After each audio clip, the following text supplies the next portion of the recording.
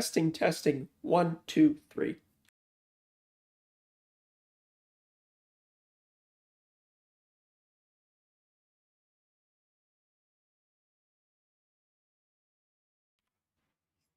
Testing, testing. 3, 2, 1.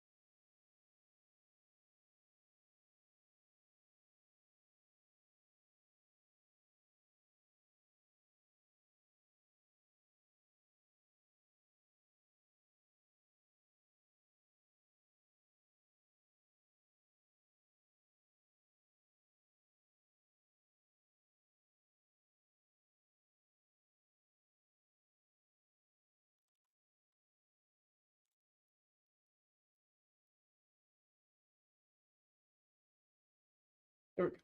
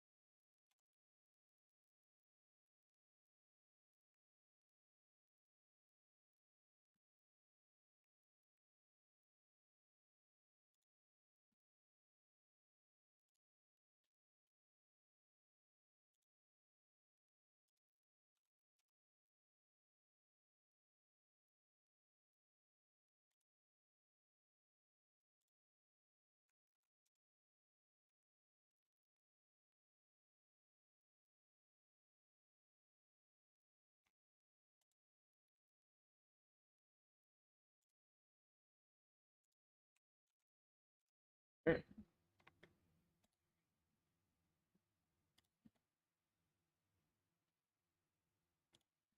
it's done.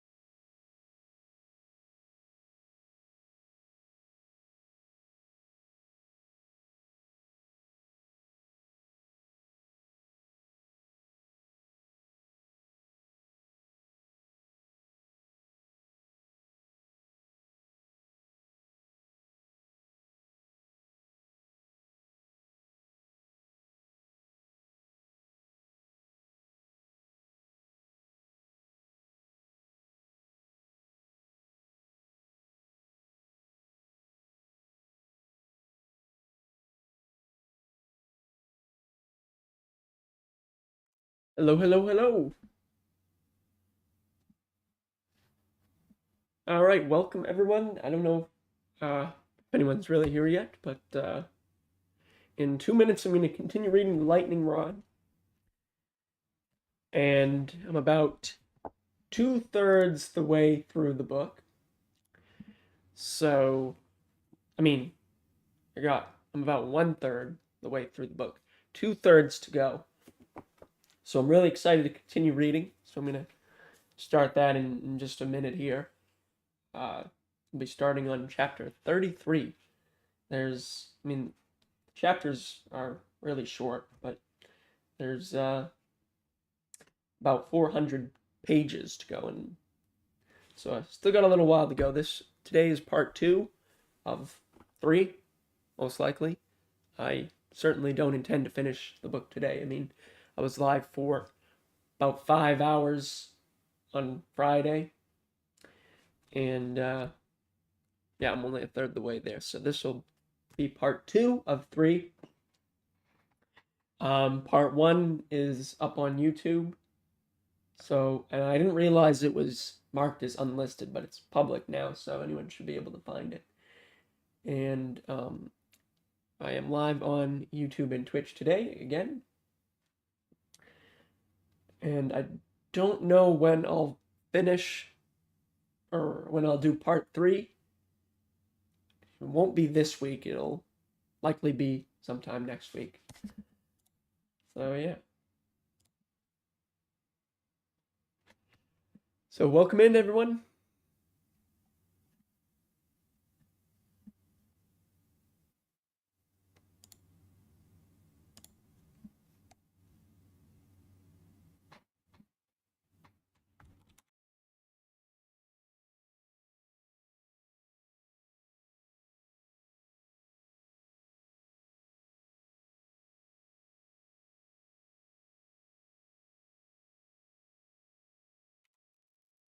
All right, starting now. What's up, Purple? How we doing today?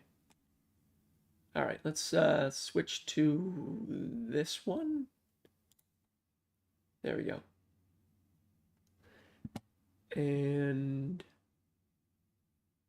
let's go like this. You just woke up? Well, good morning to you then. I know it's early for you. Happy Tuesday. Oh, no, we're not on chapter 32 anymore. We're on chapter 33.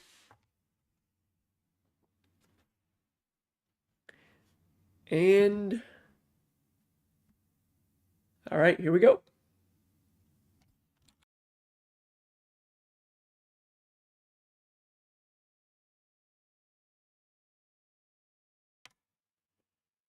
Chapter 33. What about Watergate? Ever heard of that? Wags asked. I'm not a moron, Nola warned. Don't take it so personal.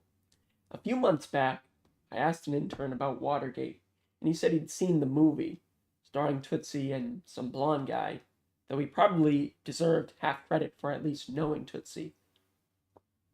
In the back seat of Wag's car, Nola just glared. Anyway, Black House. Out the black window, the security guard was gone, but Wags barely noticed. Back during Nixon's Watergate days, he secretly taped his conversations in the Oval Office, never thinking they'd be used against him. Of course, they were. And once those tapes came out, Nixon's staff started wondering what other White House rooms had ears in them. Taking no chances, his top military officials started holding meetings in the White House bowling alley, dubbing it the Black House.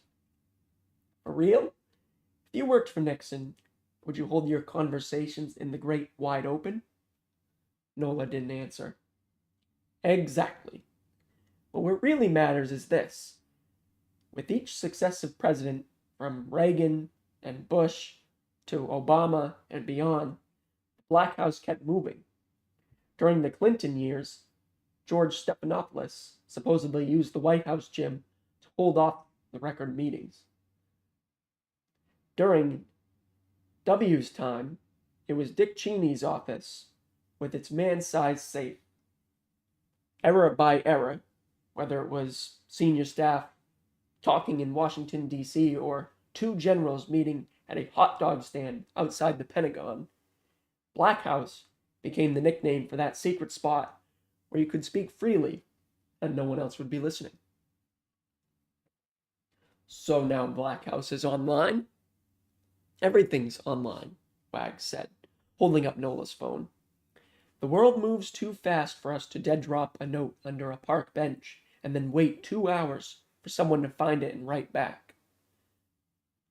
For a while, we started using fake email accounts.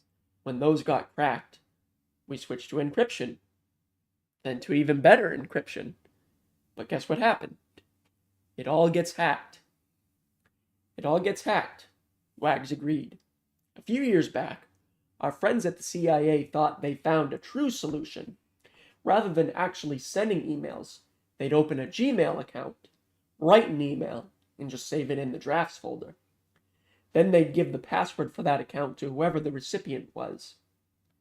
That recipient would then open the draft email, reply in there, and save it as a new draft. Two people could communicate without ever sending anything into cyberspace. Why does that story sound familiar? Because that's exactly how former CIA Director General David Petraeus was communicating with his mistress before he got hacked. Petraeus was the head of the CIA.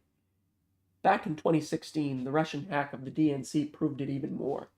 Today, the moment you type something on a keyboard, every telecom company, ISP, social media site, and cell phone manufacturer can put eyes on it, making everything vulnerable and traceable.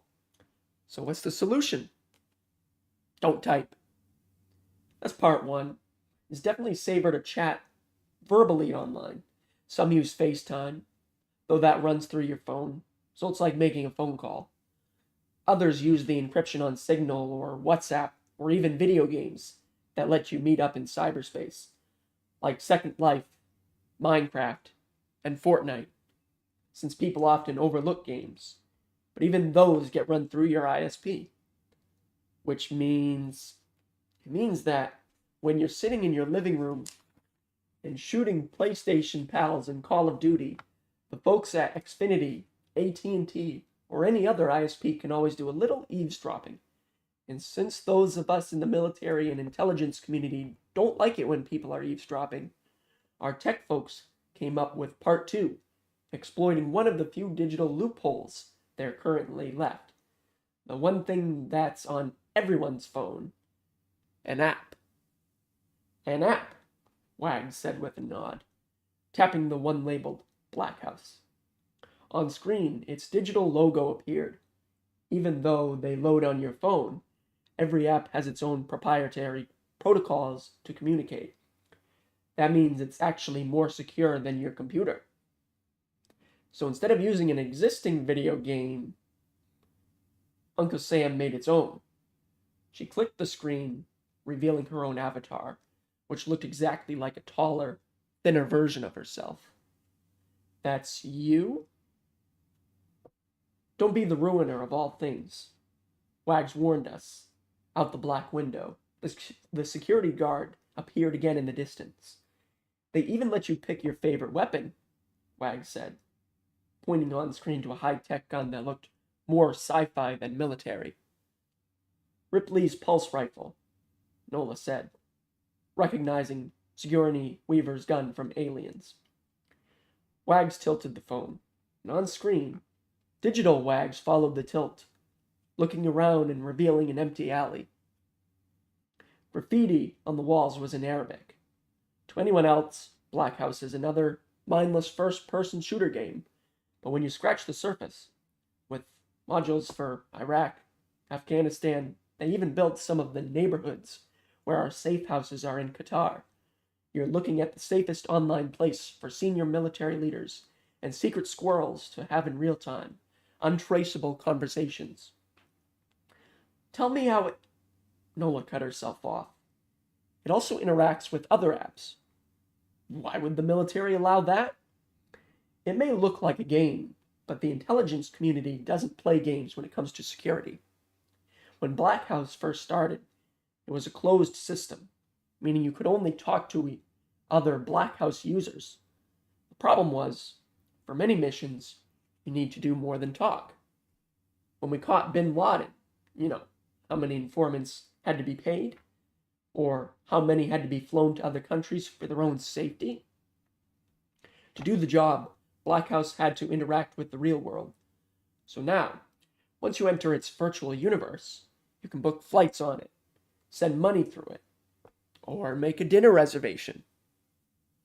In the training module, they even teach you how to pay your informants by shipping them Tanzanite, which apparently is now the jewel of choice for scumbags in the Middle East, Wags explained. Even Tiffany's started carrying it. So if someone tries to trace you, it'll take them back to the black hole, back to Black House itself, which is far safer than risking your life and revealing your location on some hackable airline app. All you need is... Wags reached into her purse, rummaging for a moment, but quickly pulling out her own phone and holding it next to Nola's. Install the app. Pick a meeting place. Black House connects us and takes care of the rest. For a few moments, Nola sat in the back seat, staring intensely toward Wags, but looking through her, like she was working through permutations. Nola, when I spoke to Zig, he said you were at Colonel Min's funeral.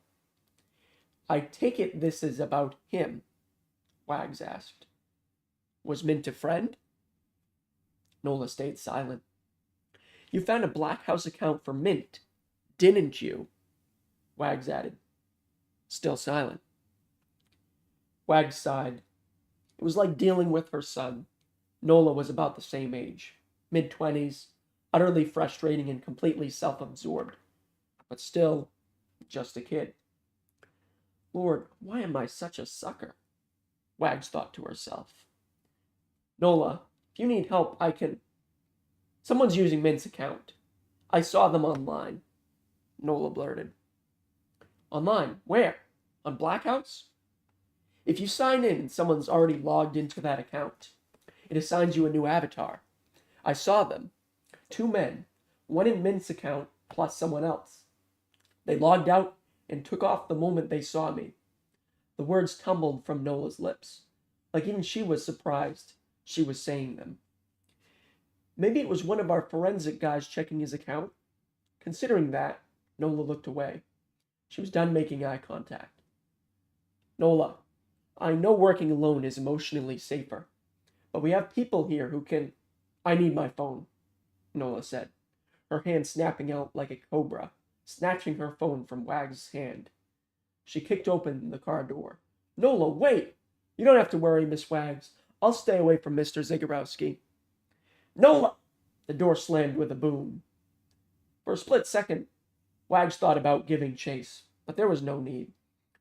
Reaching for her purse, Wags pulled out a portable phone charger with 5 different cords running down from it. The octopus, the Burrow called it, though Wags had started seeing them in airports and even in the back of Ubers. People think they're plugging in for a charge, which they get, though what they also receive is some homemade computer code courtesy, in this case, of the FBI.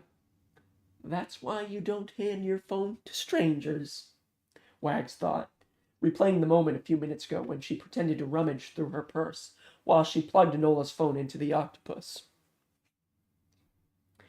With a few clicks on her own phone, Wags opened a map. At the center was a small orange square, Nola's phone, but to Wags' surprise, the orange square wasn't moving.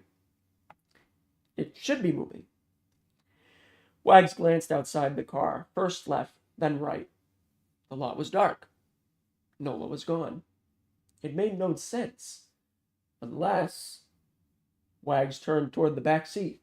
Sure enough, Nola's phone was sitting there, discarded, tucked into the little groove by the seatbelt. Okay, girl. Bump. Set. Spike. Round 1 to you, Wags whispered, her fingers again clicking at her phone, opening a new screen, this one labeled History. By dumping her phone, Nola ensured that no one could see where she was going.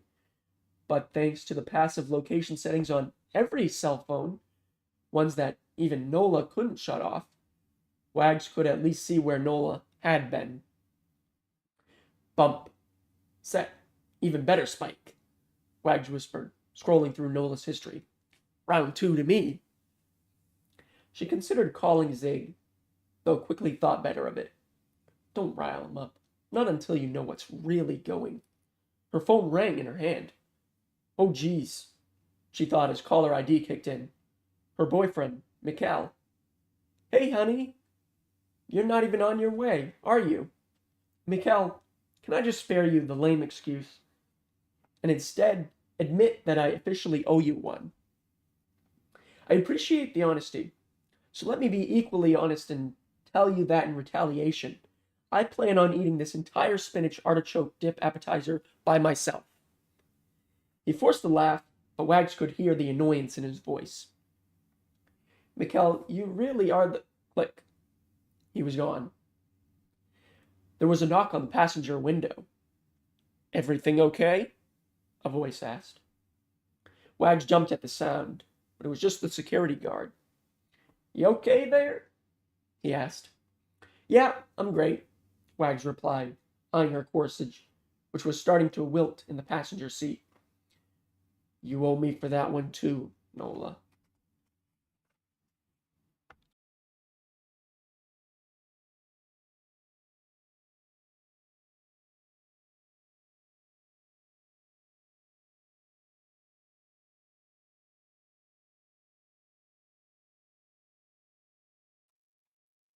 Chapter 34.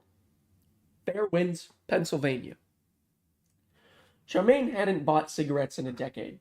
She promised herself she'd smoke just one, but here she was, at nearly midnight, sneaking away in her own backyard, pacing around her patio furniture, and puffing away, the pack already half empty.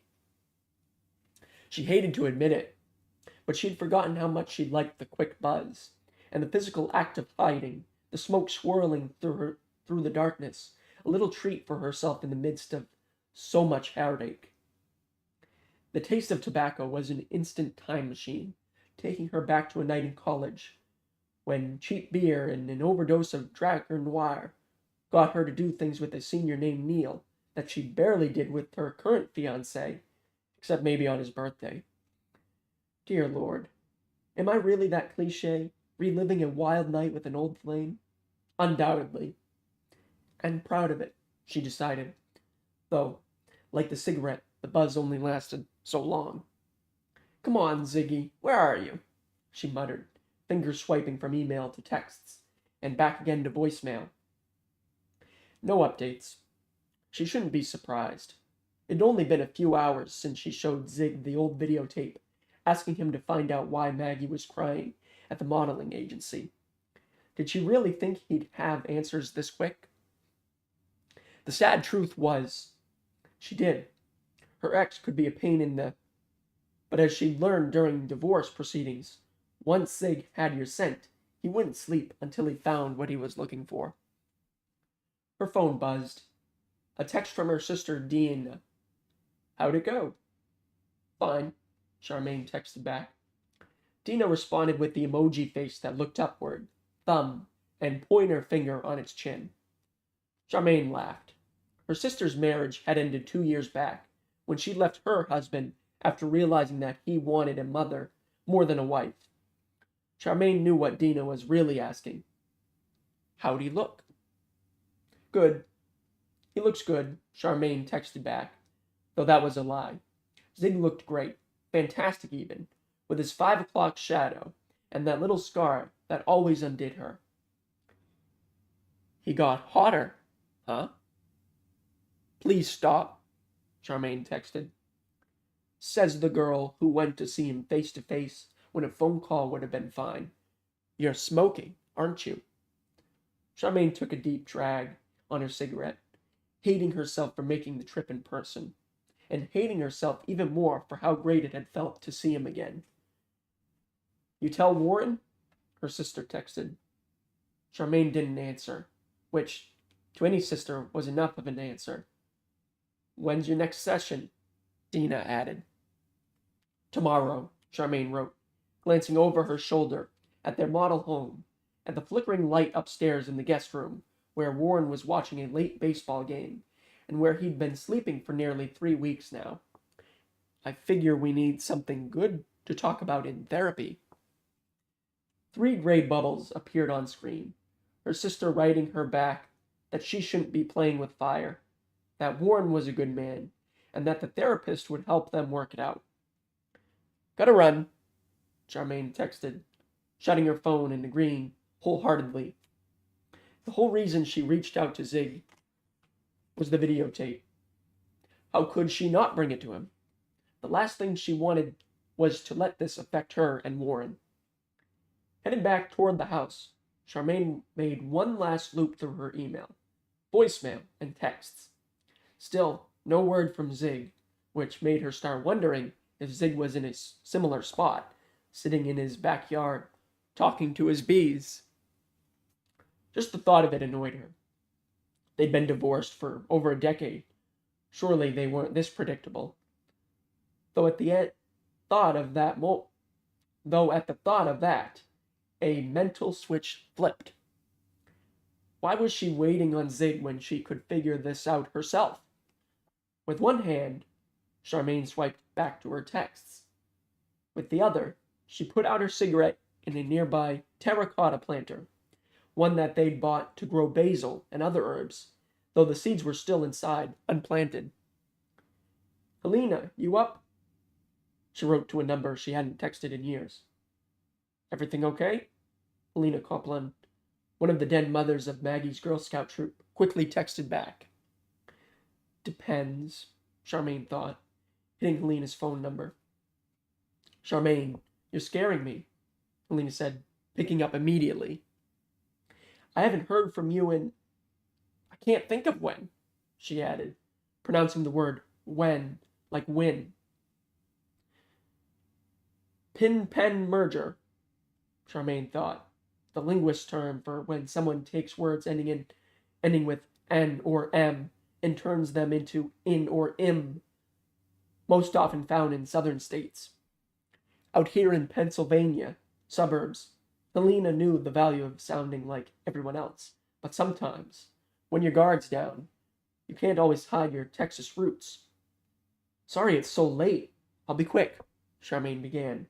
"Remember that modeling place in the shopping plaza?" "Superstars, of course. Dara loved it there," Helena said, referring to her daughter. Charmaine wasn't surprised. Dara was a pretty girl, with the kind of mom who'd care about something as useless as headshots for a teenager. "Why do you ask?" Helena added. "I'm just wondering, can you send me Dara's current phone number? Something came up I'd love to ask her about."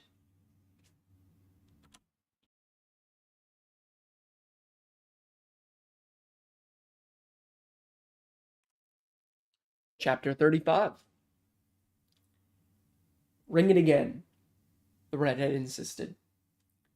Seabass shot her a look. He'd already pushed it twice. "Just ring it again," Reagan called from the driver's seat, where she was parked out front, car still running, just in case it got ugly fast. It was barely 8 the following morning. Early, even for the Reds, but Bess wanted this done fast. Standing on Zig's front porch, under a set of wind chimes, Seabass shoved his fat thumb against the doorbell. Tucked under his arm was the empty FedEx box they always kept in their trunk. If you're holding a FedEx, no one looks twice at you. Most important, when the person inside sees it, they'll open their door, making it far easier for Seabass to catch Zig off guard. "Maybe he's in the shower," Reagan said, one hand on the camping saw in her pocket. Seabass motioned to the empty driveway. "He's not in the shower. His car's already gone." She nodded, glancing down and scrolling through the M.L. Anderson auction site on her phone, looking at their newest listings of vintage guitars, plus 25% buyer's fees. Markup like that is legitimate crime, she thought, as Seabass craned his neck, trying to look through Zig's window. If all was clear, he'd picked the lock. We're clearly in the wrong business. "Need some help?" a voice called out. Both the Reds turned, spotting an elderly man with saggy jowls who was walking a similarly saggy basset hound. "Got a package for Zig?" the man added, with a bit too much pep for this early in the morning. "I don't mind grabbing it for him if you want." Seabass looked down, nearly forgetting he was holding the FedEx box. "It's signature only," Reagan announced from the car. "I don't mind," the man said as if it were one word. "We sign for each other all the time." "His signature," Reagan clarified, shooting Mr. Joels an icy stare that stopped him in his tracks. "Must be something expensive," she added, trying to sound friendly, but not really. On Zig's front lawn, the saggy dog was sniffing around. We'll make a note for the next driver, Reagan added. You happen to know when he'll be back? You actually just missed him. The man gave a tug to his basset hound to keep away from some fresh dog crap on the lawn. He was so excited to get out this morning to see his old friends at Dover. Reagan and Seabass exchanged a glance. Dover Air Force Base. They'd been there before. It wasn't far. Storming down the porch steps, Seabass headed to the car. For a few seconds, Mr. Joel stood there, staring, as if he was noticing for the first time that Seabass didn't have a uniform, or that he and Reagan were in a regular car rather than a FedEx truck. The man's mouth shifted slightly, like he was about to ask them their names or what company they worked for. He even reached for his phone, his fingertips on the edge of his pants pocket, like he was about to snap a photo. But then, relying on centuries of evolution, self-preservation, and other primordial instincts he couldn't quite verbalize, his hand stayed where it was, and he wisely stayed silent, narrowly avoiding a regrettable turn of events. The old man was still standing there as the Reds sped up the block.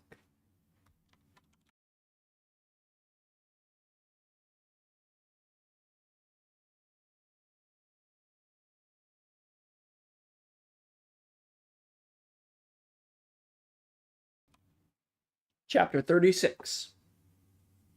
It'd been 2 years since Zig had been here. At first glance, it looked the same long road, same brown and white welcome sign, same single file line of cars, all waiting to get in. At the very front were the same armed guards in the same triangular roofed building that looked like a toll booth. Zig wasn't surprised. The military didn't like change, which was what he was counting on. To the left, called one of the guards out in the street, directing traffic. Zig took a breath and tugged his steering wheel to the left, following the line of cars around the one new addition, half a dozen concrete barriers that made the traffic zigzag from lane to lane, apparently to make sure no one could get to full speed and ram the front gate, or at the very least, to give the guards a better look at who was coming. Keep moving. Next, the guard announced, waving the line forward. In front of Zig was a Ford pickup, an extra-wide F-450 that blocked his view. It also kept him from being seen, which really was far more valuable. Next, the guard called again. Zig took a glance in his rear view. Still no one behind him. Then he pumped the gas, getting a better look at the guard up ahead, who was carrying an MP5 assault weapon. At most stateside military bases, the guards carried M9s, handguns. If they've got MP5s, they're on alert, or expecting a VIP, or keeping an eye out for someone. Zig again glanced at the rear view. To the left! The guard called again as Zig pulled past him, telling himself not to be so paranoid, especially here. In front of him, the pickup pulled into the toll booth. A minute went by, then another. Usually it was quick. Zig craned his neck. But the truck in front of him was too big. Behind him, the guard was still lingering in his rear view. No other cars in sight. Zig took another breath, feeling a bead of sweat roll down from his armpit.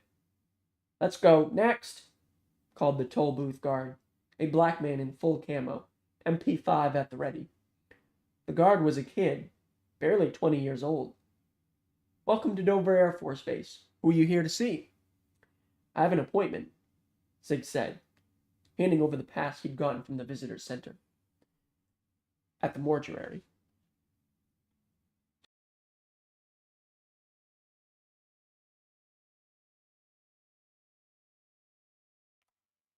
Chapter 37.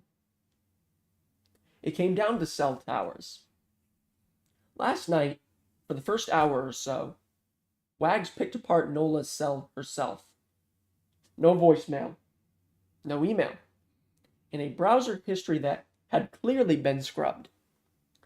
There were no texts, in or out, and the only recent phone calls were to Barron's Steakhouse, which Nola had called 3 different times.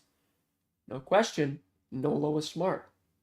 In today's world, it took work to keep a phone this clean.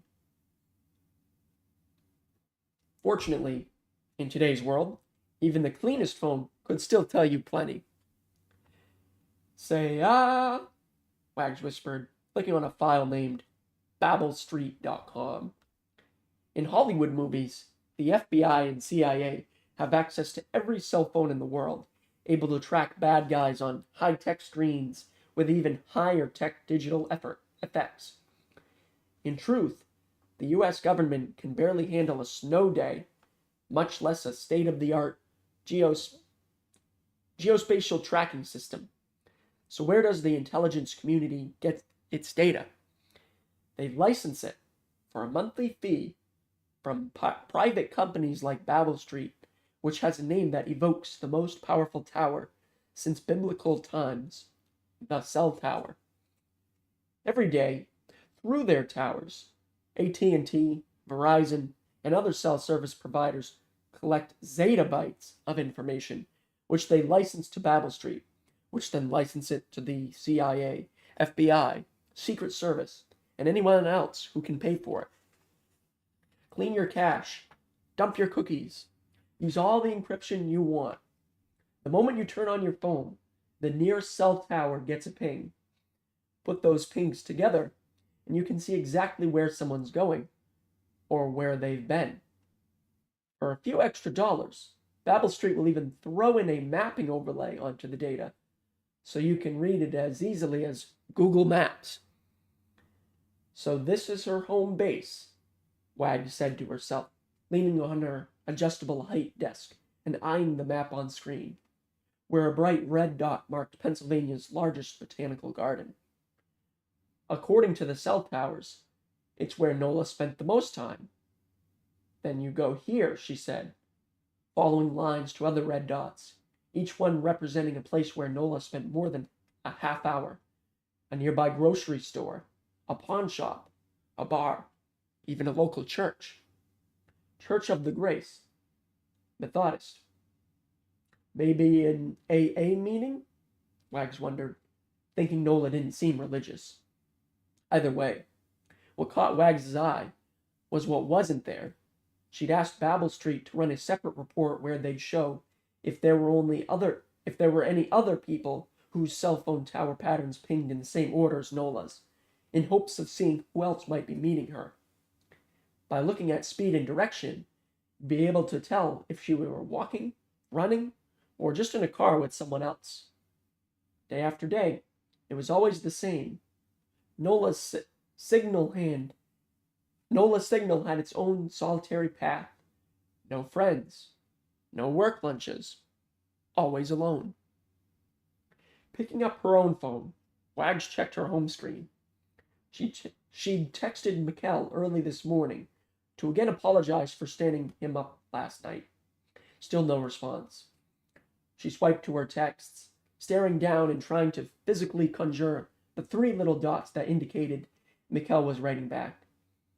The dots never appeared. Wags turned away from her desk and did that stupid stretch the chiropractor said she should be doing every hour. It didn't help. Maybe she should text Mikkel again. No. Don't be desperate. Usually, this was when she'd call Zig and he'd make some lame joke that would lift her mood. Right now, though, Zig had his hands full. She wasn't bothering him until she had real answers.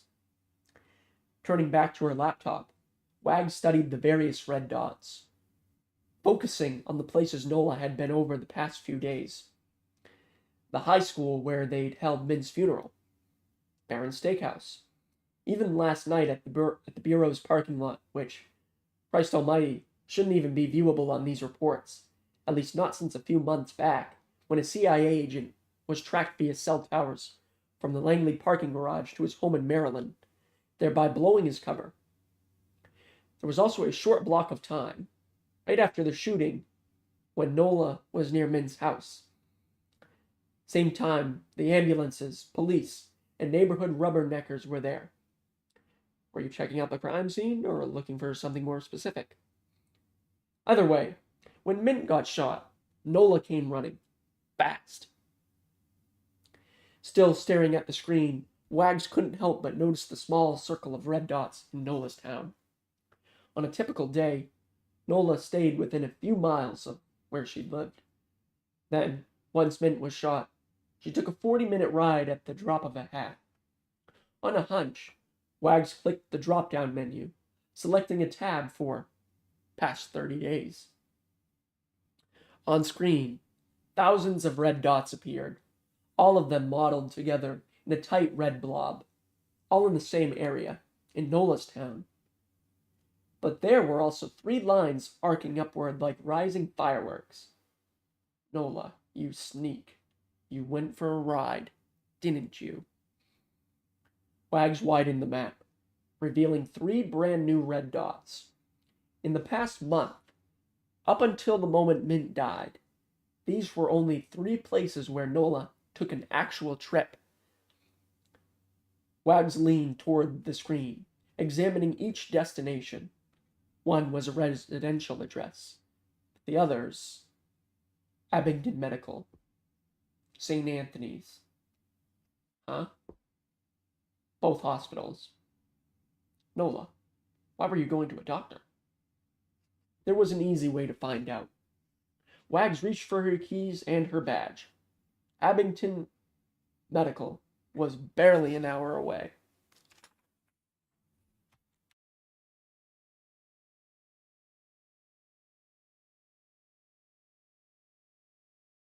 Good morning, Candy. Have a great Tuesday. Thanks for the lurk. Appreciate it. The mod for the previous one, I didn't realize I had it set to unlisted. So, but it's public now, so you should be able to find it on YouTube.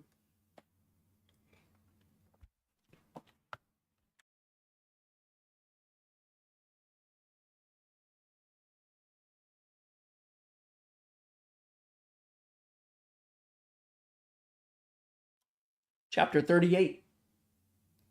The smell hit him first.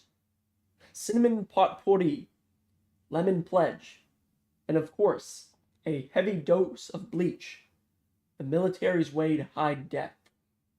It was a horrid smell, and the worst part was, Zig realized he missed it. Pulling open the front door and getting just a whiff, he was sucked back in time to his first days in the office. It was no different with the decor. As he entered the main lobby of the Dover Port mortuary, old memories flashed forward. His 40th birthday, when everyone hid behind these sofas to surprise him after lunch. His commendation from General Cienkiewicz. Dozens of goodbye parties, and naturally, all the send-offs as hearses pulled up to the front of the building to collect flag-covered coffins. To Zig's surprise, he'd forgotten how nice the lobby was.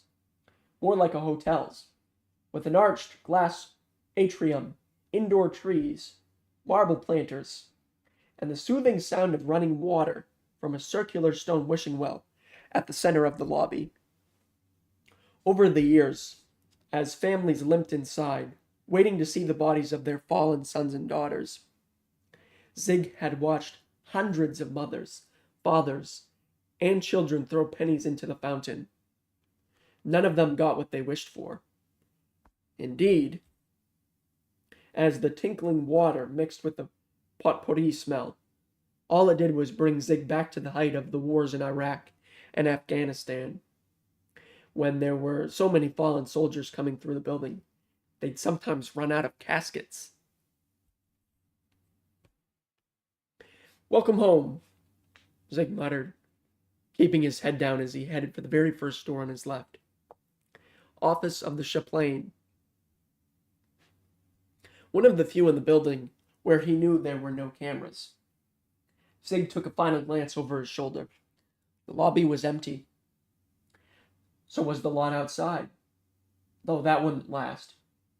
Too bad for Zig. He had no idea what was coming. He had no idea who was coming. Without knocking, he threw open the door and closed it quickly behind him. "You do know we're going to jail for this," a man with a Tennessee twang called out. "Please tell me you got the file, and that you know when Chaplain Pete is coming back," Zig said to the 40-something Navy chief in full camo who was sitting on the edge of the desk. "Wait, this is the Chaplain's office?" the man teased, holding up a thumb drive. "Forget jail. For this, we're going to hell."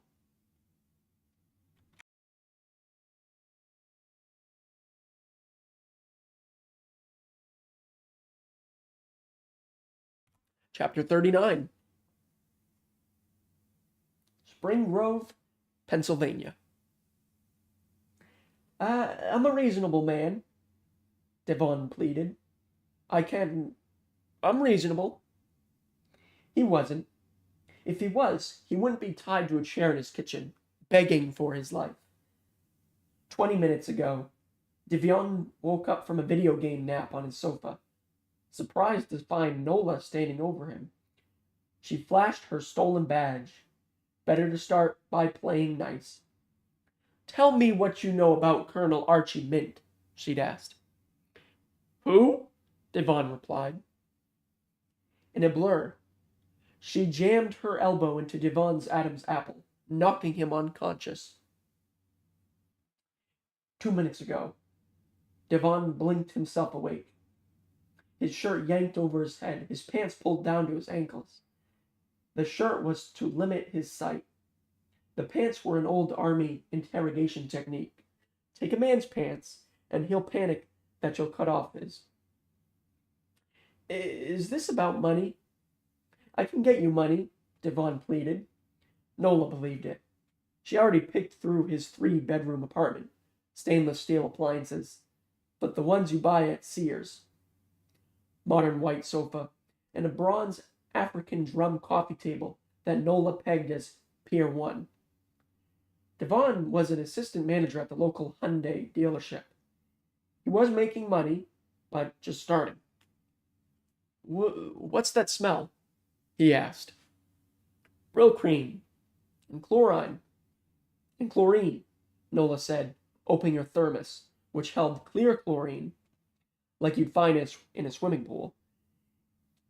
"Any idea what happens when you mix them together?"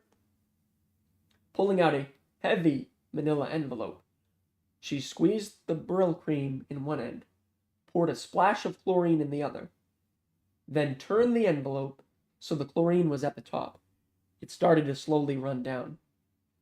Standing behind him, she slapped the envelope against Devon's sweaty bare chest, where it stuck in place. "It smells like... What in the... Is that burning?" Devon asked, twisting his body to no avail. "In Afghanistan, we'd put these in underground tunnels. After about 120 seconds, the chemical reaction would start a fire, and any bad guys hiding inside would come running without us having to waste a single bullet," Nola explained, still standing behind him. "I figure that leaves you about 100 seconds. So, again, tell me what you know about Colonel Mint." "I told you, I ain't heard of him." Another lie.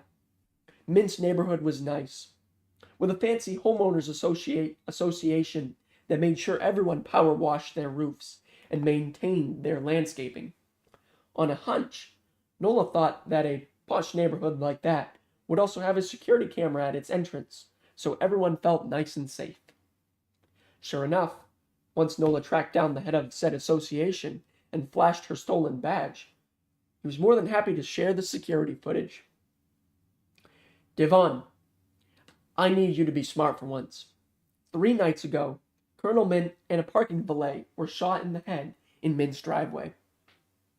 Whoever pulled that trigger seemed to be hiding in Mint's house, or at the very least, waiting for him there. Interestingly, Mint's car was the only one parked outside, which means our shooter either walked all the way to Mint's house or had someone drop him off. My chest! You crazy! You smell that? Devon was squirming now, trying to tip over his chair and knock the envelope from his chest. Standing behind him, Nola pressed down on the chair back, pinning him in place. It's starting to... It's burning, you crazy... Nola didn't budge. A few hours ago, when she checked the neighborhood security footage, she counted 33 different cars that entered Mint's neighborhood on the night of the shooting. It wasn't hard to find out which of those cars was registered to someone with a criminal record. You dropped off someone in Mint's neighborhood. Then you came back and picked him up. Nola whispered into Devon's ear. I want to know who. Get it off, please, my skin! Devon screamed, twisting and squirming, wisps of smoke now rising from the envelope on his chest. Nola shrugged, though he couldn't see her. She glanced at her watch. 30 seconds until the flame was at full. On my life! On my grandmother's life! I don't know... Nola turned to leave. The smoke was thick now, a rich black twirl. It smelled of burnt hair. Wait! My cousin! It was my cousin, okay? Devon yelled. I didn't know what he was doing. He just asked me to drop him off. Nola turned. Name? She asked. Zion. Zion Lopez. He's a moron. Nola tore the envelope from Devon's chest and tossed it in the sink. Without a word, she headed for the door. Oh, wait, what about my arms? They're still... Untie me, you... Nola kept walking, already typing the name into the browser on the burner phone she'd bought at a nearby gas station. Zion Lopez.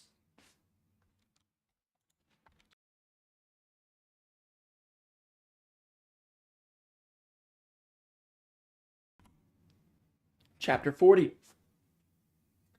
They couldn't figure out how to shut off the music. Check behind the bookcase, Zig said. You think I didn't?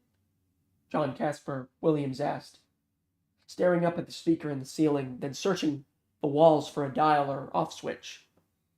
The music was classical, something with a piano. It was one of the two constants when you came to see Chaplain P.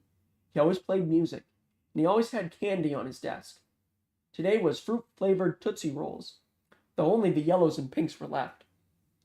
Maybe it's playing straight from God, Casper said, his Tennessee accent saying the word God like it was 2 syllables.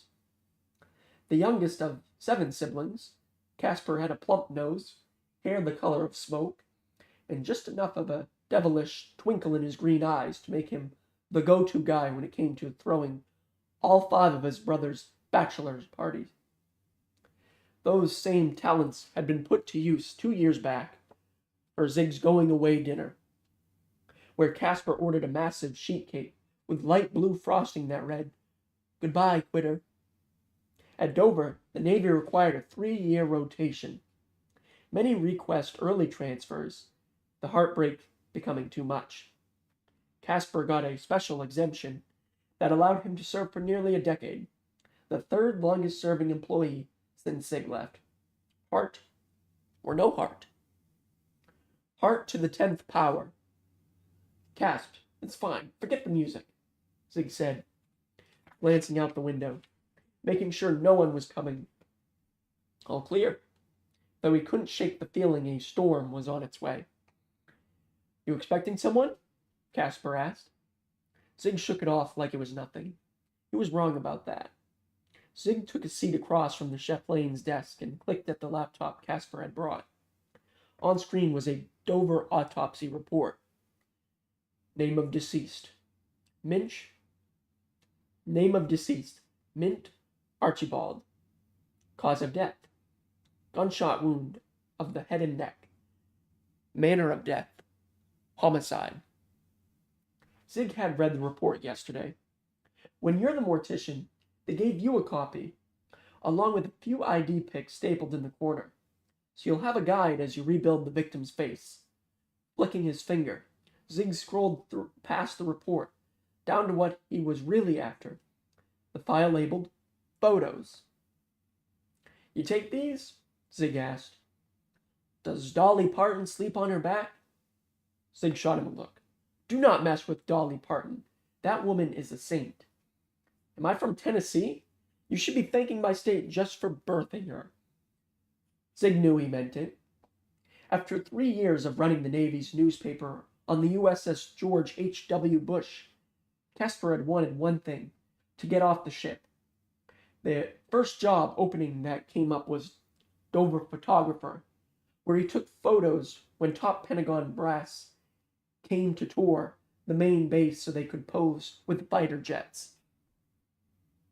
Soon after, he got transferred to the mortuary, taking photos of the flag-covered coffins as they were carried off the cargo planes. But what really made him rise through the ranks was his ability. No matter how intimate the setting, even when the President of the United States came years ago to pay his respects after the passing of an astronaut, John Glenn, to disappear into the background. Like a ghost, someone said, earning Casper's nickname. Casper, you sure this is everything? Zig asked, with a finger swipe to the left, scrolling through a cascade of photos, every moment since Mint's body arrived at Dover. The first shots were always the same. A closed transfer case with Mint's ID tags.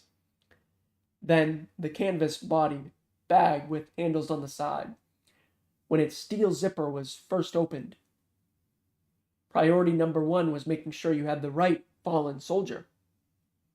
From there, as the fallen soldier body was placed on a conveyor belt and x-rayed to make sure there was no unexploded ordnance or other booby traps hidden inside, Casper took photos of all of Mint's personal effects: wedding ring, cell phone, crumpled receipts in his pockets, plus every item from his wallet, from his driver's license to gas cards, gym membership, school photos of his kids that were clearly a few years old, and an old laminated fortune from a fortune cookie that Mint kept. Your dearest wish will come true. Casper even took photos in the autopsy suite, where there were 10-foot ladders, like someone was painting the ceiling. Casper had installed the ladders years ago, so he could climb high enough for a shot of the entire body. As the autopsy progressed, he'd had shots of each wound at every point of impact, from bullet wounds in the skin to punctured livers or hearts, as well as every scar, tattoo, and beauty mark, details that a family needs before they'll accept that their son or daughter is dead. In the photo Zig was looking at, Mint was on one of the autopsy tables, naked, his clothes cut away, his bare arms and legs bent awkwardly in that way that only a corpse bends. He had 2 small tattoos, both on his right shoulder, baby handprints with cursive script underneath, one labeled Huck, the other Violet, his kids. Zig swallowed hard, taking a quick glance outside, like he was checking to see if Chaplain Pete was coming.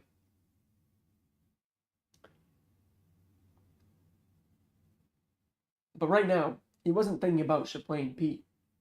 Another couple inches and the bullet would have blown out his whole face, Casper said. Zig nodded, turning back to the screen. Yesterday at the funeral, Colonel Mint was dressed in full dress uniform, looking serene, the repair work all done.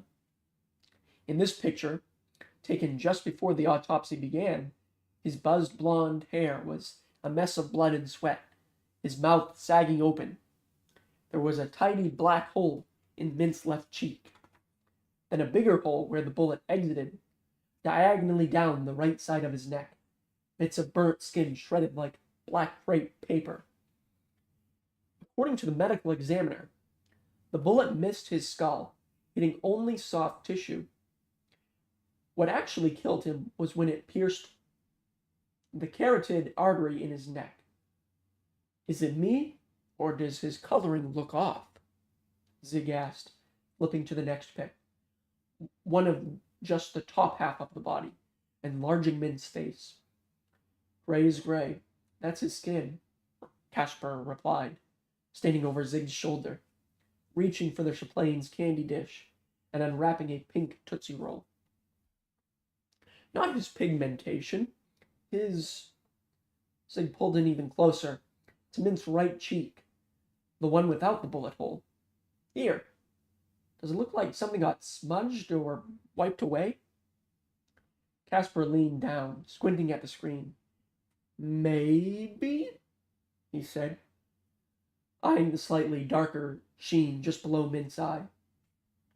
When Dover photos are taken, the photographers are supposed to clean things up, so the focus can be just on the wound. I honestly forget. Swipe back to the beginning, Casper said. Sometimes, when you pull someone out of the body bag, blood smudges across their face. With a hard swipe, Zig scrolled back to the very first pics, but even there, Mint's right cheek looked a bit darker. Ziggy, you searching for something in particular? Just a hunch. Casper made a face, rolling his tongue inside his cheek to pick out the Tootsie Roll from his back teeth. How about the truth this time? Tell me what you're really doing here. Casp, I told you. No. Don't say this is just some random hunch. I know that look, Ziggy. I see the way you keep eyeing the window, like someone's hot on your tail, even though you're in a secure military facility. You came here for a reason. Tell me what's got you so anxious. Zig again glanced out the front window. That photo of Mint's belongings still fresh in his head. Gas cards, a gym membership, few receipts, the crap we leave behind. Your dearest wish will come true. On screen, Zig swiped to the end of the file, to the autopsy, where there was a blue sheet with a round hole in it that offered a close-up of Mint's face. The sheet was there to block out everything in the background, so that in each photograph you could focus just on the fallen soldier, not the nearby rolling carts with scalpels, rib cutter, or bone chisel. In the photo, one of Mint's eyes was open, staring straight up, his pupil cloudy and dark purple, like a scab. Here, it's here, Zig said, flipping back to the full body shot of Mint's naked body flat on the table. Zig shifted the photo on screen, pulling in tight on Mint's right hand, where there were 3 red marks, the same ones Zig noticed during the funeral, when he readjusted Mint's hands. Scratch marks?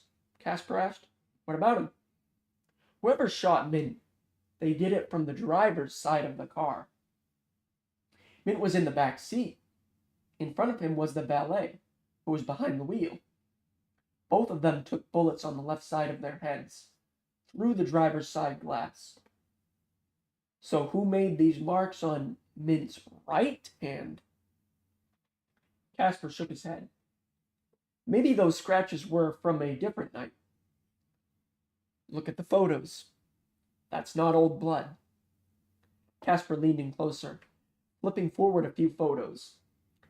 As photographer, he took close-ups of every wound. Sure enough, he had a close-up of the scratches. He squinted at the screen. The wounds were fresh. What if the valet scratched him, when Mint grabbed him from behind? Another good theory, except I called the local MEs who did the valet's autopsy. There was no skin tissue under his fingernails. Okay, Ziggy, I get it. You're doing the full Quincy. But for all you know, Mint scratched himself, Casper explained. Remember that pilot who popped out his own eye when his Chinook got shot and crashed? You've seen what happens on impact. Gasp. That was a helicopter crash from 1,000 feet. This is a man sitting in his own back seat, supposedly by himself. Casper's eyes narrowed. Back up. Time out. You think Mint was with someone else in the back seat? That's a hell of a theory, Zig said, a thin grin spreading across his face. One I bet we can check. They both sat there a moment, classical piano still playing from above. One last file, Casper. That's all I need.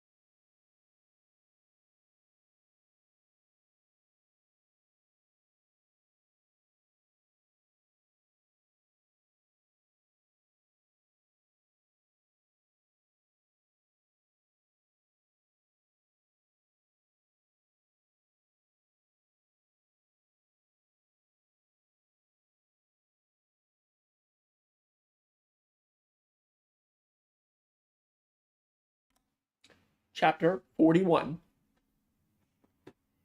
Abingdon Medical Center, Abingdon, Maryland. Most people hate hospitals. Wags loved them. They reminded her of giving birth, and those very first days when her son, Vincent, was a little pink marshmallow, lying there on the nursing pillow as she gently tickled his toes to make sure he stayed awake during feedings. So much had gone wrong in Wag's life. What happened with her mom, plus her marriage, which, even then, was already sinking. But when that baby arrived, healthy, with no complications, for Wags, it was the only thing that had ever gone exactly right. God, it had been a lifetime since she felt like that. "Welcome to Abingdon. Who are you here to see?" asked the security guard, a 70-year-old man with a cauliflower nose, skeptical hazel eyes, and 1950s horn-rimmed glasses that were so old they'd come back in style. His name tag read, "Stan the Man." "It ain't a hard question, ma'am," he added in a heavily Philly accent, already annoyed. "You here to see someone?" "Only two choices, doctor or patient." "I'm actually looking for—" Wags pulled out Nola's military ID photo. "Her name's Nola Brown. She look familiar?" "She looks miserable. That's her smile." Stan the Man laughed, warming up. On the corner of his desk was one of those day-by-day dog breed calendars. "You sound like a cop," he told Wags. "Let me guess," she replied. "You used to be one." 30 years in South Philly, in the bag, Stan the Man added, proudly, meaning he didn't ride a desk. He was in uniform, on patrol, working the radio, dealing with actual people. Wags smiled. 30 years on patrol meant no promotion, which probably meant he was a wild one back in his youth. Sure enough, among the liver spots that dotted the old man's knuckles were a fair share of old scars. "Here's some cheap advice. Don't leave. The real world sucks," Stan the Man said. "Anyways, tell me who you're on the job for." "Because you smell like a Fed." "You got it, Stan the Man," Wag said, flashing her FBI badge. "Now that's a nice photo. You got a good smile." "I tell people that. No one believes me." "Ooh, a charmer, too. That's my weakness. You got a boyfriend?" Wags hesitated for half a second. "I'm joking," he teased. "Tell me about Nola Brown. What'd she do?" "Unclear. Apparently she was here 3 weeks ago. I'm trying to figure who she was seeing. If she signed in, I assume that's in your system?" "Is this the 21st century? I used to have to knock on 10 doors to get all we got in here. Let's take a look," he said, pecking slowly at his keyboard. Eventually he'd enter, squinting at the screen. "Yeah, I got her right here."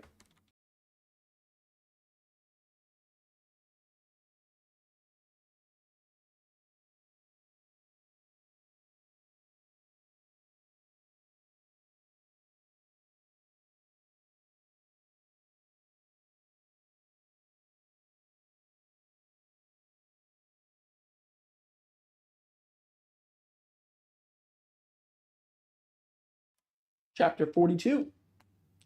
"Ziggy, if I get fired for this, you're taking over my house payments, my car payments, my Netflix too, and Disney Plus."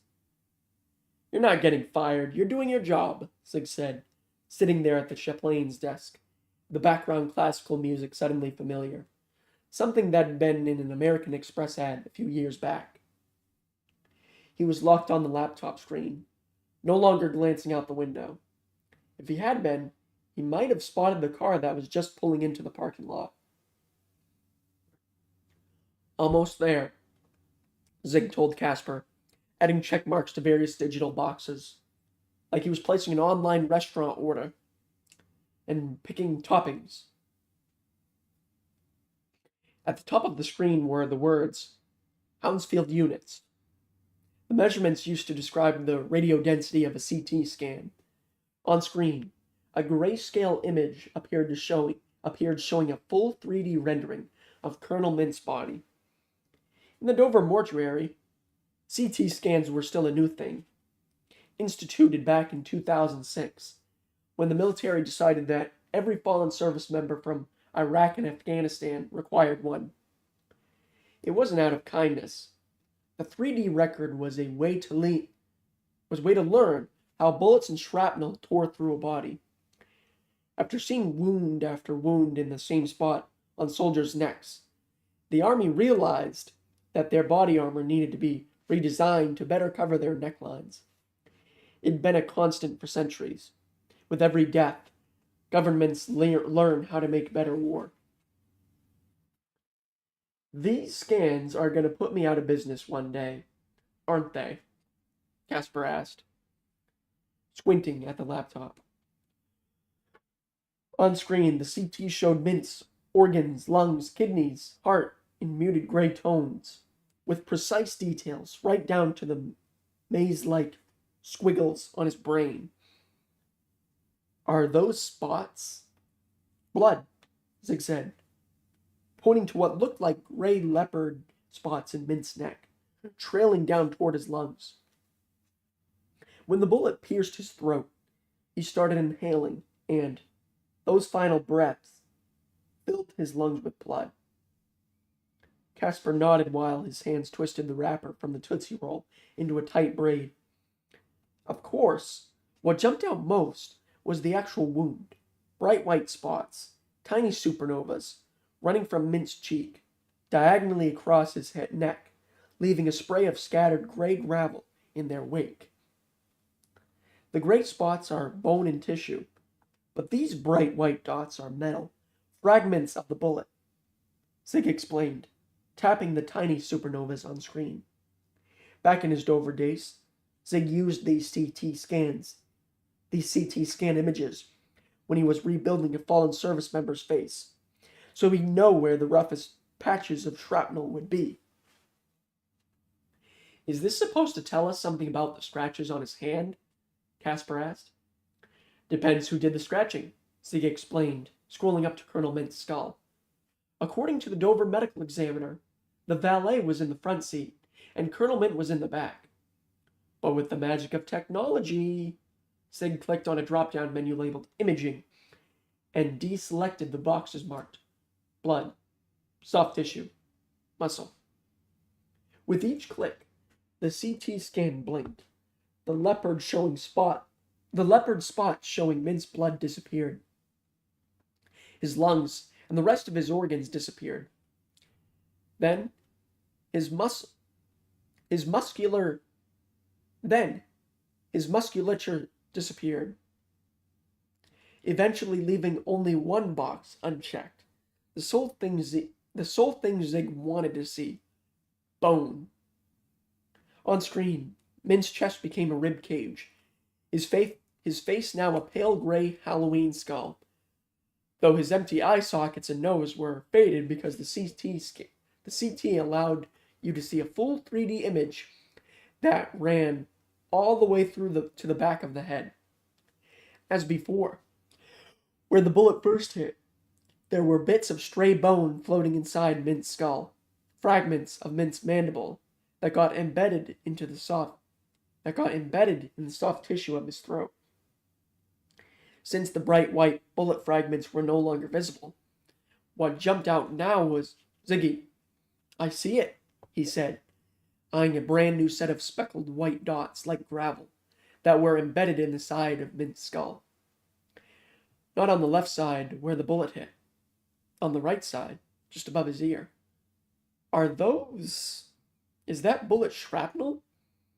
Not bullet, Zig said, pointing to the checked box. It's bone shrapnel. Zig hit another button, zooming in close, the tiny white fragments looking like a dozen broken pencil points, all embedded deep in Mint's skull. We couldn't see it in your regular photos. It was hidden under his hair.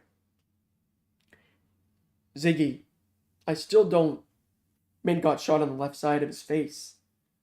So how did bits of his own bone, how'd they get on the right side of his face?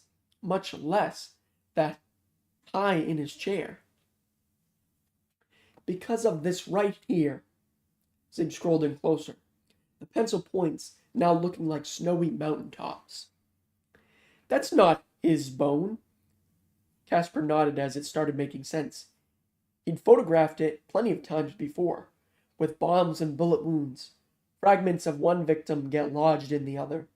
Okay, so if those bones aren't Mint's, you're saying they're the valet's? Not at that angle. The valet was in the front seat.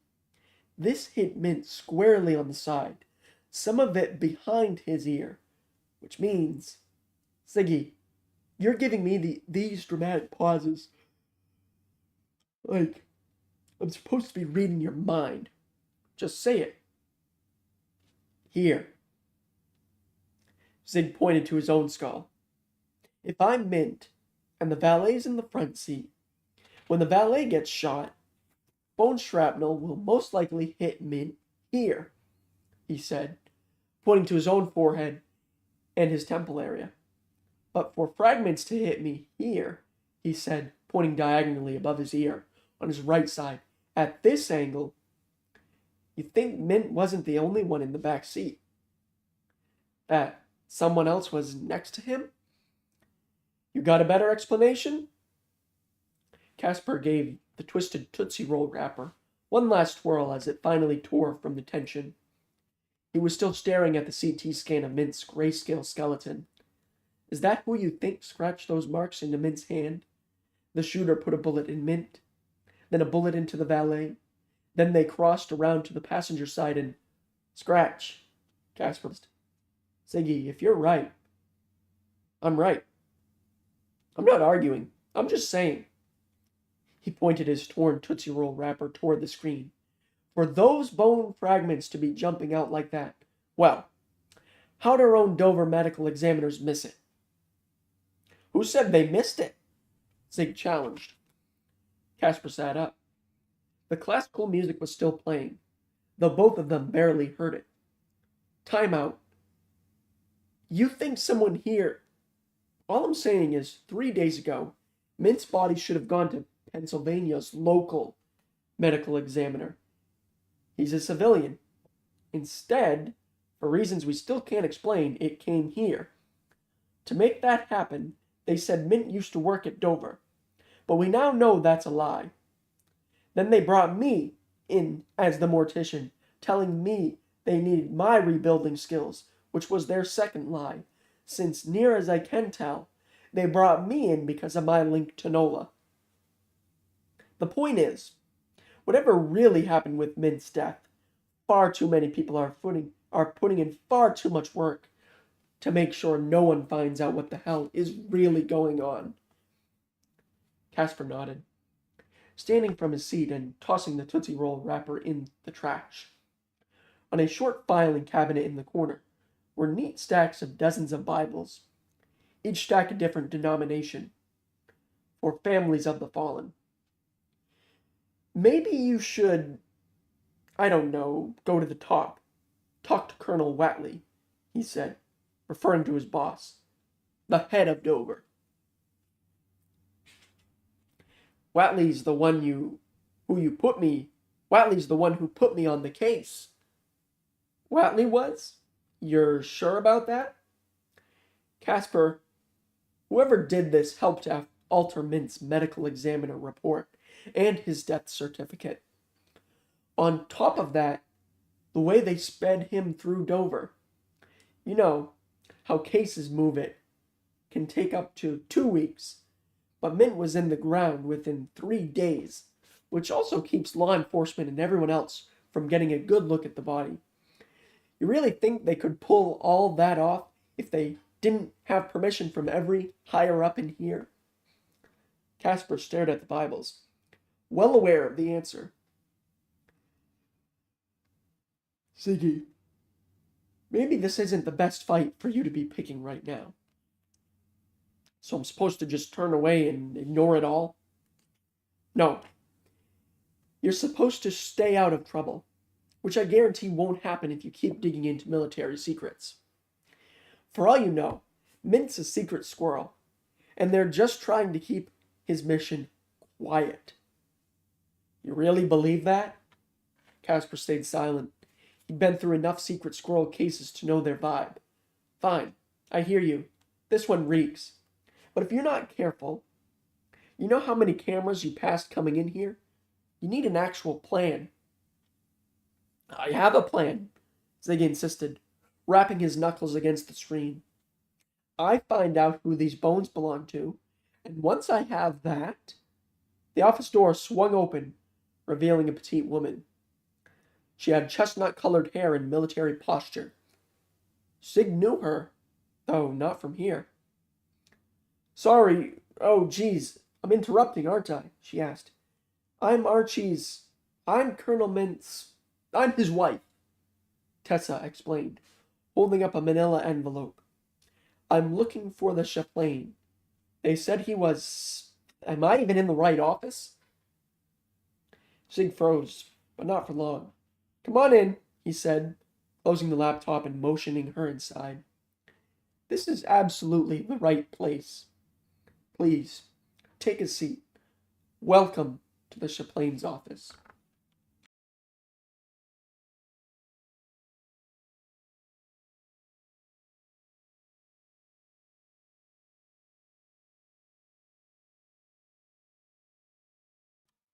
Good morning, James.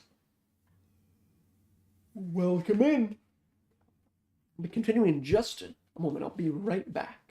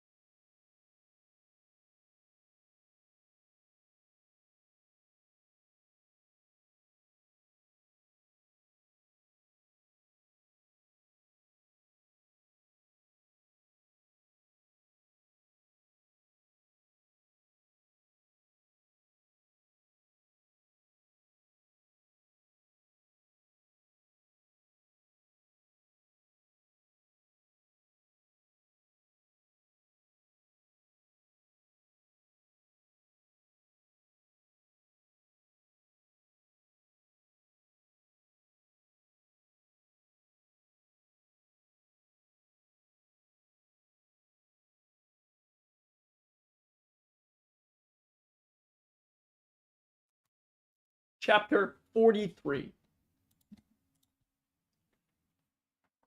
Wait, I know you, Mint's wife blurted. Zig started to speak, but never got the words out.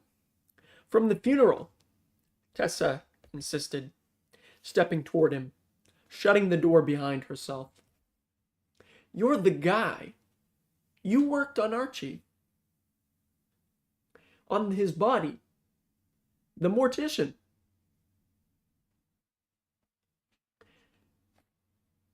Zig, he said, extending a handshake, which she gripped like a lifeline. You fixed his smile. I appreciate that. She searched for more small talk, but that was all she had in her.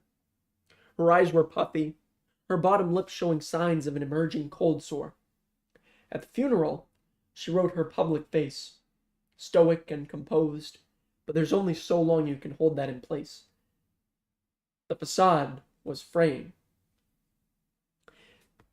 Mrs. Mint, Casper interrupted. If there's anything you need, Archie used to say you should never trust anyone who doesn't have family photos up in their office, she said, forcing a laugh and looking around at the pale yellow walls, which, in addition to a Navy poster, held a simple crucifix as well as a framed Navy flag that looked like it was from Vietnam. But I guess in here, you don't want to... She didn't finish the thought. She didn't have to. When you bury a family member and come to the Chaplain's office, the last thing you want to see is someone else's smiling family. I got this letter, Tessa added, holding up her manila envelope. Zig knew what it was.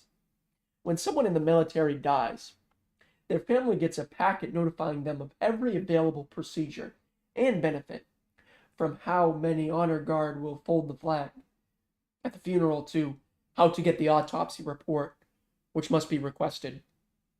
On average, 85 to 90% asked for the autopsy, which came in the exact type of manila envelope Tessa was now holding. Inside was a cover letter that read in bold letters, "It is strongly recommended that you read this in the presence of people that can provide you with emotional support. Families can also request the photographs that were taken of their loved one's body. Only 10% ask for those." Tessa was one of them. I'm going to regret this, aren't I? She asked, pulling the report and a stack of about 80 photos from the envelope. The military still printing them out like it was the pre-digital age. Mrs. Min, Casper interrupted. Now he was the one staring out the window, though Zig didn't know it. If you wait, the pastor will be back in a... My neighbor offered to come sit with me, she said, not hearing a word. But the thought of doing this in my house, with the kids... Her voice trailed off, her eyes locked on the first photo, showing Mint's metal transfer case with his ID tags on top. So is this... They took these right when he arrived, huh? She asked, flipping to the next photo, of her husband's gray face peeking through the open body bag. Ma'am, you don't have to do this now, Zig said. But she did. In the past 24 hours, Tessa had seen the body, hosted the funeral, and held her shaking kids as the casket was lowered into the ground. But like so many military families, it's not until she examined the raw photos, with their mundane, dreamlike images of his lifeless head and bloodied wounds, that it finally hit her that her husband was never coming home.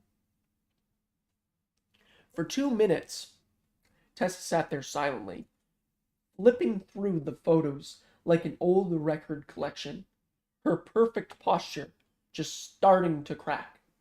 Grief at a funeral is communal.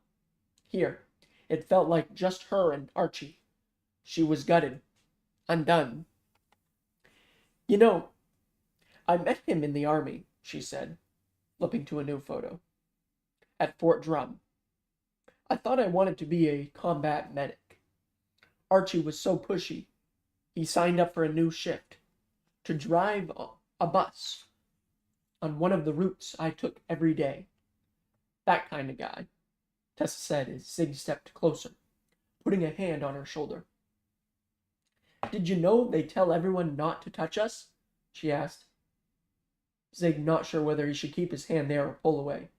It's part of the training, for the team that comes to tell you that your spouse is dead. No hugging, no touching. Just deliver the news and leave. Casper shot a look at Zig. They shouldn't be here. This wasn't their job. But Zig wasn't leading her. When we got married, Archie stayed in the army. He wanted to deploy, but I left. Figured dental school was safer. She laughed, flipping to a new photo. A close-up of Mint in profile, a small black bullet hole in his cheek. As a military spouse, you don't want to imagine the worst, but you do, especially when a friend told me to count how many people they sent. If one person shows up at your door, your loved one is wounded. If two show up, he's dead. Mrs. Mint, I know it sounds bananas, but for all those years he was deployed, that's how I thought it'd happen. I'd come home and see two soldiers in my driveway, and I'd just know. But instead, she flipped to the next photo, the close-up of the exit wound in Mint's neck. My phone lit up with a text. That's it. I'm sitting at Violet's nightly baseball game, yelling, "Good job!" for every kid who strikes out. And this text pops up from Jerry, my neighbor. You need to get home. By the time I did, there were sirens up and down the block, Tessa said, flipping faster through the pics, barely looking at them until she stopped at one of the last ones. It wasn't of Mint. It was a photo of his open wallet. Personal effects, Zig explained, though it was clear that Tessa knew what she was looking at. She flipped to the next photo, also of Mint's wallet. Though here it was empty. All the money, every dollar, 3 singles, 2 5s, and 4 20s spread out on a wooden table, close enough that you could read the serial numbers. When a fallen soldier returned home, these bills became totems, final gifts passed down from parent to child. As a result, Dover was meticulous in making sure that each and every dollar, even the stray coins found in a victim's pocket, were the exact same ones they arrived with. God, look at him here. He's a child, Tessa said, flipping to the next photo, which showed Mint's driver's license, military ID, and the rest of his credit cards. In both ID photos, Mint had the same look, chin up, chest out, the full attention stare, his ice blue eyes fixated on something distant. Did I tell you didn't know how to smile? Tessa asked, flipping to a photo with a AAA card, his Costco membership, and a random assortment of... Tessa made a noise, an actual gasp, at the one she should have seen coming. 6 school photos of their kids. They were all out of date, scuffed by bits of wallet crud, and laid out one next to the other, like crooked teeth. In the first one, their son, Huck, was wearing a wide smile. Preppy Birdie, showing off braces. His blonde hair was a sweaty mess, his face red and damp, since that was the year the photo was taken right after gym class. Next to it was a photo from their daughter's Little League, a fake baseball card, with Violet in batting stance, holding a pink metal bat like a murderer. You have kids? Tessa asked without looking up. Zig's usual answer was no. When you bury a child, the last thing you want is to answer the standard follow-ups. How old? Are you close? What do they do now? Better to say no and keep things easy. But for reasons he wouldn't understand until he was lying in bed later that night, Zig said, Yeah, a daughter. Casper shot another look at Zig. Do not engage. How old? Tessa asked. 12. She turned around. Same as Violet, Tessa said, her voice straining, her eyes pleading. Zig knew that tone and that look. He'd seen the same look on his ex-wife and on himself. It always came after the funeral, when mourners sit in solitude and grasp at those thoughts that are too hard to think about but can no longer be avoided. When you recognize your new reality and it dawns on you how much you didn't want to live in it. They're going to be okay, Zig told her, motioning to the photos of her kids. She will be, Tessa said, tapping her daughter's baseball card. Violet's afraid of nothing, like her dad. But Huck, he's who I'm worried about. My idealist, she said, flipping to the next photo. I fear we've cracked his faith in the you. She cut herself off, spotting something in the next photograph. In Zig's pocket, his phone started vibrating.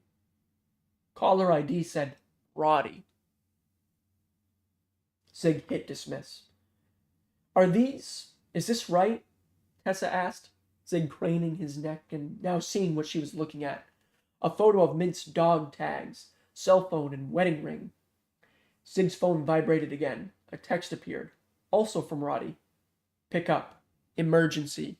I'm serious. Who took these? Tessa asked. The photos? That was me, ma'am, Casper called out from the corner. Is everything... Zig's phone buzzed again. This time he picked up, stepping away from Tessa. Make it quick, he whispered. I found him, Roddy blurted. Found who? Miss Mint, are you okay? Casper asked. I'm just... Tessa pulled the photo close to her, pointing to the iPhone in the picture. His phone. Did you not get it back? Casper asked. They should have given his phone to you at the funeral. They did in the bag. They gave me his ring, his wallet, and his phone. His iPhone, she said. But here, look. There are 2 iPhones here. She pointed to the bottom corner of the photo. Mint's iPhone, but also an outdated flip phone. Zig turned, no longer listening to Roddy. Why'd my husband have a second phone? Tessa asked. It was a good question, but not nearly as important as the one already twirling through Zig's brain. Where was that phone right now?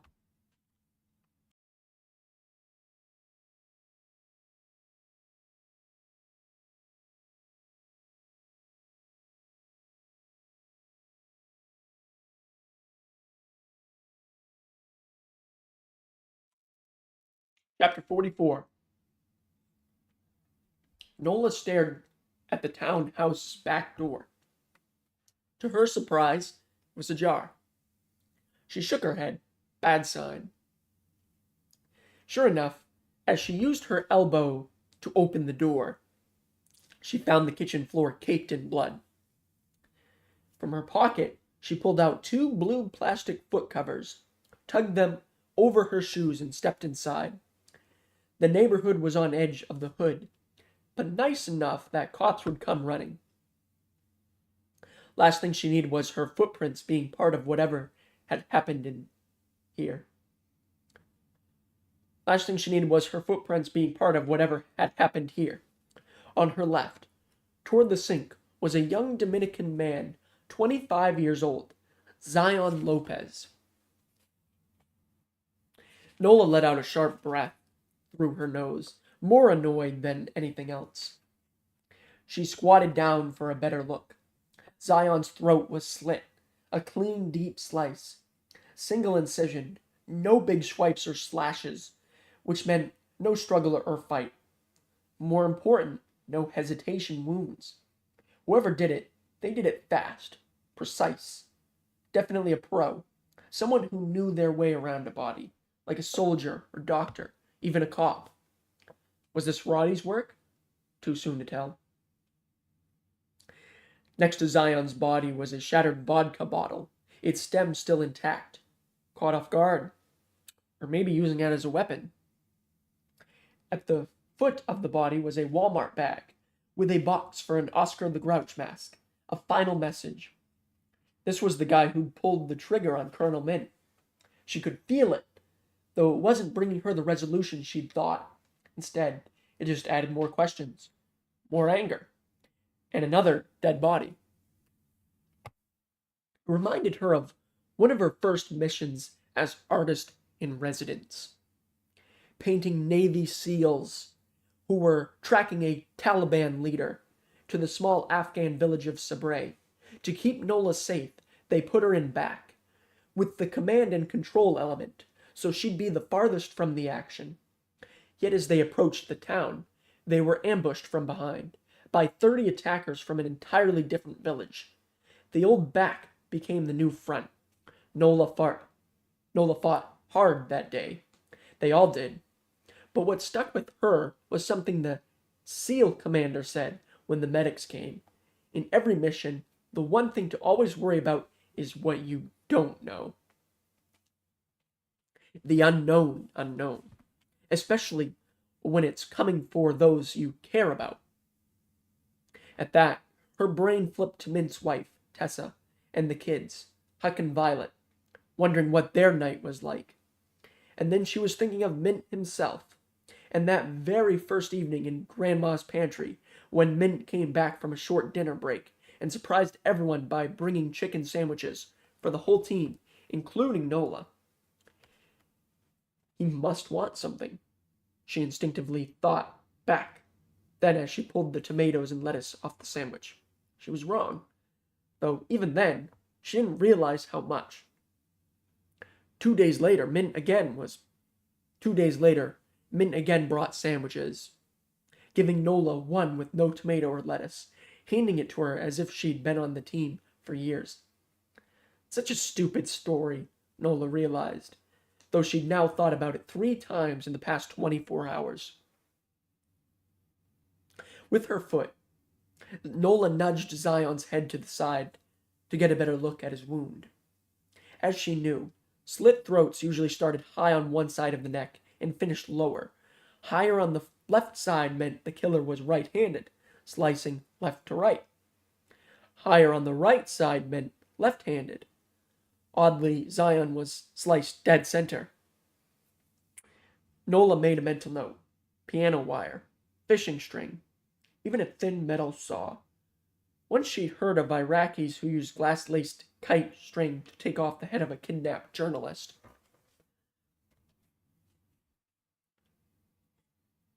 Leaning down, she went through Zion's pockets, wallet, keys, but no phone.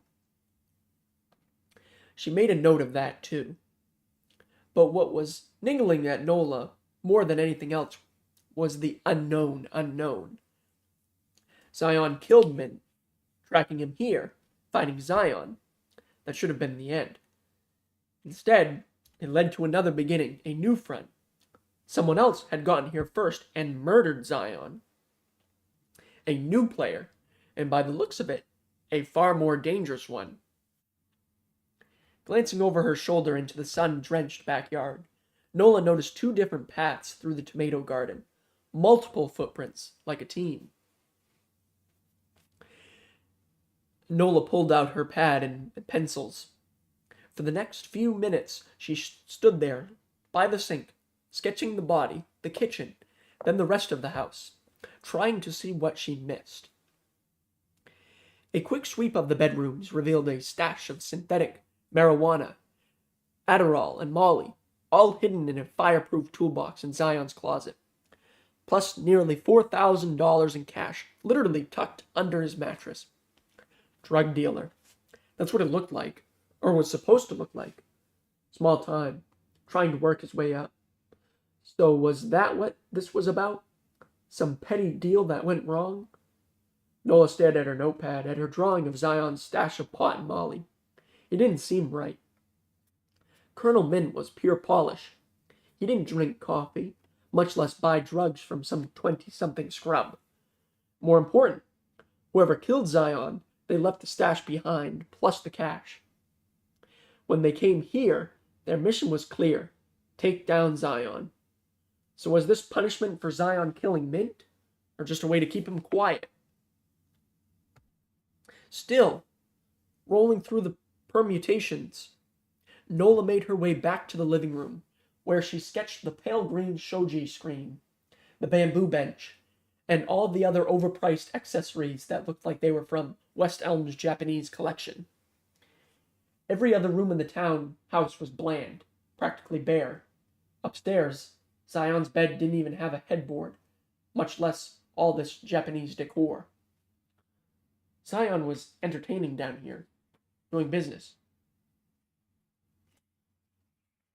trying to make an impression, Nola thought, as her pencil skittered across the page, giving shape to the black lacquered bookcase with upturned shelves that resembled the flying eaves of an Asian rooftop. More Chinese than Japanese, Nola thought.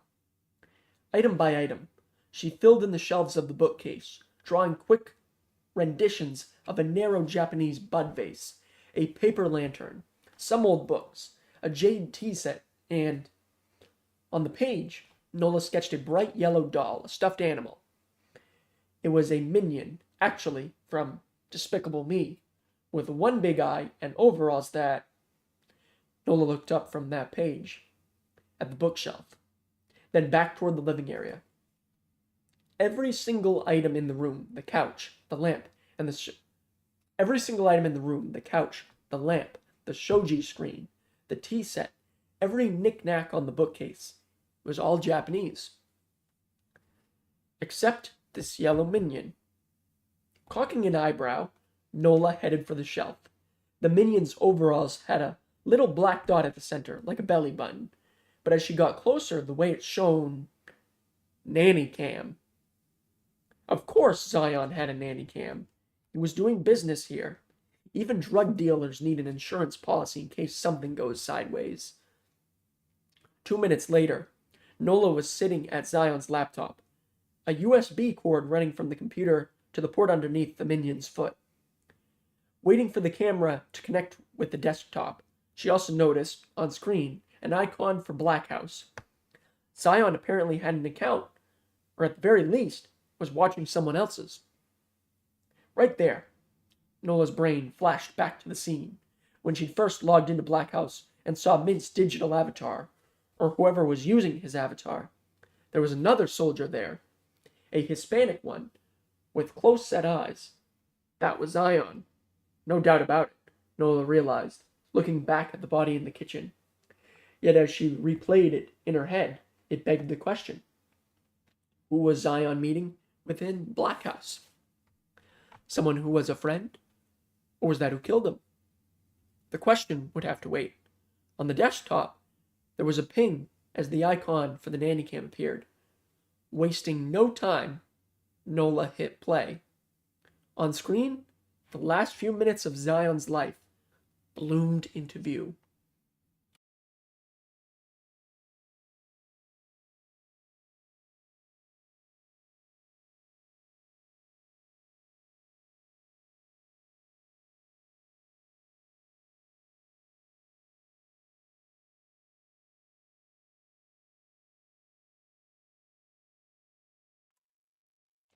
Chapter 45.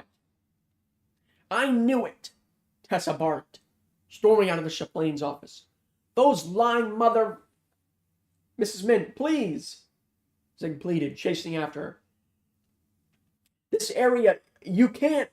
I know you hear me. You think I wouldn't find it, she shouted, waving the manila envelope, her tight ponytail pumping behind her, as she plowed down the carpeted first-floor hallway that contained Dover's senior staff offices. The Carpet Canyon, everyone called it, a not-so-subtle jab. Every other floor in the mortuary was concrete or industrial tile, surfaces built to withstand blood and body parts. Ma'am, I need you to stop, a male secretary called out, rising from his seat. He wasn't nearly fast enough.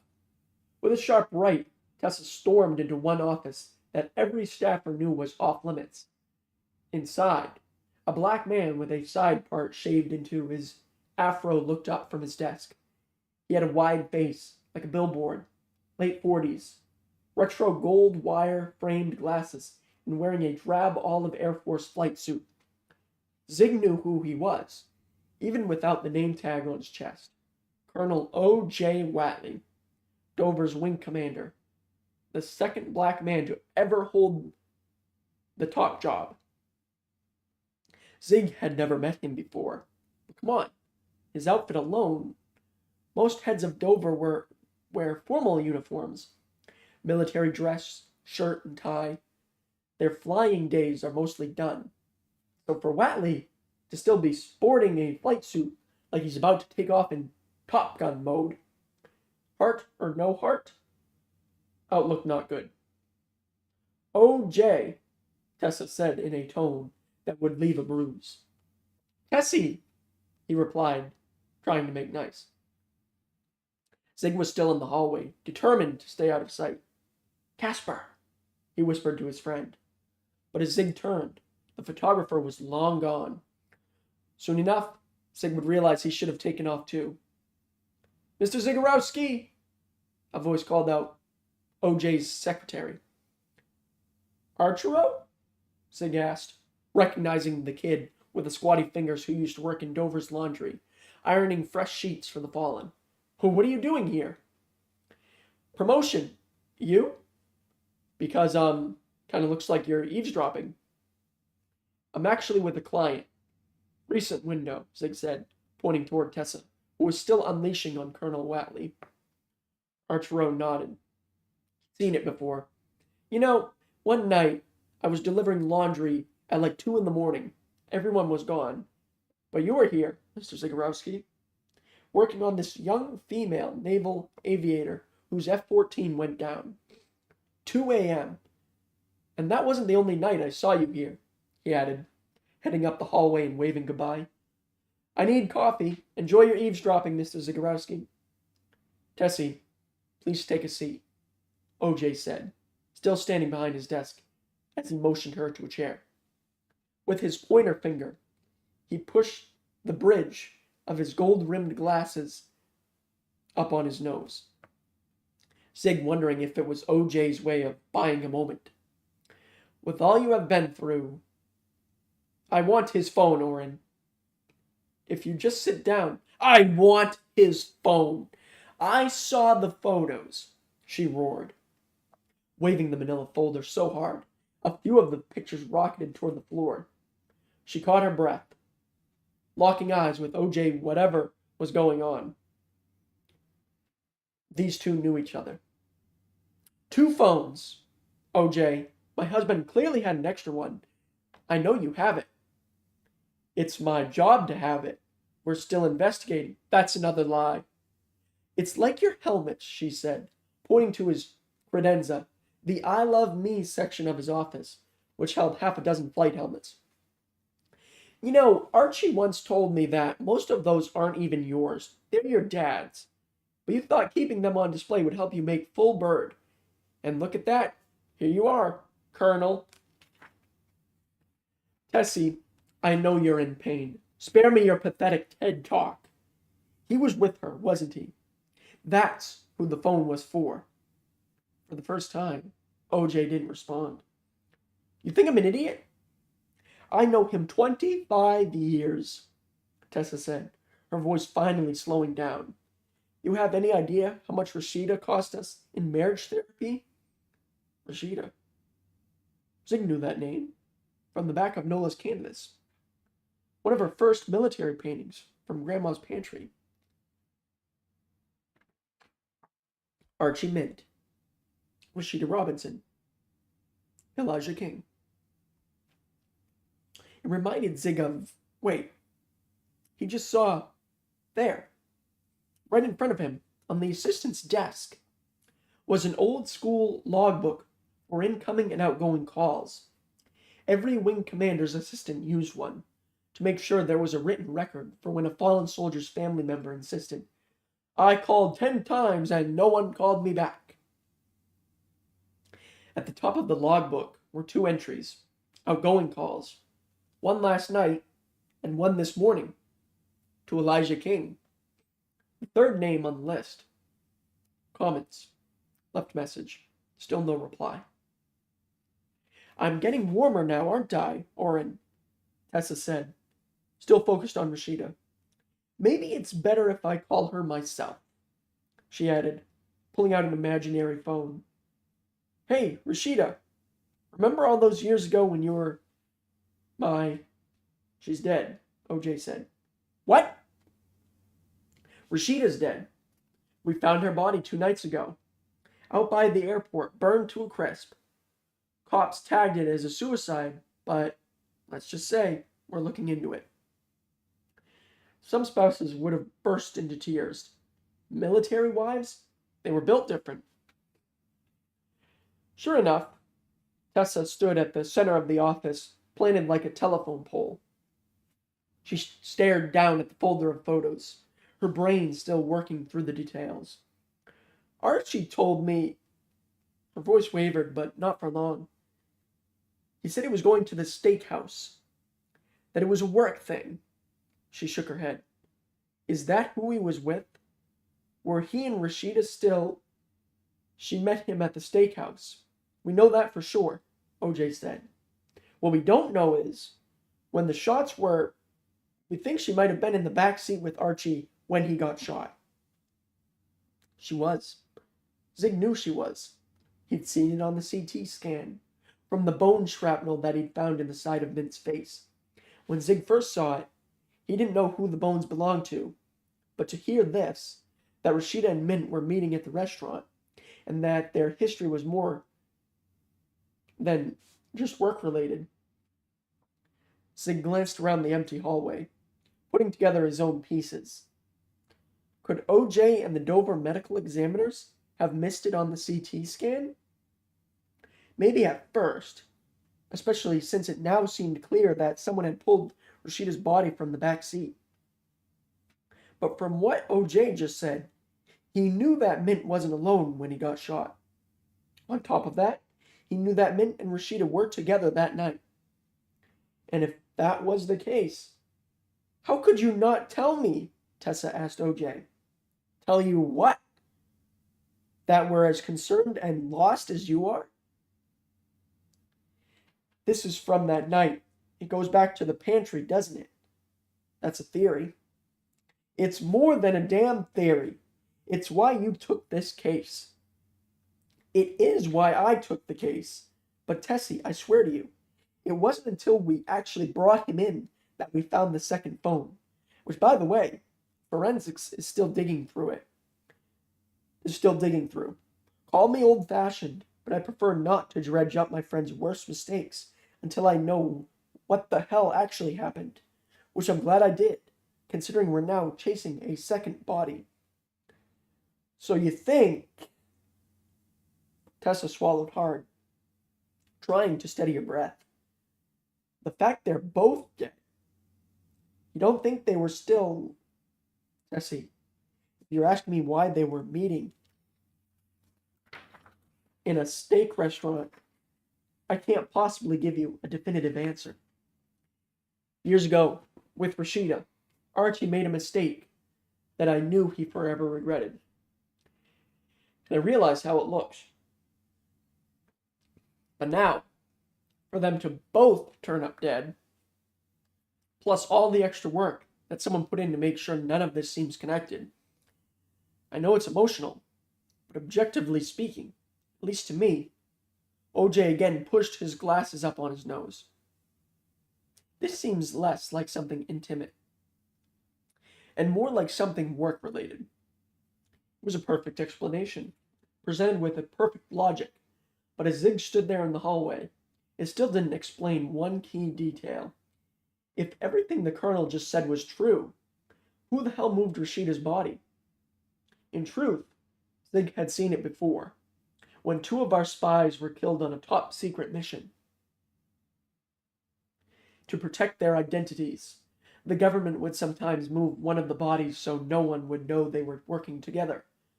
Could that be the case here? That it was done before OJ and the Dover folks got there? It was as good an explanation as any. But to pull it off took manpower, paperwork. Paperwork had to be filed, Supervisors had to approve. And most important, the right undercover team had to swoop in fast enough to. Mother trucker! Zig missed it at first, but there it was. On OJ's credenza, the flight helmets. These days, the Air Force had stopped letting pilots decorate their helmets like Maverick himself. But since the colonel was older, his helmets had printed call signs above the front visor. There were a few from the Cold War era that clearly belonged to his dad. The newer ones had the word Pop Top along the top visor. Those were OJ's, along with various wing and squadron emblems along the sides. The very last one also had a familiar unit logo, a hand grabbing two bright yellow lightning bolts, Semper Vigiles. Zig felt the blood rush from his face. Of course. Archie Mint, Rashida Robinson, Elijah King, and now Colonel O.J. Watley. All of them in the same unit, a unit that clearly had a deeply personal stake in whatever happened all those years ago at Grandma's pantry. So at the steak place, you don't think they were. Tesla let out a huff, her eyes welling with tears, good tears, as a wave of relief rolled over her. Tessie, he loved you. You were his. Come here, OJ insisted, crossing around his desk, arms extended for a hug. Tessa stepped toward him, arms flat at her sides, her head sagging back, crumbling desperately, thankfully, into his embrace. As a mortician, Zig had spent decades seeing people at their best and worst. Yet there's always that moment when a mourner reaches their physical limits and finally realizes that no matter how strong they're pretending to be, death always sees you for who you really are, and always gets what it's after. Fight all you want. At some point, there's nothing to do but surrender. This doesn't mean I'm forgetting about his phone, Tessa whispered. The colonel laughed, tightening his embrace. You'll get it, I swear. I'll bring it tonight, maybe for dinner. You still have to eat, right? What about Elijah? Have you heard from him? She asked. We're trying. No response. Let's get you home, the colonel added, ushering her to the door. Both of them now headed toward Zig. Zig tried to run, but there wasn't time. Sliding into a nearby rolling chair, he kept his back to the colonel, quickly skating toward the assistant's desk, which had the same Captain America mousepad used by nearly half of today's young troops. Anything else you need? OJ began, their voices fading up the hallway. For 2 seconds, Zig sat there, frozen. In the distance, a door clicked. All clear. They were gone. Wasting no time, Zig took off at full speed, rounding the corner near as. Wasting no time, Zig took off at full speed, rounding the corner as. Come on now, Mr. Zigorowski, Colonel Watley said, pushing his glasses up on his face. Did you really think I wouldn't see you sitting there?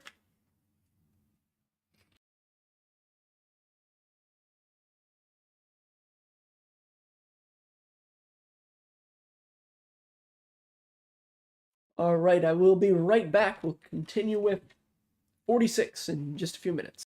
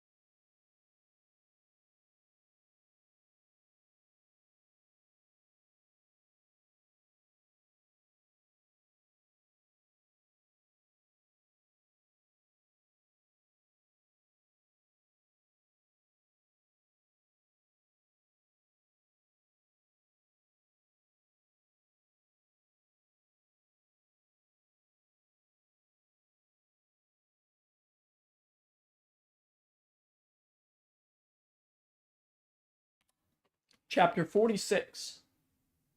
Abingdon Medical Center, Abingdon, Maryland.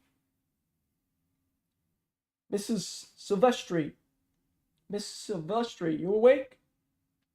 No response. Mrs. Silvestri, can you hear me?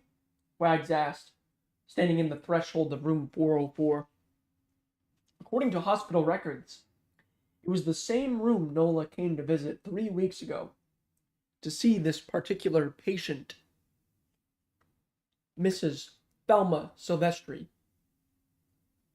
Inside, the lights were off, though on the far right, two big windows framed the morning sun as it bathed the room in a golden glow.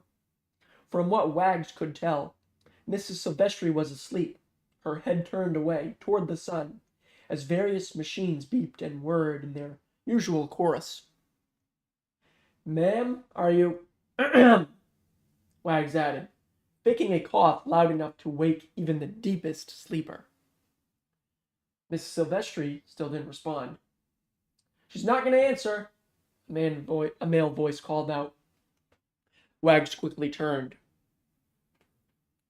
spotting a barrel-chested African-American orderly with hangdog eyes and an outrageously contagious smile. He was pushing a rolling cart filled with old paperback books. Name tag read, Raleigh. "What's wrong with her?" Wags asked. "You a cop?" "How does everyone know that?"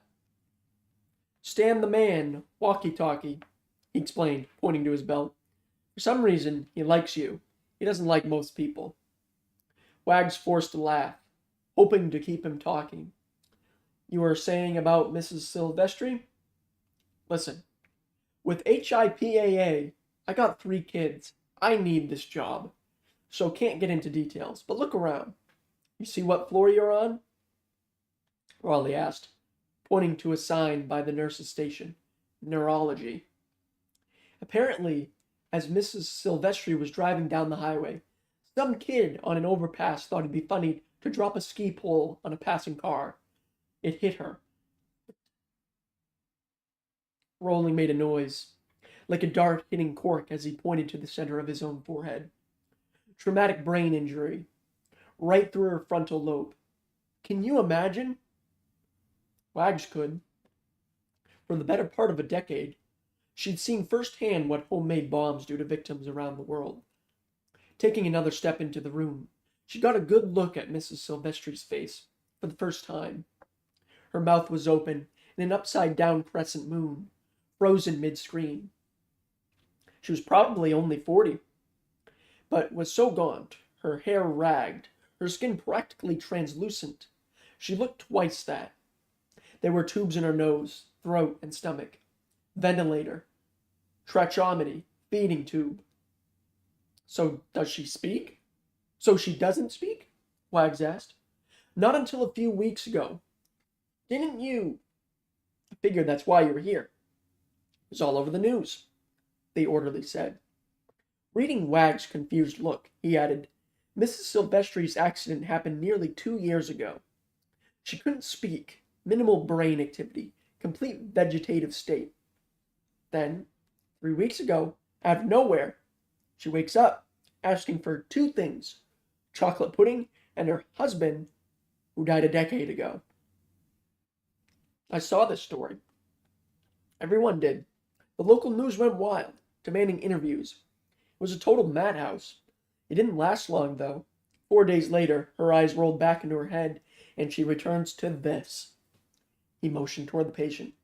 "Isn't that right, Mrs. Silvestri?" No response. "Let me ask you," Wags said. "Those few days she was awake, was one of those June 19th? Raleigh squinted upward at the room's popcorn ceiling. "Yeah, that sounds right. What about this woman?" Wags asked, pulling out Nola's photo. "Ever seen her before?" "That's a terrible picture. Girl can't smile, but yeah, I've seen her." "Describe seen her." The orderly went silent. Please don't make me use the badge, Wags pleaded. She gave me $50, okay? Wags cocked an eyebrow, confused. Why would Nola give you $50? I told you. The news crews, they all wanted access. One of the nurses took $200 to get a photo of Miss Silvestri finally eating her pudding. And it wasn't even the chocolate one. So Nola paid you? To paint. Draw. I don't know. I figured she was one of those artists who paints pictures in courtrooms. She asked for 10 minutes. I gave her 10 minutes. Was that when Mrs. Silvestri went back into... She pointed toward the bed. What? No. She went back into her coma after. It had to be after. He thought about it a moment. Right? Wags pulled out her phone, quickly doing the math. According to hospital records, Nola had been here on June 19, 2 days after Mrs. Silvestri woke up from her coma. From the online news report, she went back into her coma the following day on the 20th. Do we know why she lost consciousness? Wags asked. Wait, you think your artist friend? Wags didn't know what to think. Could have been Nola. Or someone who visited after Nola. Hell, it could have been any of the 10,000 things that usually go wrong when someone has a traumatic brain injury. No way to know for sure. Still staring at her phone, Wag swiped back to the map, with the other locations that Nola made special trips to over the past few weeks. 3 places in total. 1 down. 2 to go.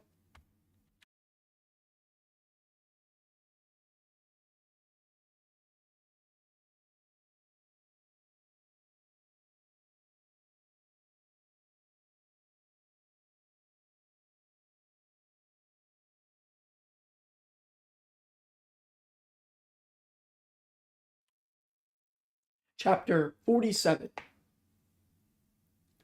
Does being back feel like a time machine, Mr. Zagorowski? Someone told me this was your old office. It wasn't, Zig shot back. Mine was down the hall, closer to embalming, and the actual fallen, where the real work gets done.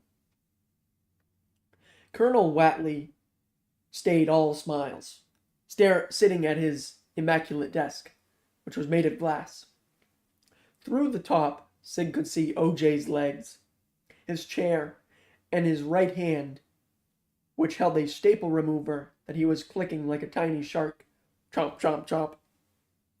Like his predecessor, OJ dedicated the left wall of his office to freestanding flags, American flag, Air Force flag, POW/MIA flag, and of course flags for Dover's 436th and 512th airlift wings, each on its own flag stand, lined up like a firing squad. The only thing that had changed in the office was the ceiling. Zig couldn't see it until he got inside, above the desk. OJ had removed 2 of the industrial ceiling tiles and replaced them with translucent ones that held a big full-color photo of what looked like a Hawaiian paradise, complete with crystal blue water, palm trees, and an empty lounge chair with a coconut cocktail on one armrest and a purple orchid lei draped over the back. Zig had seen something similar in his dentist's office. The hygienist said the ocean view helped people find calm. A simple trick, so you don't focus on the coming assault. You know, I've been to your funeral home, the colonel said, his grin perfectly in place. Must have been 4 or 5 years back. I don't think you were working there yet.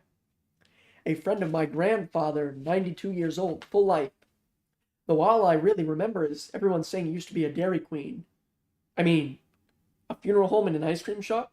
What's crazier? A politician in a flight suit? OJ laughed out loud, like that was the plan all along. Chomp, chomp, chomp. Mr. Zagorowski, despite what you think, I'm not the enemy. I know you hired me, Zig blurted, for Min's funeral. You're the one who pulled me into this. Our office only hires the best morticians. You could have called any local mortician. You brought me in because you knew my connection to her. You thought it would help you keep Nola off balance. And if I did, you could have just asked me. That's good advice, Mr. Zagorowski. I think I'll take you up on that, the colonel said matter-of-factly, his hands now resting on top of his desk, still holding the staple remover. Zig shifted in his chair, glancing up at the Hawaii photo glowing in the ceiling. I don't understand. Do you really think I just want to talk about your old job, Mr. Zagorowski? What I really need is a favor.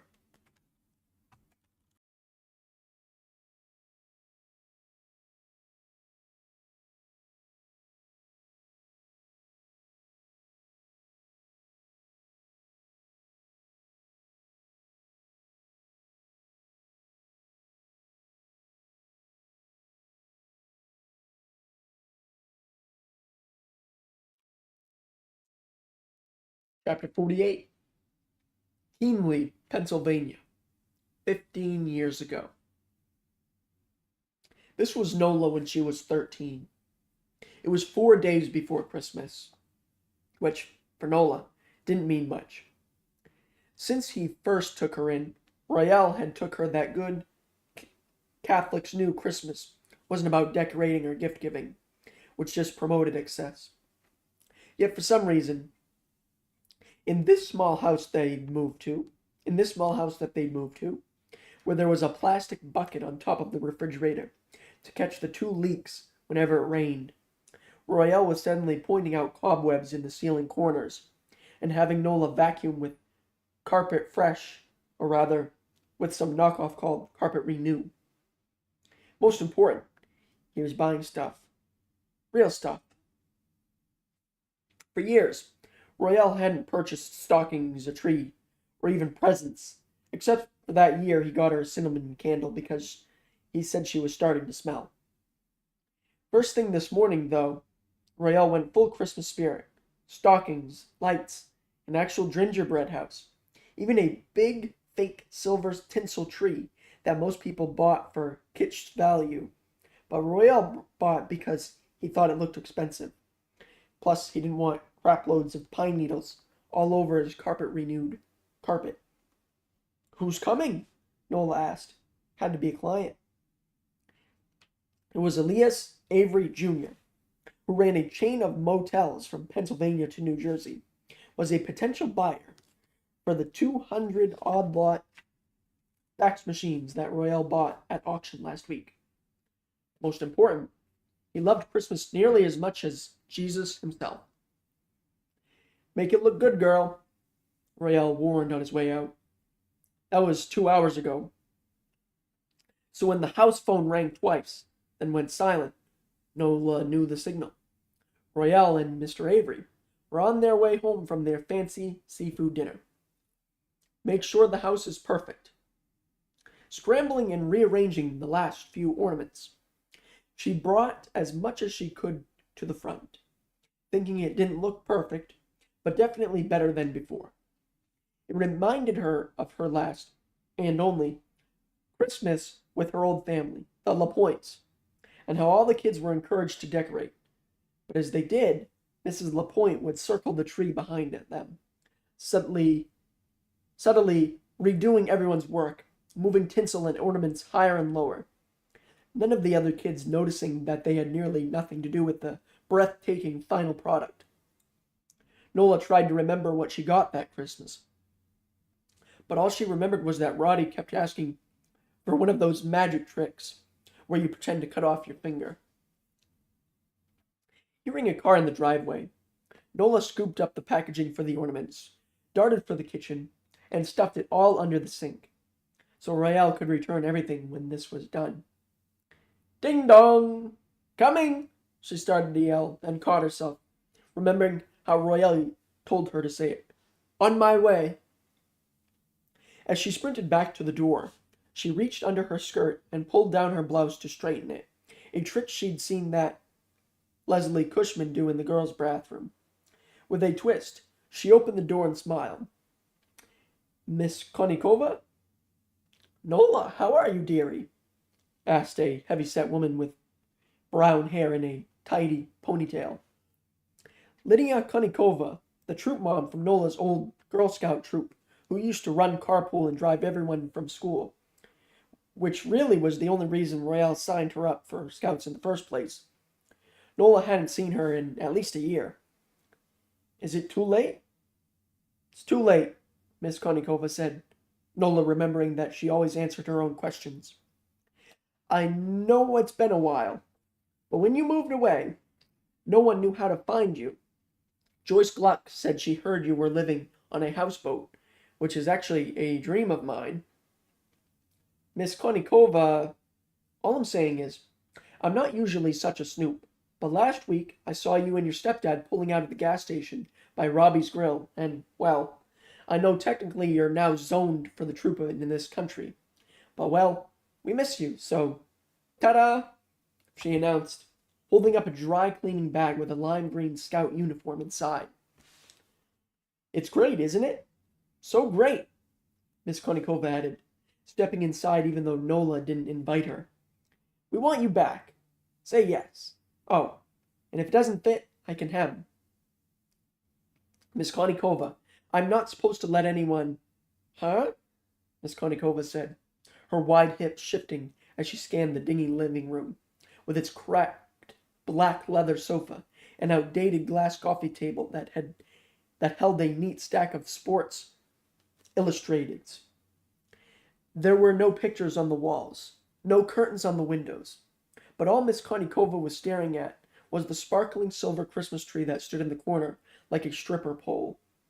Years later, Nola would have the right word to describe the look on her former scout mom's face. She thought it was confusion or disappointment, but it was pity. What are you doing? A sharp male voice called from outside. Nola turned, her stomach folding in on itself. You hear me? Royale demanded. As he burst through the doorway, Nola searched for the familiar rage in his eyes. But for once, there wasn't any. Nola, you okay? Royale asked, sounding concerned. Nola cocked her head. It was a tone she rarely heard. Looks like a party, another voice called out behind Royale, a balding man with a cul-de-sac of silver hair. Royale's client, Elias Avery Jr. That's why Royale was on good behavior. In barely 2 minutes, the entire interaction was finished. Miss Konikova thanked everyone for letting her interrupt. Please, Nola, think about it. We'd love to have you back. Then headed home. Royale and Elias were on their way to the den, excited for the fake-labeled drink that Royale would be serving from the bar. And Nola? She was right where they left her, standing by the silver Christmas tree, still clutching the hanger with the brand-new Girl Scout uniform. No question, there'd be a price to pay tomorrow for letting a stranger in the house. She saw it as Royale turned the corner, glancing over his shoulder with his devil smile, that look she knew so well. We're not done, girl. Right now, though, the far more brutal wound was the other look, the one she wouldn't be able to shake for weeks, the sadness and sorrow on Miss Konikova's face when she got a look at Nola's life.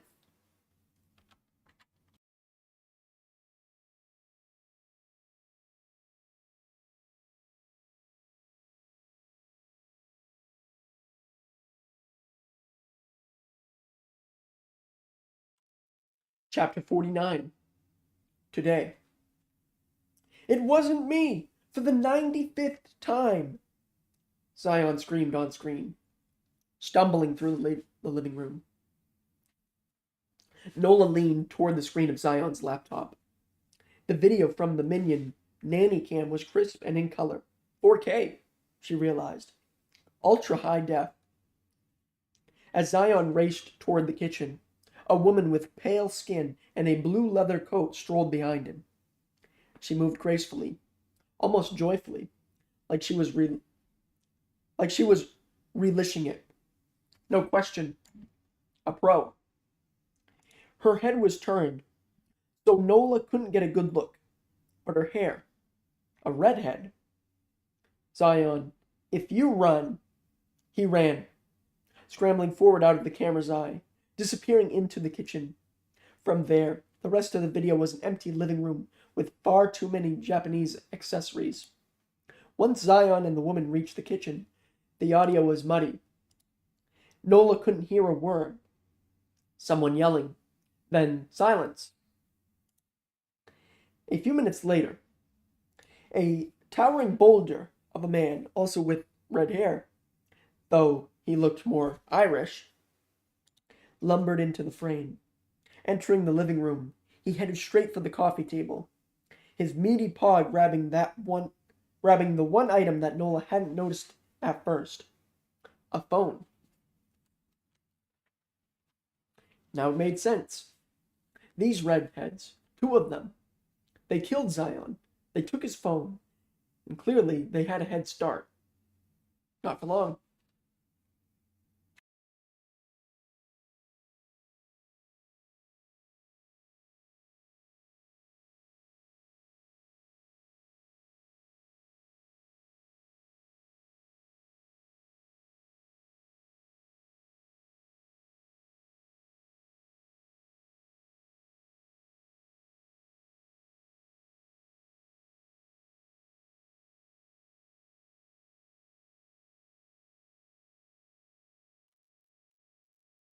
Chapter 50.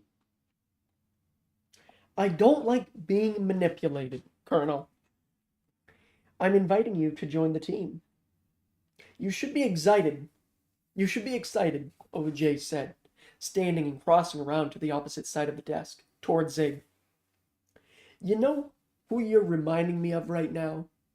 In Karate Kid, the guy who runs the evil dojo, sweep the leg? Cobra Kai. You've got his subtlety. You've got his subtlety. They made a Netflix series where he comes back as the hero of the story, the colonel said. I'm giving you an opportunity to actually be helpful. Can I just make one last point? The Netflix series is about Johnny, the student, not the sensei, who's still a douche face. Anyway, you were saying you need a favor? It's about Roddy. Sig was listening. I know he reached out to you, Mr. Zagorowski. Sig sat there, not moving. Was OJ bluffing? Didn't sound like it, which meant that the colonel had either been watching at the funeral or listening in on Zig's phone. Zig made a mental note, eyeing the big Hawaii photo on the ceiling. He's not your friend, Mr. Zagorowski, the colonel said. Zig now realizing that OJ was one of those people who says your name over and over, hoping to create familiarity. An old military interrogation technique. I barely know Roddy. He's a stranger, Zig said. To us too. We'd like to change that. Hence my offer. Next time you hear from him, we'd like to know. That's all we're asking, Mr. Zagorowski. Zig stayed silent, flushed with that feeling he'd get when a family member would say that their dead relative was a real character. They were trying to keep things nice, but there was clearly so much more they weren't saying. And this'll help you track down Nola? Zig asked. This has nothing to do with... I'm not a fool, sir. I know you're looking for her. I know that when you tried to bring her in, one of your crew got a pen jabbed into his kneecap. And don't tell me he's not part of your crew, because it's not hard to recognize hands grabbing lightning bolts, Sig said, motioning over to the colonel's credenza and the row of light helmets.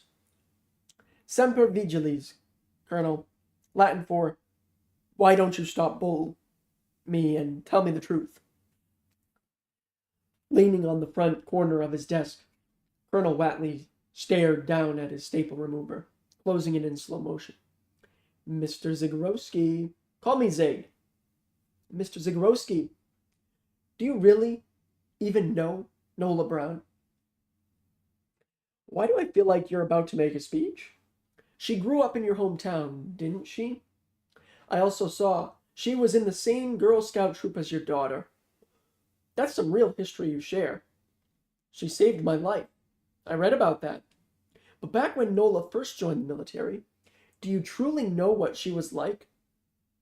Or to put it more succinctly, when no one's looking, do you know what she's capable of? No. I know about Grandma's pantry. No, you don't. If you did, you wouldn't be here sniffing around.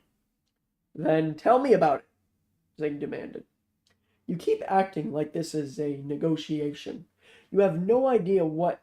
In World War II, your unit did specialized investigations. Is that what this is about? Some old investigation that Nola found out about?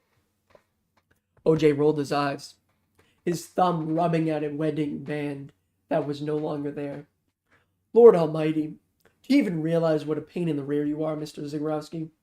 Stop thinking you're in a position to make demands. Then stop thinking you're getting my help. Because last I checked, you're the one who needs the favor from me, Zig said, standing from his seat and heading for the door. Where are you going? OJ asked. Zig kept walking, picking up speed. Mr. Zagorowski, if you don't sit down, you keep acting like this is a negotiation. Have fun solving this yourself, he said as he was about to leave. It's for the end of the world, OJ said. The what? Zig asked, stopping at the threshold. Grandma's pantry. That's what it was designed for, OJ said, stealing a glance at the ceiling tile, at the calming photo of the Hawaiian ocean palms, the purple lei, and the coconut drink. It's where the government prepares for the end of the world.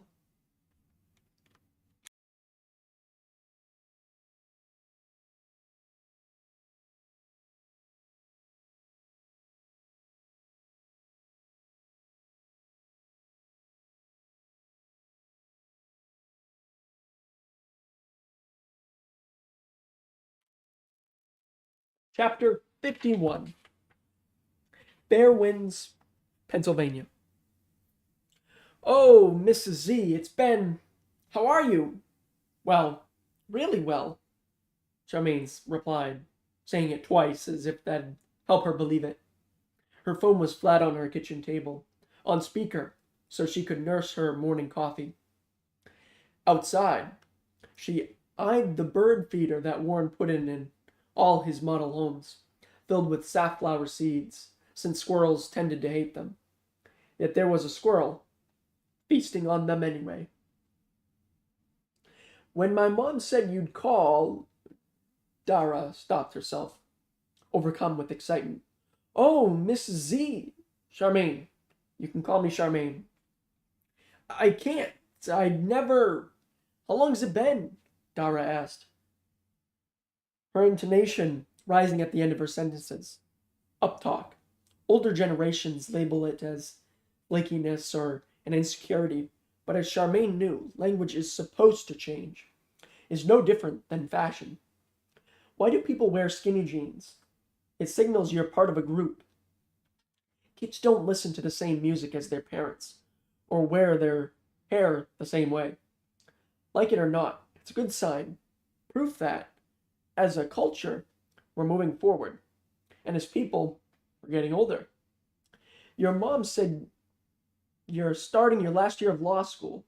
That's wonderful, Charmaine added, feeling a twist in her belly that reminded her of those first years after Maggie died, when she'd go to supermarkets 2 towns over to avoid seeing anyone she knew. Insane, right? First semester ends right before my due date. Charmaine froze, nearly spilling her coffee. There was no breath left in her body. Mom didn't tell you? Dara asked. Mrs. Z, I'm sorry. I didn't. It's fine. I'm thrilled for you. You know I'd never... Dara, please. We're good. That's a blessing. Should be celebrated, Charmaine said, blinking over and over, kicking herself for not seeing it coming. Like any parent who's buried a child, Charmaine had become a connoisseur at avoiding subjects she knew would slice her in the underbelly. Staring out at the squirrel, who was still munching away, she felt the knife continue to twist. I appreciate you saying that, Mrs. Z. You and Mr. Z, you were always... Anywho, tell me how I can help. Something with superstars, my mom said, That place was therapy fuel for my entire adolescence. It didn't take long to explain the rest. The old video of Maggie crying, and that from the looks of the tape, she was clearly crying to someone who couldn't be seen on screen. Dara, if you know who that might be, if you have any ideas, I'd owe you forever. There was a pause, but not a long one. I'm sorry, Mrs. Z. I really am, Dara said. But the honest truth is, if Maggie was crying in the studio, or even her being at the studio, I've got no memory of it.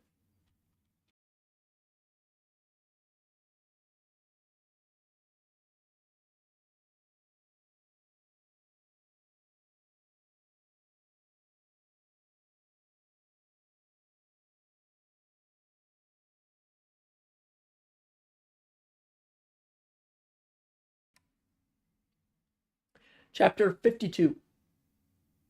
When you say end of the world, I mean the actual end of the world.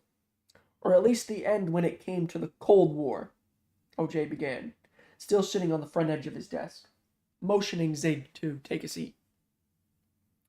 Zig waved him off, preferring to stand. If it annoyed the colonel, he wasn't showing it. He was too busy glancing to his left at his window.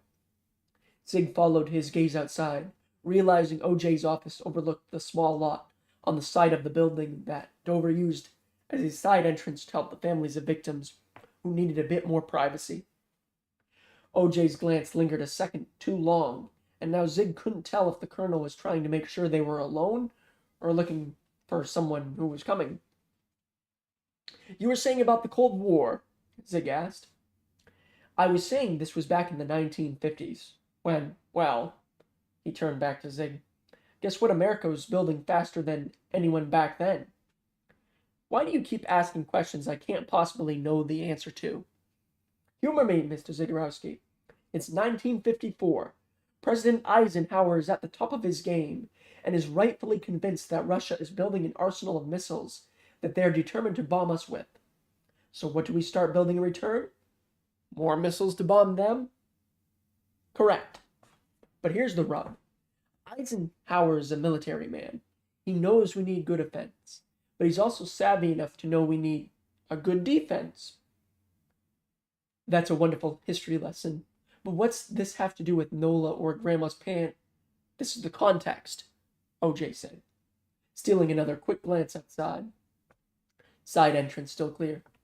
In 1949, 6 years after the Pentagon first opened, they realized that a surprise Russian attack could easily take out all of Washington, D.C., so military higher-ups decided that their top priority was to build a backup command center somewhere outside D.C. in case they needed to keep the government running.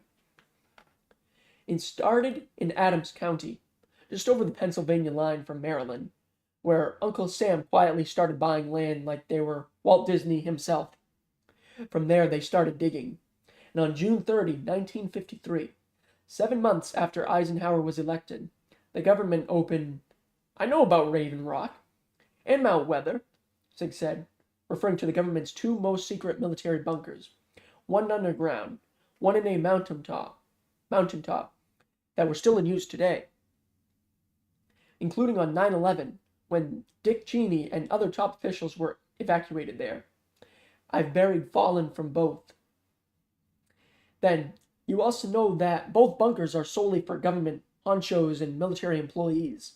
That's a fraction of the picture. What happens to everyone else? The millions of U.S. citizens around the country. When the bombs fall, who takes care of them? Swaying there a moment, Sig stayed quiet, noticing a gray Buick pull into the parking lot.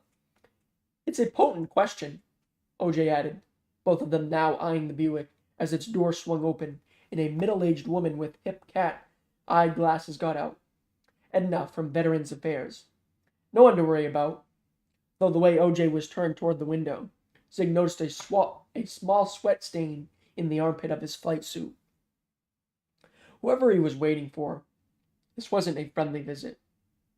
In 1954, to find the answer, OJ explained, the organization that specialized in keeping civilians safe, The FCDA, Federal Civil Defense Administration, was moved out of Washington and into an old sanitarium in Battle Creek, Michigan. And this is real. Look it up. The goal of the FCDA was crystal clear: civilian defense during an atomic disaster, which they quickly narrowed to three possibilities: dispersal, evacuation, or shelter. Or as they put it, dig, die, or get out. And come on, you really think anyone wants to die? OJ asked, turning back to Zig and pushing his glasses up on his nose. I still don't see what this has to do with Grandma's pantry. This is where it was born. Mount Weather was codenamed High Point.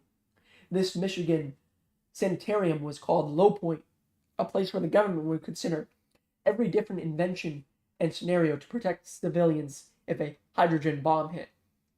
200-bed pop-up hospitals that could fit inside a tractor-trailer and be driven to a radiated area within 4 hours of an attack. Collection teams that would mobilize to ID all the bodies. They even came up with an emergency plan to move the dead. 7,000 post office trucks that, instead of carrying mail, would carry corpses. Upbeat place to work. You do realize we're now standing in a mortuary? OJ asked, still locked on Zig. The point, he continued, was that by 1955 the best ideas were turned into actual exhibits, sent to tour around the country and to state fairs. And people enjoyed that? In 1955, people loved it. Atomic fever and bunker building were in full swing, especially when it came to one of the most popular campaigns, named... OJ paused. Is this where you want me to say Grandma's Pantry? Grandma's Pantry, OJ said. A campaign that urged families to stockpile enough food and water to last 7 days. Even had its own slogan. Grandma was always ready for an emergency. Catchy. You have no idea. It became so popular, Sears started putting Grandma's Pantry displays in stores around the country, encouraging people to buy supplies and food to save their families. As the Cold War escalated, billions were poured into civilian shelters, massive stockpiles were built, and the continuity of government movement was born, focusing around every doomsday scenario imaginable, especially as the FCDA evolved to FEMA, then got folded into Homeland Security. But at the heart of it all was the simple truth: none of it would work.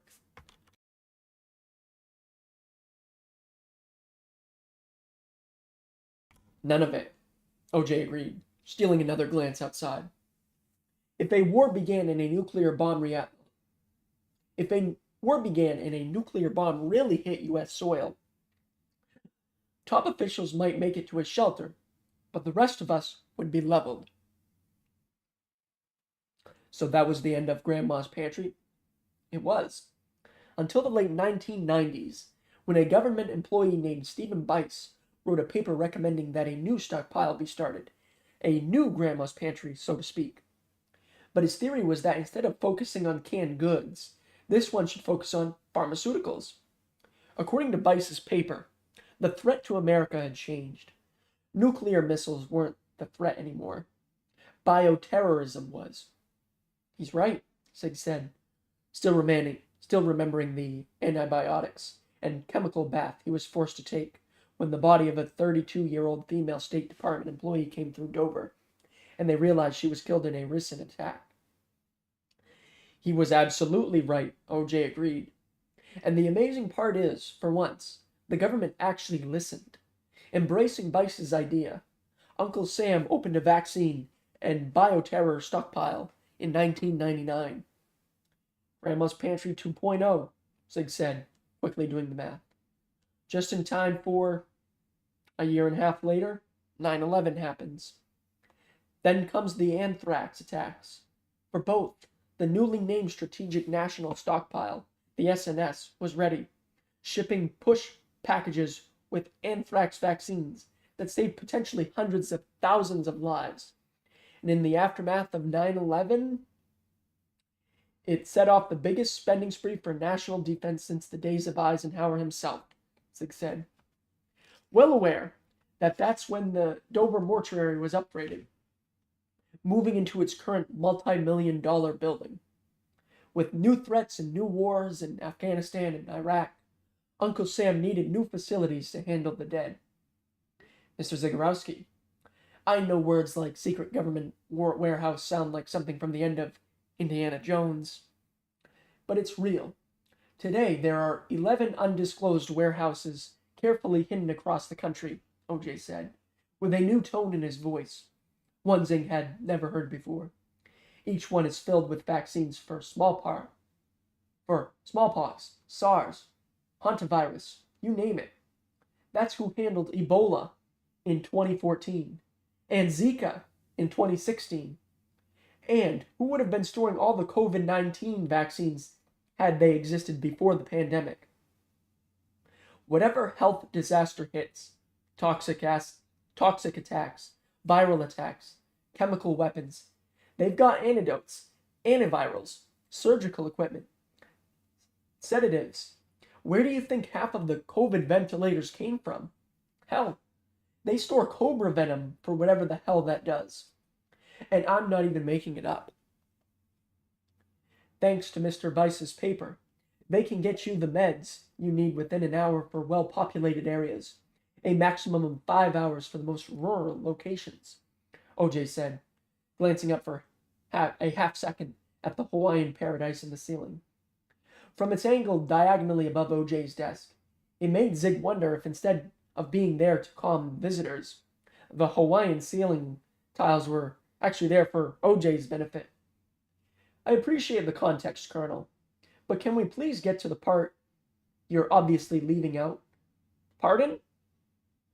I worked here on 9/11, Zig said, when those first anthrax victims were sent our way. I still remember that. I still remember the plastic smell inside the oxygen suits they trained us in. And you know who did that training? The CDC.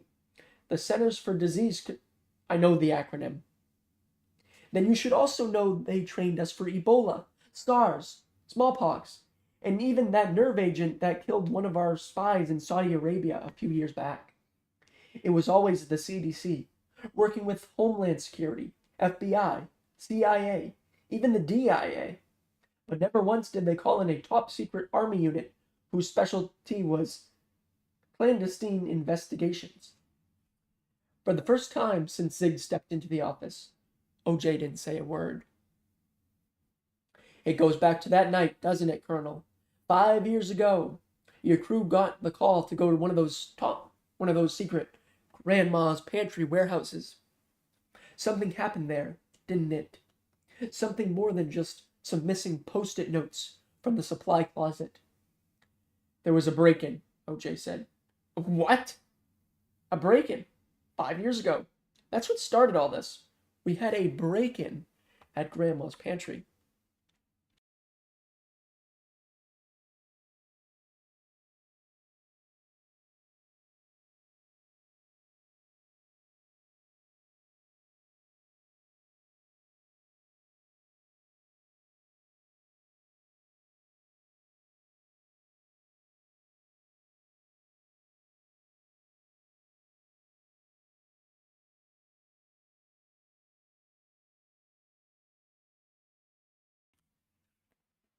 Chapter 53.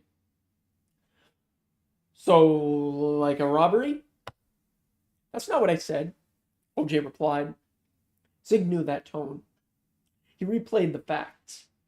All those vaccines in one place. Smallpox alone. If a terrorist got their hands on that, what'd they get? They didn't get anything. So you stopped them? Or did someone... Zig caught himself, almost forgetting the real reason he was here. Nola. This goes back to Nola, doesn't it? She was there that night, too. Mr. Zagorowski, can you please stop repeating my damn name? Then can you please shut your mouth and listen for once? Nola's job, as artist in residence, do you even know what it was? She did paintings for the army. No, OJ said, using the word like a blade. She did paintings of disasters. That's why Nola came to Grandma's pantry, to bear witness, to see up close the storm Mint and his crew were dealing with. His crew. Zig made a mental note. From the sound of it, OJ wasn't there that night. What matters is, when the break-in happened, Mint was the one who got the call, OJ explained. His team was first on scene. Nola came a few hours later, but you can imagine what she was walking into. Everyone scrambling, people yelling at each other. And that's the thing about stressful situations. They'll make you do things you'd never do otherwise, OJ said, letting the statement hang in the air. Colonel, I know you're amping up the drama to impress me, but I have no idea what you're getting at. I thought you said the thieves didn't get anything. No, I said the people who broke in didn't get anything, but someone did. And that's, you're saying Nola stole something that night? OJ didn't answer. One of the bioterror samples, or... Mr. Zagorowski, you asked me what happened. I told you. 5 years ago, on a night everyone would rather forget, we had a break-in at Grandma's pantry. The thieves were caught. Yet what they were targeting still somehow walked away. But to blame Nola? Can you even prove? Prove? Here's what I know. Mint was there that night. And he's dead. Rashida was there. And she's dead. And when it all went down 5 years ago, well, considering that artists in residence get to choose the different disasters they want to paint, it seemed pretty damn convenient that of all the places Nola could have painted that night, she picked Grandma's pantry. So asking her to now come in for a sit-down seems like a pretty reasonable request, even if it's just to understand the sudden reappearance of her brother. Sig froze. I told you. We know you've been talking to Roddy, OJ added. I'd like to know what he said. He's looking for Nola. I'm doing the same. So this is all just coincidence? Roddy shows up and suddenly Nola's past is back to haunt her? Mr. Zagorowski, I asked your former coworkers here about you. They said you were a stubborn man, a loyal man, definitely a lonely man, but not a naive one. Zig rolled his eyes.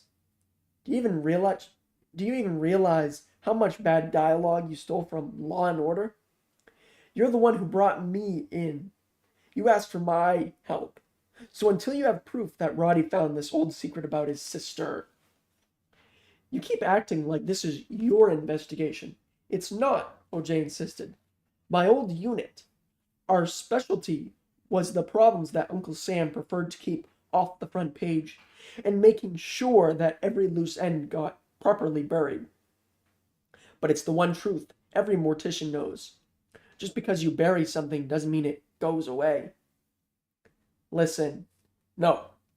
You listen. I have 2 soldiers who were murdered, one of whom I knew so long I wouldn't be sitting here today without him. I owe his wife. I owe his children. And I intend to repay that debt, Mr. Zagorowski. I'm telling you how to help me. So if you hear from Nola, you keep saying it's her. But for all you know, Mint and Rashida were the ones who took your stolen item. Maybe that's why they were killed. Someone finally figured out it was them. A swell of rage took OJ's face, his clenched jaw about to open. It reminded Zig of the way his father used to yell, exploding with a roar. To Zig's surprise, though, as quick as the wave of rage hit, it disappeared. OJ staring straight up and taking another long visual drink of the Hawaiian Ocean palms, the coconut cocktail, and the purple ale. Mr. Zagorowski, in the military, do you know what the single best skill is to rise in the ranks? I'd take a guess, but you're about to tell me. The ability to tell the difference between what you can change versus what's inevitable, OJ said, his chin in the air, still focused intently on the Hawaiian palms. It's where you're currently failing. Now Zig was staring up at the Hawaiian photo. You think she'll come around? But she won't, Mr. Zagorowski. That's how Nola is. It's how she always is. You can give her all your attention. You can take a bullet to keep her safe. You can find the truth, catch Mint's killers, exonerate her in every way. But you'll still never be part of her life. That's not why I'm doing this. Keep telling yourself that.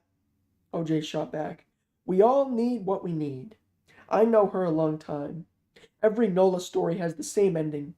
When the smoke clears and the blood's being mopped from the floor, you're going to put your hand up for that high five, and she's going to slip out a side door and get as far away from you as humanly possible. It's what she does. Inevitable. Outside in the parking lot, a black Chevy Suburban pulled in near the side entrance. Zig didn't notice. He was still eyeing the ceiling, Hawaiian paradise, wondering what photo he'd choose if he needed to bring himself some calm. Nothing came to mind. Mr. Zagorowski, if Nola or Roddy contact you again... Zig's phone started ringing. Caller ID told him the rest. Tell me that's Nola and I'll believe the universe is fair, OJ said. It's not, but I need you to know I'm not working against you, Colonel. If I hear from either of them, I'll let you know. I have your word on that? The phone rang again. Zig headed for the door. Sorry, Colonel. I really need to take this. OJ yelled something else, but Zig was already racing up the main hallway. Toward the wishing well, still trying to think of a photo that brought him calm. Ziggy, you there? A familiar voice announced in his ear. It was his assistant at the funeral home. Puerto Rican Andy. I made the calls, Andy said as Zig ran out the front door, into the main lot. You need to get back here. I spoke to Superstars, the modeling place. She gave me a name. Andy, how about putting together a complete sentence? You need to see this. I found someone, an old employee. It's bad, Ziggy. He knew your daughter.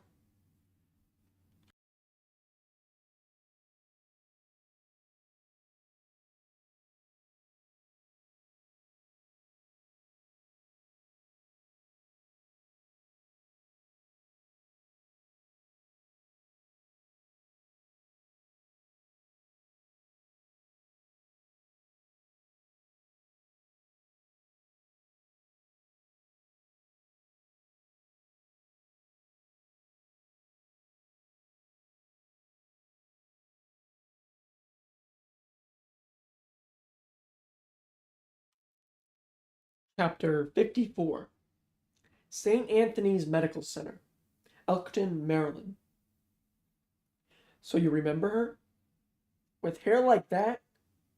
Asked a very pregnant nurse named Sandy as she pointed at the photo of Nola. She wasn't exactly a talker. Sandy had a square face, long fingernails with tiny rhinestones, and a necklace with a gold charm for each of her 3 children, all boys. Plus, we don't get many visitors around here, Sandy explained as they walked down the hallway and she motioned to the other rooms they passed. Wags nodded, eyeing the patients through the open doors, everyone frozen in bed, their mouths agape, their hands clenched, their legs curled in ways that legs weren't meant to curl. In the previous hospital, Mrs. Silvestri looked bad. These patients looked worse. You get used to it, Nurse Sandy said, reading Wags's mind. From her years at Dover, Wags knew it was true. It was the best and worst feature of the human brain. You can normalize anything. So when Nola showed up here, she said she was a friend of Mr. Soul, asked for him by name, did a little painting of him. I thought it was sweet. Nurse Sandy explained as Wags made a mental note. If Nola was painting him, she was looking for something. And you didn't think it was odd having someone just show up? Like I said, it was sweet. No one had visited him in 14 years. 14? Our specialty is long-term care. Emphasis on the long. We've got one patient. She's been here nearly 30 years. Truth is, we were just happy Mr. Soul had some company. When it comes to the coma ward, people aren't exactly banging down the coma? Another brain injury? I'm not sure what you mean by another, but you do realize that's our specialty here. Traumatic brain injuries. Wags nodded, glancing around. That's why the hall was so silent. Do you happen to know how Mr. Soul got injured? Wags asked, her voice picking up speed. Not that he's been here so long. I actually don't. What about Nola? When she came to visit, any idea what she was looking for? You should ask him, Sandy said. Excuse me? The nurse pointed to room 141, the open door on their left. I thought that's why you were here, she explained. Mr. Soul. He's been awake for a few weeks now. You can ask him yourself.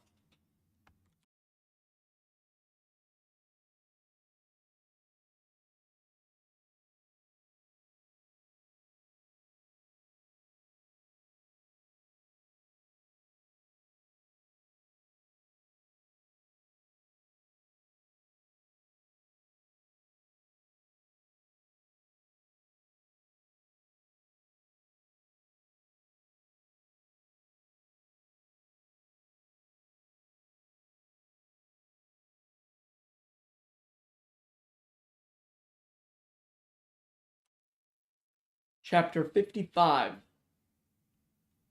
In 10 minutes, the blood would be everywhere. But for now, the sun was in Zig's eyes as he gripped the phone in his fist. Come on, Zig muttered. Pick up the damn. It's me, Wag's recorded voice said. No one answers their phone anymore. Send me a text if it's important. Beep. Zig hung up with one hand, holding the steering wheel with the other. The ride from Dover wasn't long, a quick half hour, and he'd tried Wags half a dozen times. Sent text too. No response. It wasn't a shock. At the bureau, Wags was always getting called onto other cases.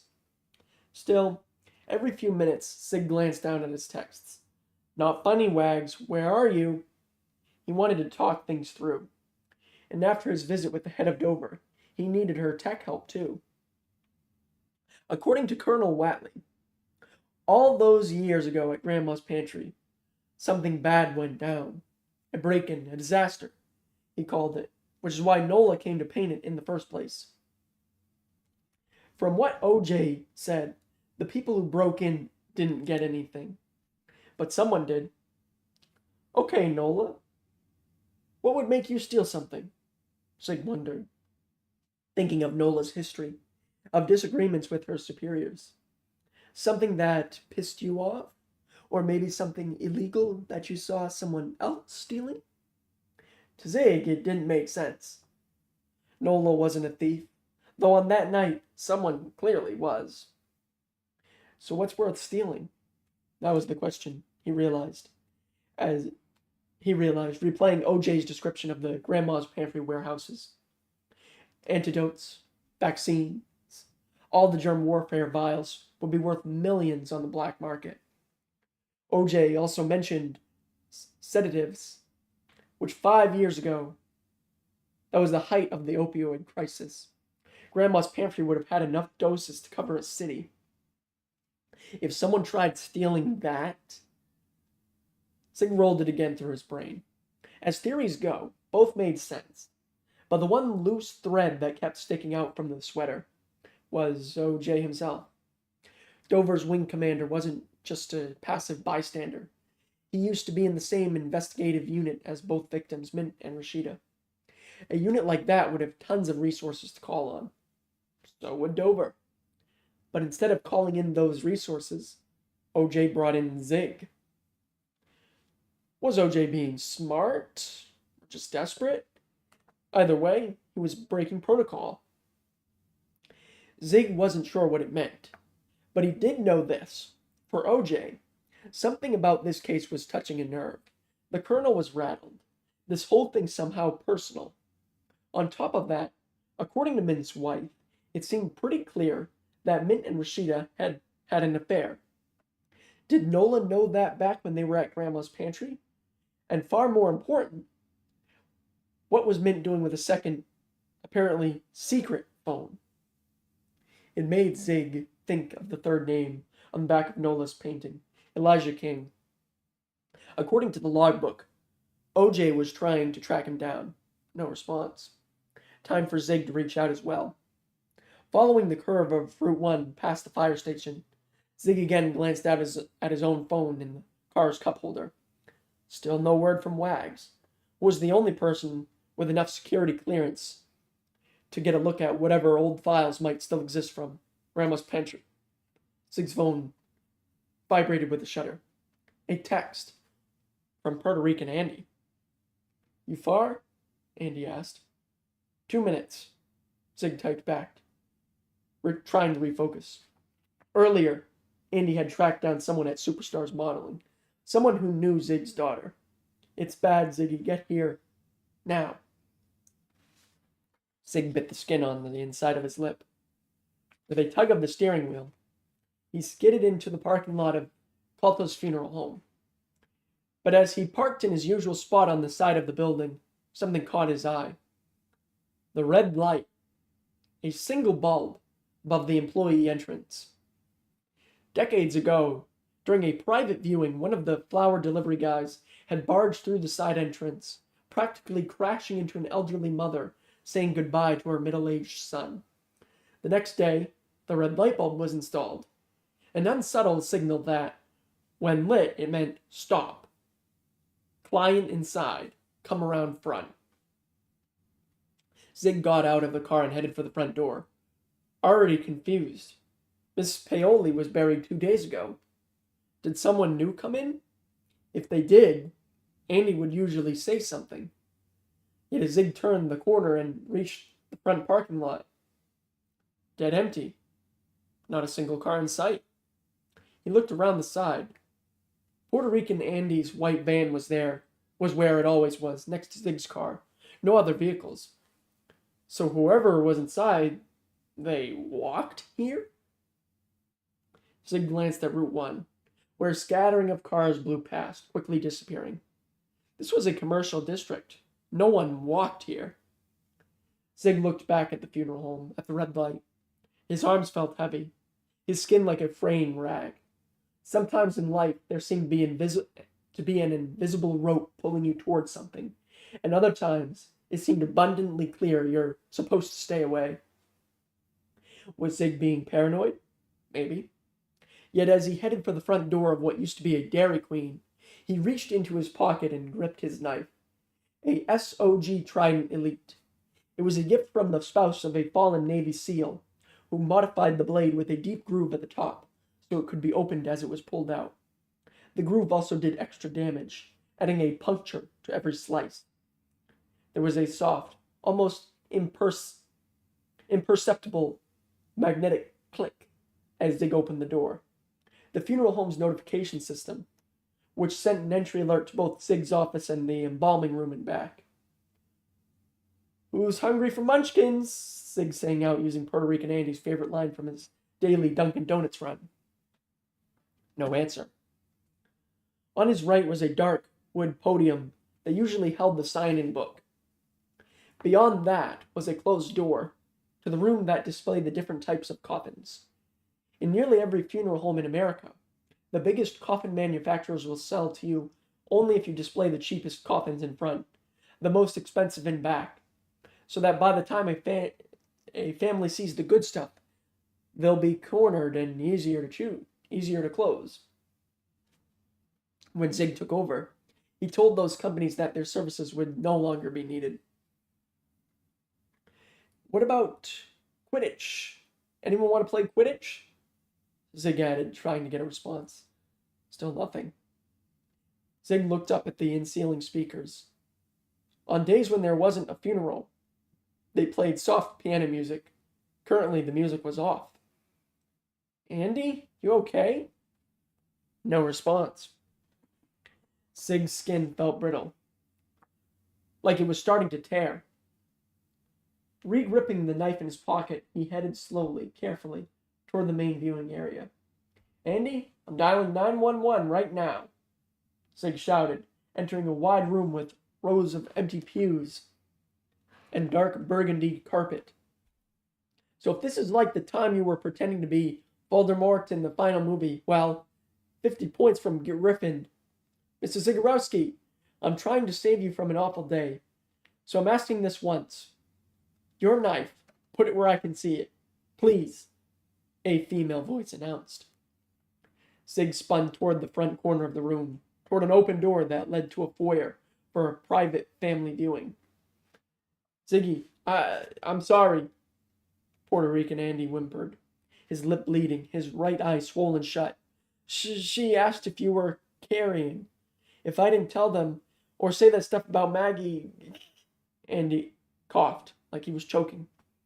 Behind Andy, a red-headed woman with piercing, different colored eyes pulled a string she held to Andy's throat. No, not a string, a thin metal saw. The knife, Mr. Zagorowski. I know it's in your pocket, Reagan said.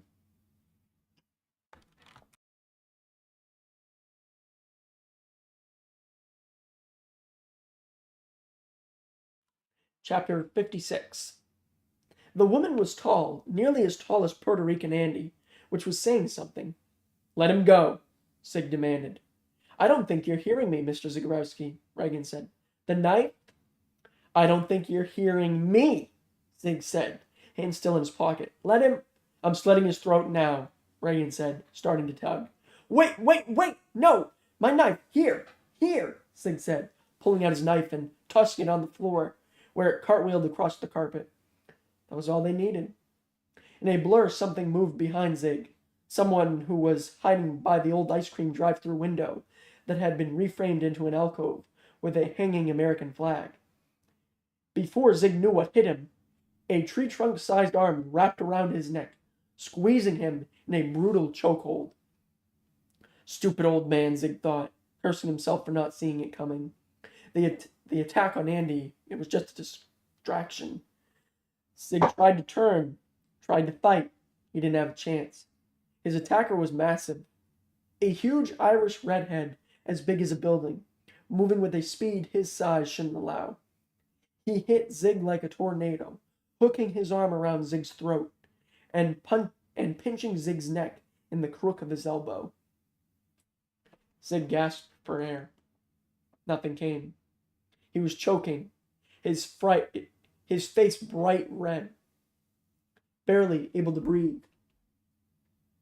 Let's try this again, Mr. Zagorowski. I'm trying to save you from an awful day, the redhead woman repeated. It's a rather simple question. Tell us what you know about Black House.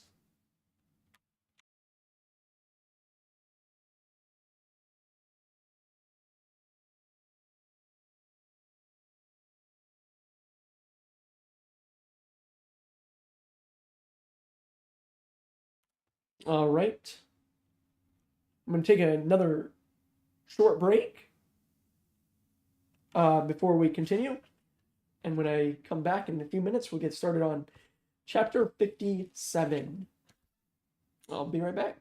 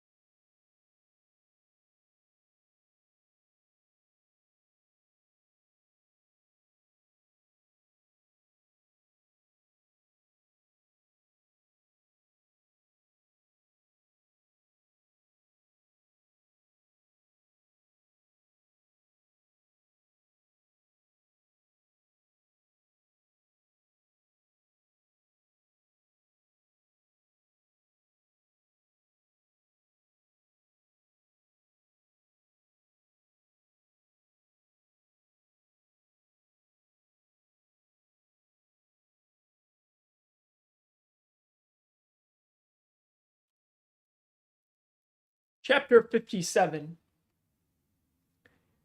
Zig's head was about to pop. Blood flushed his face. He was fighting for air, trying to say something.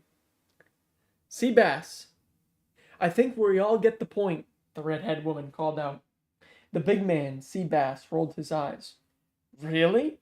Like I'm some kinda novice? He eased up on his chokehold. Zig gasped, starting to cough. I don't like funeral homes. Mr. Zagorowski. They bring back a bad memory for me about my sister, the woman added. So whatever you know about Black House, I never. Zig was still coughing, Seabass's forearm still at his throat. I don't know Black House. Never heard of it. The woman's gaze slid sideways to Puerto Rican Andy. She gritted her teeth, tugging on the saw at his neck. Ziggy, please! Andy begged. Snot, tears, and blood poured from his nose and lips. Wait, that place, Black House, Zig said, hoping to buy time. I can help you. Maybe I know it by another name. Tell me more about it. You're trying to stall, Reagan said. She was smart. Posture like a flagpole. Military for sure. The most unnerving part was her voice. As Zig had learned from years of reading Dover casualty reports, when a soldier panics or is about to do something desperate, they usually take suicide breaths, quick huffs to psych themselves up. Reagan was a flatline. If anything, she had a twinkle of larceny in her eyes. Andy, you okay? Zig asked, purposely saying his name. Keep him human and you'll keep him alive.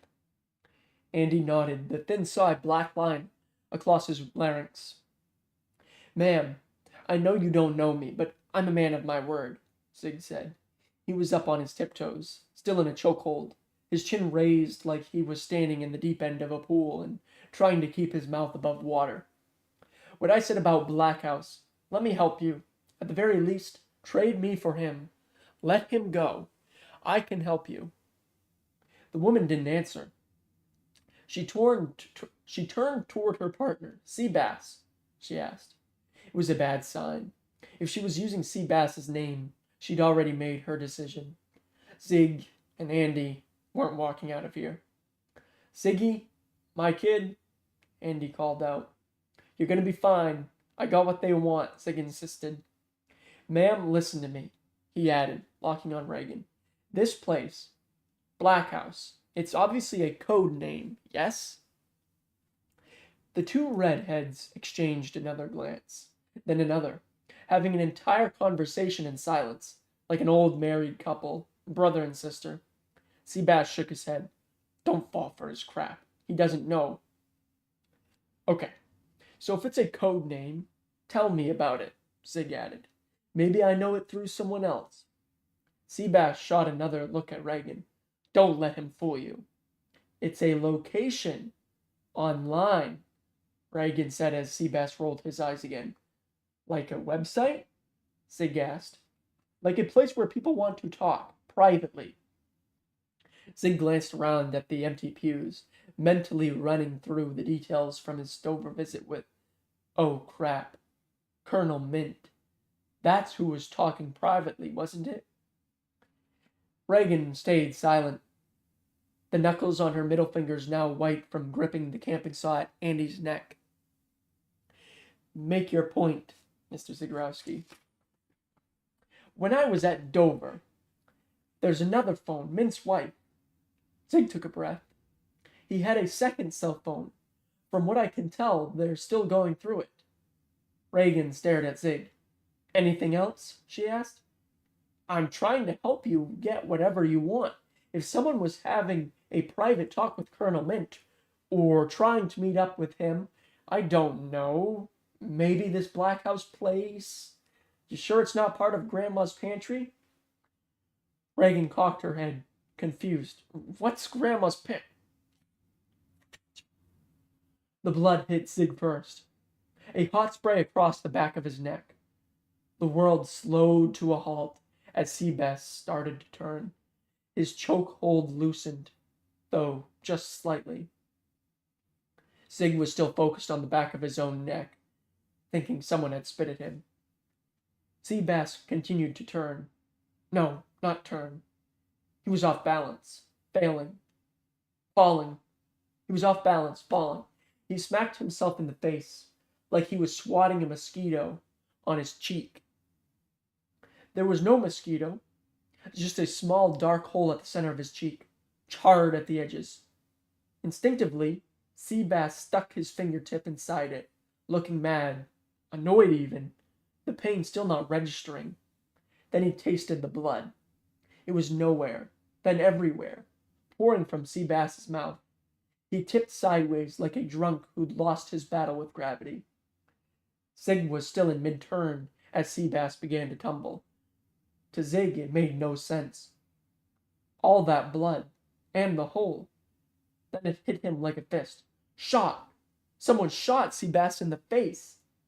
Zig, at your 9, get low! Someone yelled. Zig turned to his left. Still barely registering the words. He knew that voice. A shadow turned the corner. Roddy.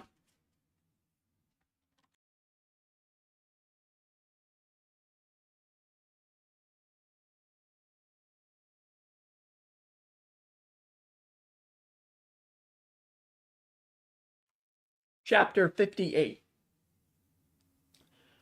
Roddy ran straight at Zig, raising his gun. Get low! Get low! Roddy shouted, aiming his pistol. It was the tactical .45 with the silencer. 2 more shots. Zig was still in mid-turn. His first thought, simply that, as Roddy turned the corner, it looked comical, the way he was perfectly framed by the old ice cream drive-through window behind him. Seabass was bent over, holding his cheek, spitting blood and teeth. He'd been shot in the face. You crazy mother! Like an FNL lineman, Roddy plowed into Seabass, both of them tumbling toward the pews, crashing to the carpet.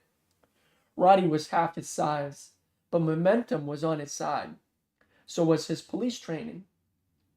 They hit the carpet with a thud, Roddy using his forearm like a nightstick, pinning it to Seabass's throat, squeezing the air out of him. Roddy saved me, Zig thought, still wobbling as he tried to find his footing. Barely 5 seconds had passed since Roddy raced into the room. Zig was still trying to process how these redheads surprised him and known, not just him. Ziggy, run! Puerto Rican Andy screamed. Oh God, he almost forgot. The metal saw. Andy! Don't! Zig yelled, spinning toward his friend. Too late. With a ruthless tug, Reagan yanked the thin metal camping saw at Andy's neck. Andy tried to grab it. He didn't have a chance. Andy! Zig screamed. A thin red line appeared across Andy's throat, like a crimson smile. His hands bled too, his palms facing out, the saw digging into them.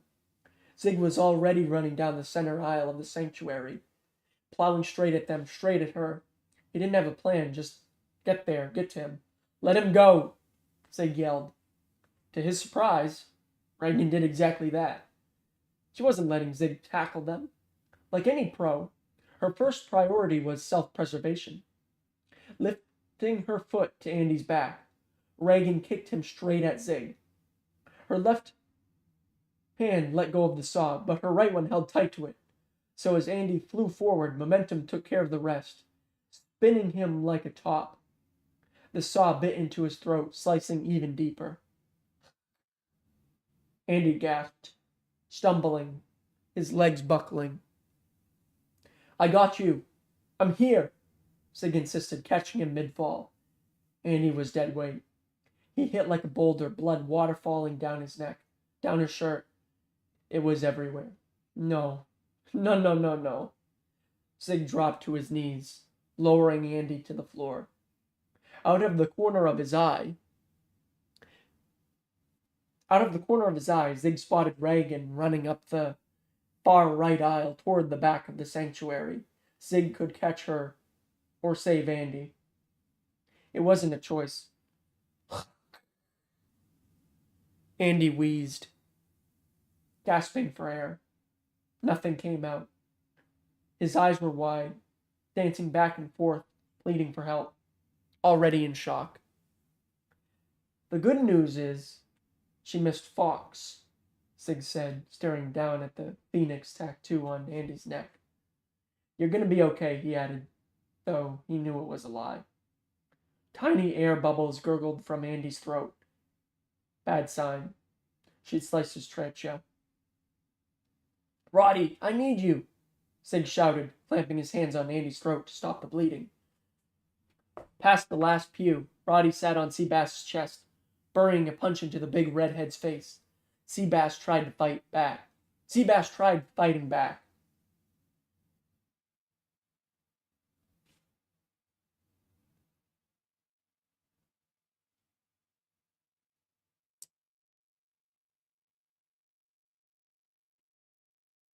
Past the last pew, Roddy sat on Seabass's chest, burying a punch into the big redhead's face. Seabass tried fighting back, raising his arm. Roddy hit him again, and again, Seabass finally going limp, unconscious. It didn't slow Roddy down. He unloaded with another punch, then another. The ferocity of catching Zig off guard. Spit flew from Roddy's lips, then a strand of drool dangled down. A plump vein swelled at his temple, his punches getting faster. Roddy, get over here! He's gonna bleed out! Roddy was just a blur now, slamming his fist into Seabass's face, then winding up and doing it over and over, pile driver after pile driver, each impact a sickening wet crunch of meat and bone. With each hit, Roddy let out the kind of grunt you'd hear during sex. Huff, huff, huff. Zig called his name again, begging for help. Still no response. As Roddy cocked his fist back for another hit, there was blood on his knuckles. Zig now realizing that with each punch, Roddy had been targeting the bullet wound in Seabass's cheek, just like Nola, feasting on the weak spots.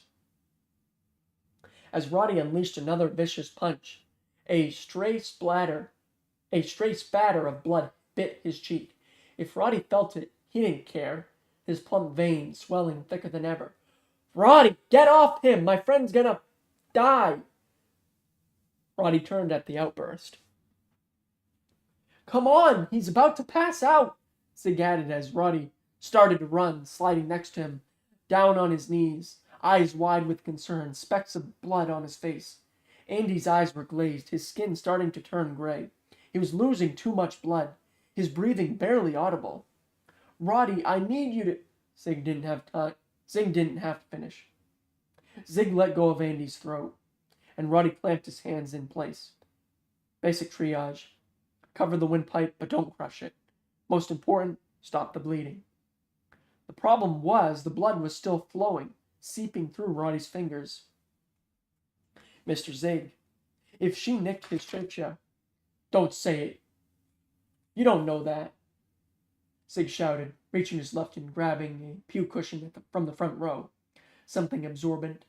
Frantically tearing open the cushion, he pulled out its foam stuffing, tossing it to Roddy. Roddy stuffed the foam into place, but the blood was still coming. Andy's eyes rolled sideways. Red air bubbles seeped from the wound. Blood was in his airway. On his phone, Zig dialed 911. His wound, it looks terrible, Roddy said in his usual flat tone. They won't make it in time. You're not listening. Blood is filling his lungs. Use the damn phone, Zig said, darting to the front of the sanctuary toward the open door in the corner. As he ran, he told the 911 operator to send an ambulance to Calta's funeral home. But Roddy was right. They wouldn't make it in time. Zig picked up his pace, ramming the door with his shoulder and plowing down a narrow hallway to a room at the back of the building. Danger. Hazardous materials. The smell was proof of that. As Zig burst inside on his left, up on a dolly was a Rubbermaid trash can filled with powdered formaldehyde. He could taste it on his tongue. The pungent ammonia scent that reminded him of his mother's cancer. On his right, A medical cabinet with extra scalpel blades, autopsy saws, and a handheld bone dust vacuum stood next to a garment rack filled with mothballed suits and sequined dresses, clothes he stored for his elderly customers who already knew what they wanted to be buried in. Zig beelined for the back wall, to an old oak desk covered nearly to the ceiling with cardboard boxes. Overflow storage for cremation urns that came in every size and shape, including football urns, Harley Davidson motorcycle engine urns, and even old leather book urns, complete with an engravable spine for your loved one's name. "Come on, where the hell are you?" Zig muttered, feverishly pulling open all the drawers of the desk until, "Gotcha!" From the top right drawer, Zig pulled out what looked like a clear straw with a miniature spoon at the end of it, the mortician tool for transferring a loved one's ashes into small containers, like jewelry or lockets. The tube was made of industrial plastic, but since it functioned as a funnel... "Roddy, pull the gauze!" Zig shouted, grabbing one more item from the drawer and racing back to the sanctuary. Turning the corner, Zig scanned the room. The redheads, Seabass and the woman, in the chaos, both were gone. In the back of the sanctuary, there was a thick trail of blood across the carpet. She must have dragged Seabass out of here. Roddy had done a number on him, and he was too big to carry. Zig was relieved. One less disaster to deal with. At the front of the sanctuary, Roddy was hunched over Andy. In the back of Roddy's waistband, his pistol peeked out under his shirt, the .45 with the silencer. Zig barely noticed. He was too busy staring at Andy, who wasn't moving. "Mr. Zig, it's bad. He's not..." "Stop talking!" Zig shouted, dropping to his knees. From Andy's neck, Zig peeled away the layers of blood-drenched foam himself, revealing... Oh, God. Andy's face was gray, his breathing down to a ragged gasp. The worst part was his throat, a slit shaped like a gruesome smile. Red air bubbles gurgled from the wound, rising and falling with each shallow breath. Zig had been around enough bodies to know what came next. "The bubbles," Roddy began. "It means blood's pouring into his lungs. If you don't stop that..." He didn't have to finish the sentence. In overdone TV movies, scrambling EMTs stab makeshift tracheostomy tubes made from hollowed-out pen barrels into a patient's throat to kickstart breathing. The reality wasn't nearly as easy. To get to the actual trachea... Have you ever done this before, Mr. Zig?" Zig shot him a look. He didn't have a choice. Poking his thumb and pointer finger into the wound, Zig spread his fingers like he was enlarging a photo. The slit in Andy's throat widened like an open mouth. There was only one way to find... There. The whiteness of the windpipe itself. Feeling around with his fingers, Zig spread aside the muscles and fatty tissue to get to the windpipe. It was stiff to the touch, covered in ridges. From there, he simply followed the tiny red bubbles to a small notch. That's what he was looking for, the cut in the trachea. With his other hand, Zig slid the plastic cremation funnel into the slit of Andy's neck. It took Zig a moment to realize he was still holding his own breath. Over the years, he removed hundreds of stents from the windpipes of fallen soldiers. This was just the opposite of that, he told himself, almost believing it. The bubbles were his guide.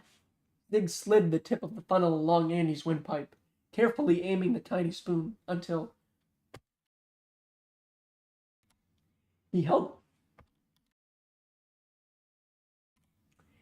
his breath again as it notched into the actual cut. That's the spot. The tip of the funnel was at the right entry point.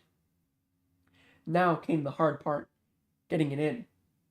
Zig tightened his grip on the funnel, trying to ignore the beads of sweat that he could taste on his top lip. "Mr. Zig, if you push too hard, you can rupture his... Roddy, I will physically take your head off your body if you don't utter another syllable." Roddy went silent. Zig took another breath, licking the sweat from his lip. Gripping the plastic funnel like a screwdriver, He notched the funnel into the windpipe. With a quick twist, Zig gave it a quarter turn clockwise, then twisted it back again. Twist and twist it back, over and over, carefully trying to wedge it in just. There was a muted burst of air, like Andy belched, followed by a hiss. Drops of condensation appeared inside the plastic funnel. Air. Andy was getting air. That's Mr. Zig. He's breathing. Determined to keep it that way, Zig let go of the windpipe with one hand, then reached into his pocket and pulled out the one other item he'd taken from the desk. Every mortician's secret weapon. A tube of skin glue. Grabbing a flap of skin at Andy's throat, Zig squeezed it around the neck of the funnel and slathered it with skin glue. The glue turned pink from all the blood, but so far it was staying shut. Now to deal with the wound itself. Feverishly working left to right like he was sealing a Ziploc bag, Zig pinched Andy's skin shut and added more glue, then another pinch of skin, and then another gob of glue. Inch by inch, he worked his way across Andy's throat, squeezing it so tight and adding so much glue that a few times his own fingers were stuck together. In the end, he left a bubbly pink scab across Andy's throat, the plastic tube sticking up like a flagpole, but the bleeding. Zig gave it a moment, watching the skin stretch and pucker with the rise and fall of Andy's chest. He waited for more blood to seep through, but instead. Done. Stopped. Andy's eyes blinked away. He looked around, panicking, still in shock, but the color was already back in his face. I gotta be honest, Mr. Zig. I didn't think it would work, Roddy said. But you. Did you know they would be here, Roddy? Roddy turned, confused. Zig was still on his knees, breathing heavily, trying to catch his breath. There was so much blood caked along his fingers. Zig scratched an inch on his nose with his forearm. Did you know? Zig repeated, refusing to look at him. I don't understand. The redheads, Seabass and his sister wife, or whatever the hell she is, Zig said, his voice low, simmering with anger, as he motioned to the back of the empty sanctuary. In the distance was the faint wail of a siren, an ambulance still a few blocks away. We would have been dead. They would have killed us, but for you swooping in and saving our asses. The timing was remarkable, Zig explained. So answer my question, Roddy. Did you know those redheads would be here? Roddy cocked his head, like Zig was speaking Chinese. How could I possibly know that? Zig turned, finally making eye contact, the siren growing louder. Then why'd you come here, Roddy? The guy. I found the guy. From the back of the painting, Roddy explained. Elijah King, the third guy from Mint and Nola's original mission. I spoke to him and he said he's willing to talk to us.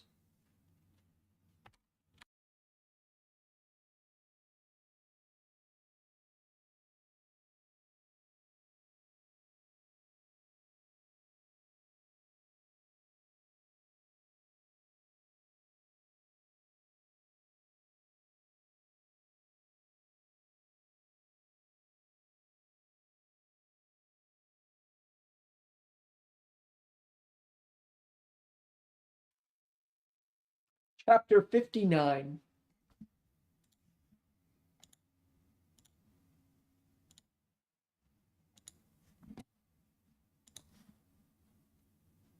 Zig needed this shower, and not just to get rid of the blood.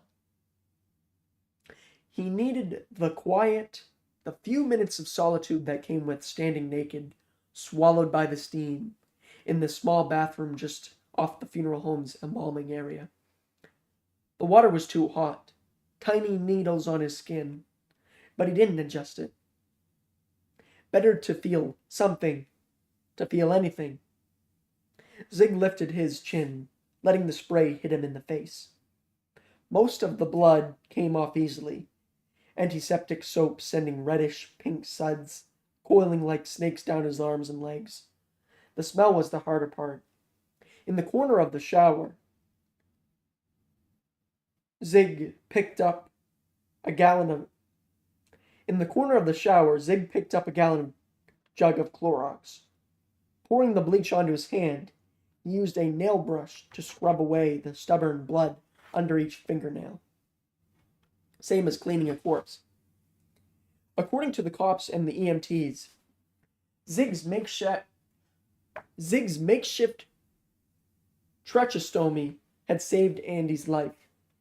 It didn't make Zig feel any better. What happened today, what they did to Andy, Zig closed his eyes, unable to stop seeing it. The redhead with the saw. She slit Andy's throat. And for what? Something called the Black House, whatever the hell that was. According to the redhead, it was a location online, a place where people want to talk privately. Zig thought about that. If Mint was one of the people using Black House, who was he talking to? And what were they talking about? Zig was still scrubbing so hard with the nail brush. He didn't even realize he'd opened a hairline cut underneath his own thumbnail. It burned from the bleach. Zig barely flinched, thinking he deserved it. Half an hour ago, when the EMTs first arrived at the funeral home, Roddy flashed his badge.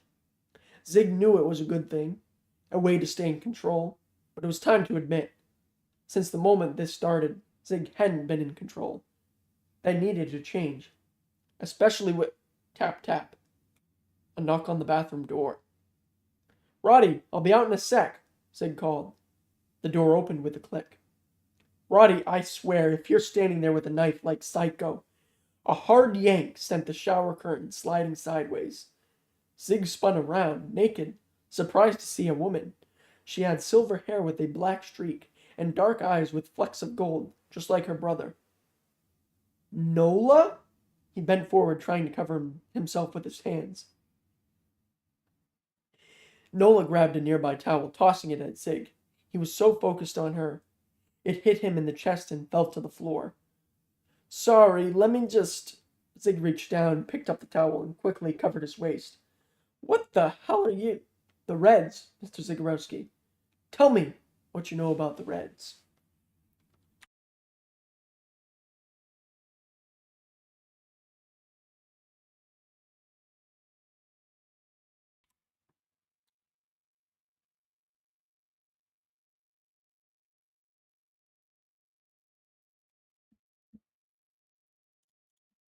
Chapter 60. "What are you doing here?" Zig challenged. Nola held a finger to her lips. "Be quiet." She'd been hoping to avoid this moment, but she didn't have a choice.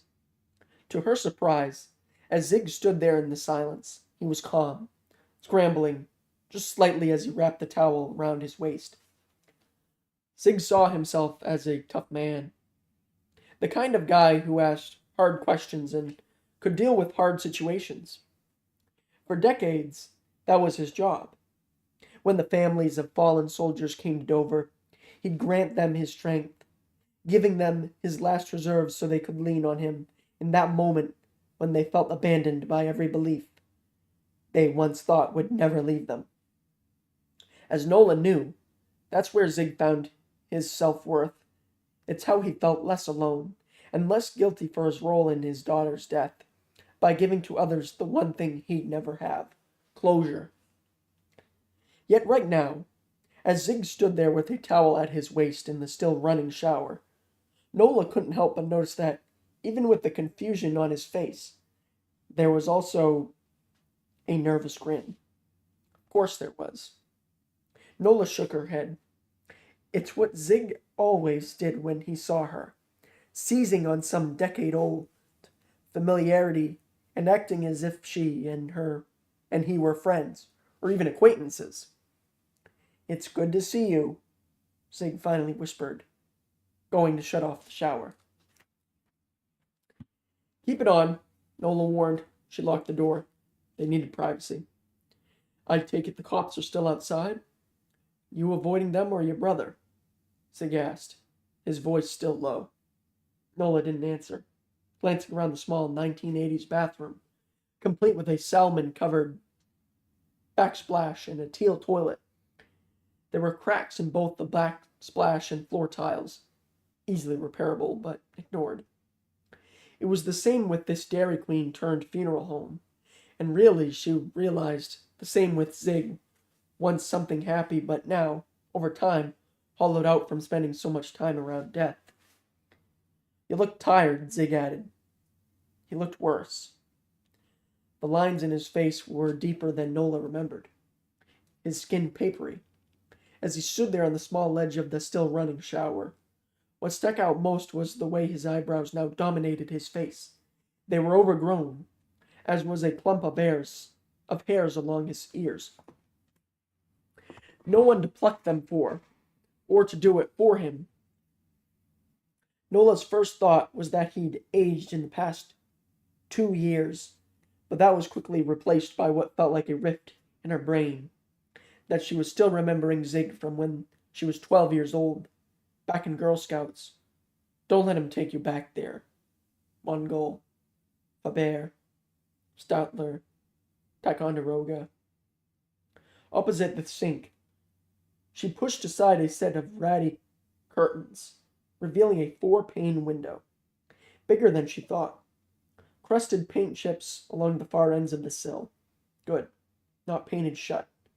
Anyone comes, that's the way out. "Nola, if you need to sit down," he pointed to the closed toilet, a pinwheel of steam twirling in the wake of his motion.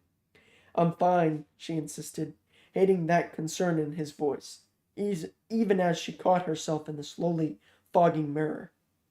Zig was right. She did look tired, exhausted even. Dark bags under her eyes.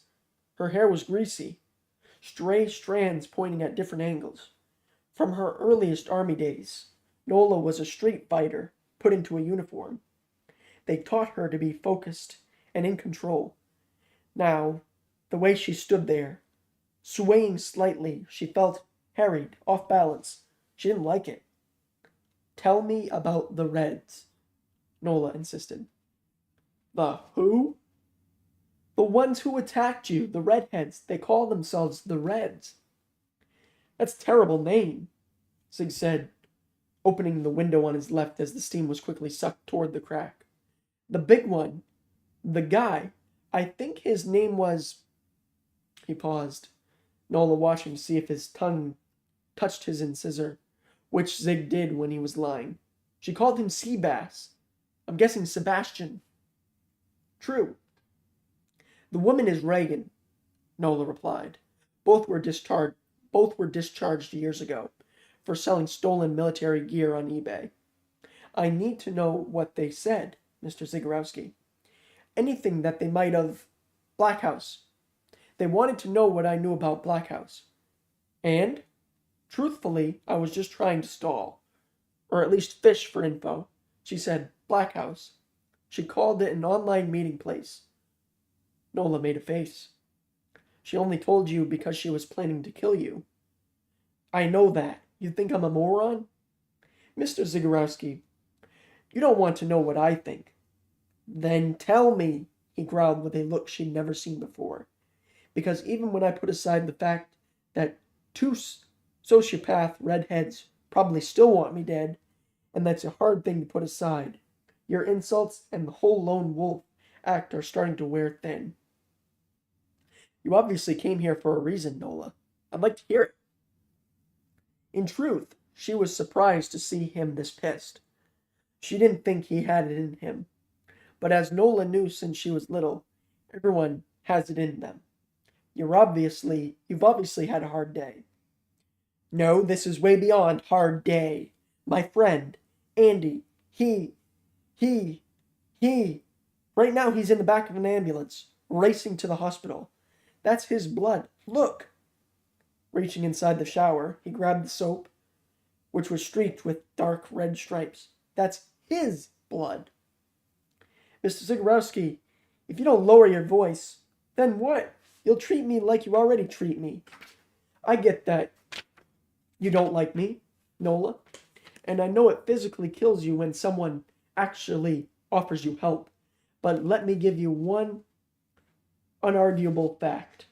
The only reason you're standing in this tiny bathroom is because there's someone out there right now who is scaring the out of you. Maybe it's the cops, or the Reds, or, oh, let's just be honest for once. We know it's your brother.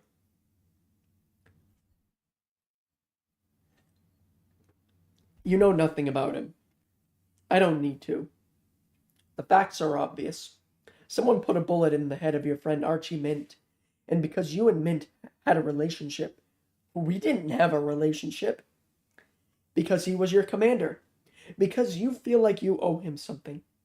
Because back in the day, he bought you a paint set that you used to write Rosebud on your sled.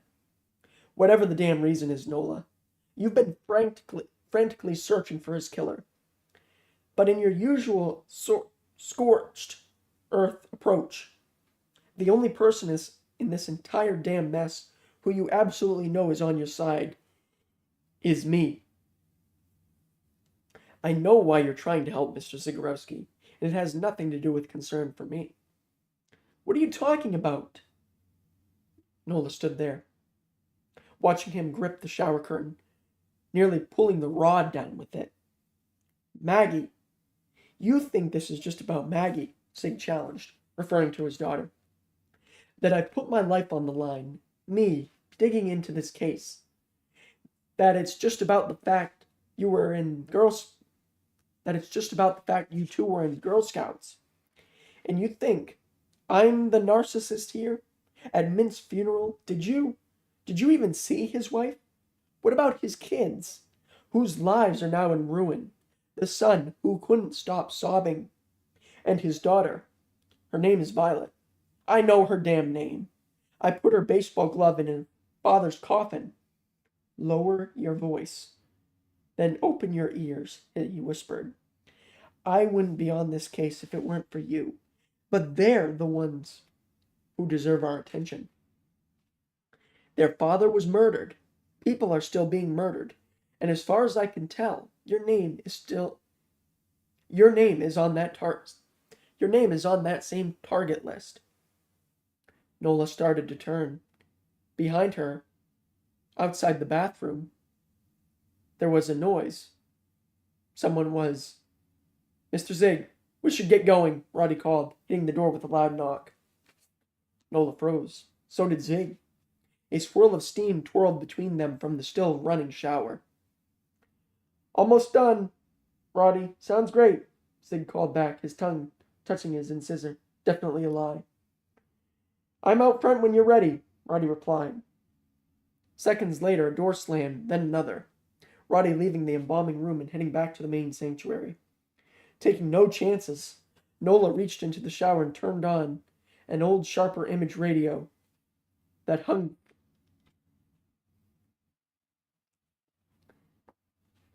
from the shower nozzle and once seemed like it was from the future. Prince started singing about calling up a shrink in Beverly Hills. Doctor, everything will be all right. Nola, if you'd just accept some help. Stop talking, she said. I found his account on Black House, she explained. I know who killed Colonel Mint.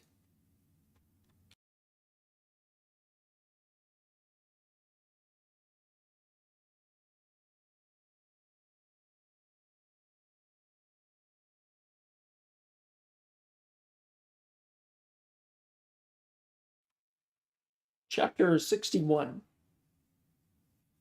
Who the hell is Zion Lopez? Zig asked. Drug dealer. Small time, Nola explained, quickly telling Zig about her visit to Zion's cousin. The Oscar the Grouch mask. And what she found on the minion cam. As the shower continued to run and Prince continued to sing about an elevator bringing us down, Zig stepped out, put on a shirt, and took a seat on the closed toilet. I assume you don't think this is about some petty drug deal, he asked. Mint didn't smoke, much less do drugs. More important, Zion was a runt, Nola explained. Kid like that doesn't give orders. He takes them from someone bigger, or at least smarter. And you think that was the Reds? Nola shook her head. The Reds show because someone pays them to show. They're hired guns. Specialty is cleanup. Zig thought about that. At Grandma's pantry, all those sedatives and opioids, could Zion or his boss be the one who told you about Grandma's pantry? Colonel Watley. Watley's a tool bag. I'm sure he'd be thrilled to hear your assessment. Anyway, the opioids. This isn't about opioids. Stay with the Reds. I told you. She kept asking me about Black House. Is that where Mint? You said you found his account? When I logged in, 2 people were already there, she said, mentally replaying the avatar of the Hispanic soldier with close-set eyes. I think one might have been Zion. And the other was the Reds? Nola made a face. She didn't think so. But that was the question, and the reason she came here. Whoever was in Mint's account, they were using his avatar. The voice was robotic, impossible to ID. So that second person, either they were having their own private meeting with Zion, or they were doing exactly what I was, hacking into Mint's account, trying to figure out what's really going on. Well, if it makes you feel better, it wasn't me, Zig insisted. No tongue to his incisor. Truth. That wasn't my concern. Zig looked up, his eyes narrowing. You think it was your brother? She forgot how quick he was. Nola stood there, the Prince song giving way to the spin doctors singing about a pocket full of kryptonite. Nola, we're hiding in a bathroom and playing old 80s songs just to avoid him. If you think Roddy was the other person in Mint's account, how did the Reds know to come here? She asked. Excuse me? Last night, they went to Zion's house and slit his throat. Today, they showed up here, gunning for you. How'd they know you were working the case? Maybe they saw me at the funeral, or someone from Dover told them. Maybe. Though what about the timing of their attack? They were about to kill you and your employee, Andy. They were about to kill you and Andy. Then Roddy got here just in time, saved you all. What a hero. I thought the same. When I asked Roddy, he seemed shocked by the accusation. And I hate to say it, but I believe him. That's a mistake.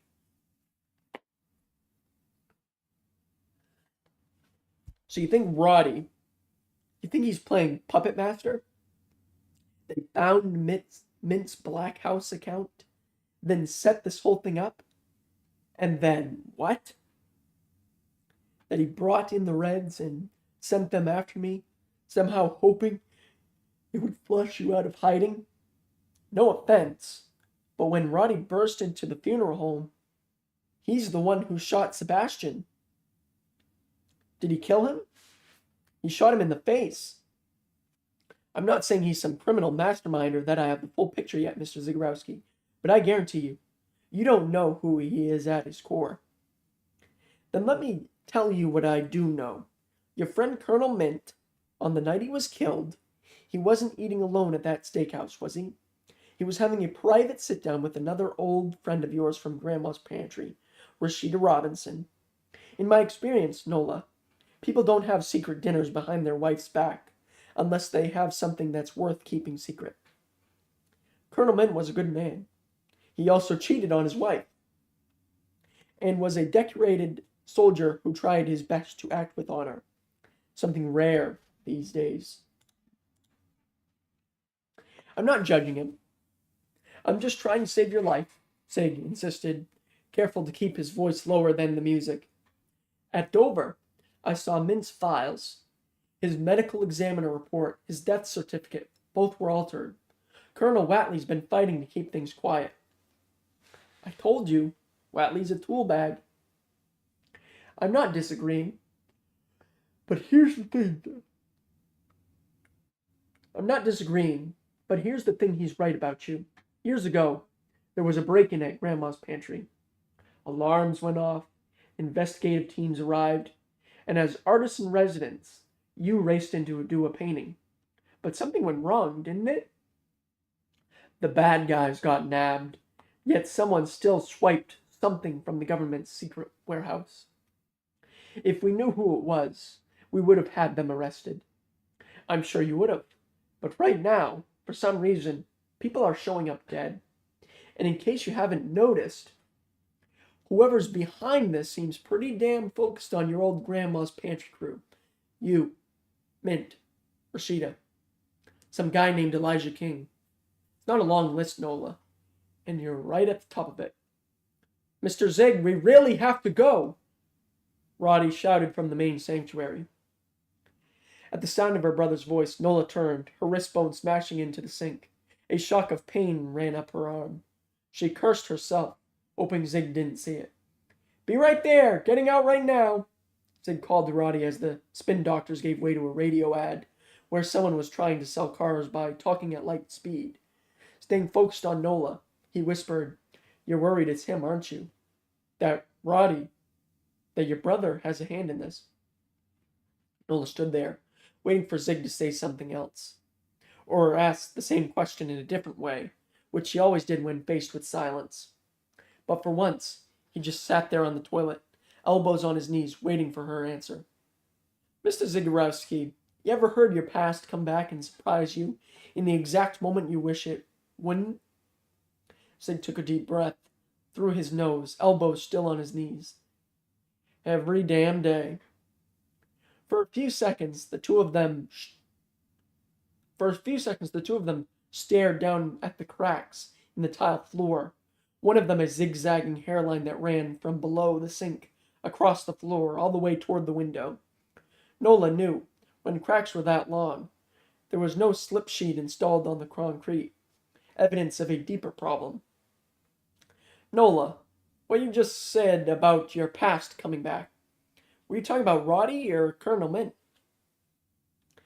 Nola thought about that, remembering what an army therapist wrote in her psych profile after she was reprimanded in Afghanistan for hitting her captain in the jaw with a plastic cafeteria tray. Suffers from RAD, reactive attachment disorder, seen in children who go through every neglect, incapable of forming attachments or loving relationships. Nola, you were close with Colonel Mint, weren't you? Mongol, Faber, Stutler, Ticonderoga. I didn't sleep with Mint, Nola blurted. Whoa, no, that's not what I was... Thump, thump, thump. Mr. Zig, we really need to go, Roddy called out, pounding on the door. Nola closed her eyes. It'd been 2 decades since she heard her brother's voice. It sounded so different, and perfectly the same. Seriously, Mr. Zig, Elijah said he's only around for another...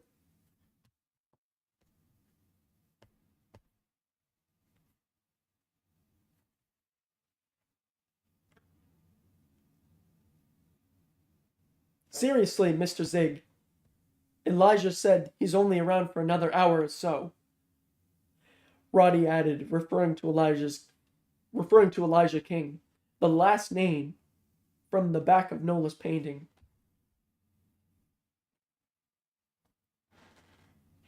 And the only person not accounted for from that night at Grandma's pantry.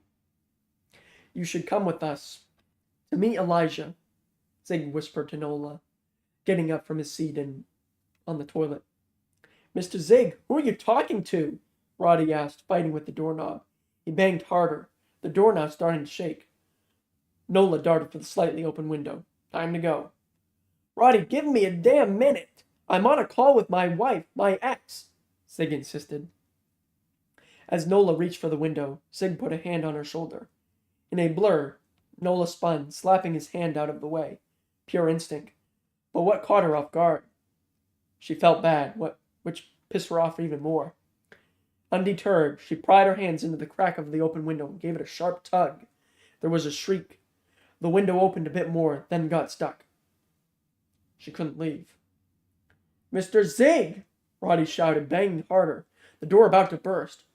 Slid next to her. Zig slid next to her, both of them grabbing the window's lower sash. "On three," Zig said with a glance. Later tonight, when the bodies were being carted away, Nola would think back to this moment and wish she'd said thank you to Zig. But right now, with Roddy pounding on the door, she had only one thought. Get out, get out, get out. With a violent tug, the window opened its mouth, fresh air licking their faces. Nola raised her leg, straddling the windowsill. Halfway in, halfway out. "You don't have to do everything alone," Zig offered. He was wrong about that. The doorknob clicked with a new sound. Roddy picking the lock. "They didn't take anything out," Nola said. "They what?" Zig asked. "Grandma's pantry, the break-in, whoever did it. They weren't trying to take something out of the warehouse," she said as she ducked down and slid outside. "They were trying to put something in."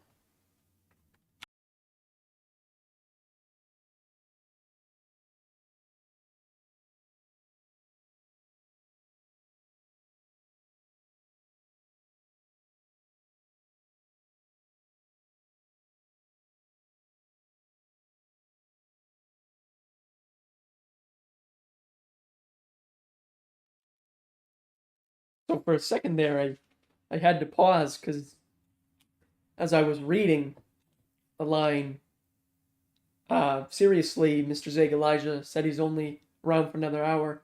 I had to pause because I noticed that triggered Siri. I don't know why, but so I had to pause and shut that off for a second.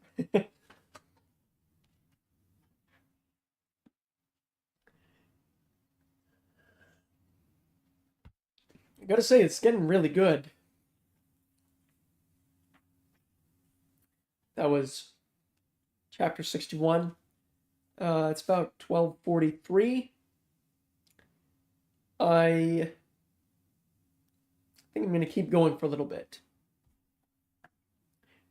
I think I'm about a third away in from today, so 2/3 of the way through total.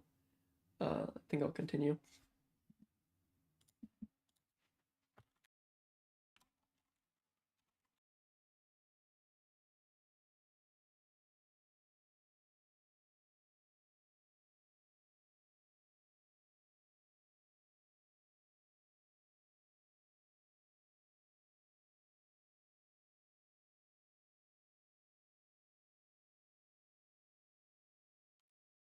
Chapter 62. St. Anthony's Medical Center, Oakton, Maryland. "Mr. Soul, is that your wife?" "No, do it louder," Nurse Sandy said. "Mr. Soul, is that your wife?" "Mm-hmm," Robert Soul said, nodding in slow motion, his head barely bobbing, as though his chin were so heavy it was hard to lift his head. Like many men in their 90s, Soul had a face that puckered toward his lips, his blue eyes cloudy with cataracts and his jowls sagging like a hound dog's. After 16 years in a coma, muscle atrophy took the hardest toll. Stood, there was a sweetness. Still, there was a sweetness to him, reminding Wags of an interview where Angelica Hudson said that when you get older, you get the face you deserve. "That's my wife, Rochelle," Soul said, his hand shaking as he pointed to the picture frame next to his bed. "We got married in, in, in Toronto," Wags said. "In Toronto," Soul said. It was the fourth time he'd been asked about the black and white photo, which showed him and his wife in their early 20s, both of them holding Cincinnati Reds pennants. As the nurse explained, talking about Soul's wife was the surest way to give him a kickstart. "My pretty bird," Soul said, smiling and revealing just a few bottom teeth that were left. "Big baseball fan. Kept her own box score." "The Reds were her team?" Wags asked, also for the fourth time. "Mm-hmm. Mm-hmm." mad for him. Okay, try now, Nurse Sandy whispered to Wags. What about this girl? Wags asked, holding up a photo of Nola, again for the fourth time. Sol's chin was still down by his chest. He looked up with just his eyes. Pretty bird, too, Sol said, clearly excited.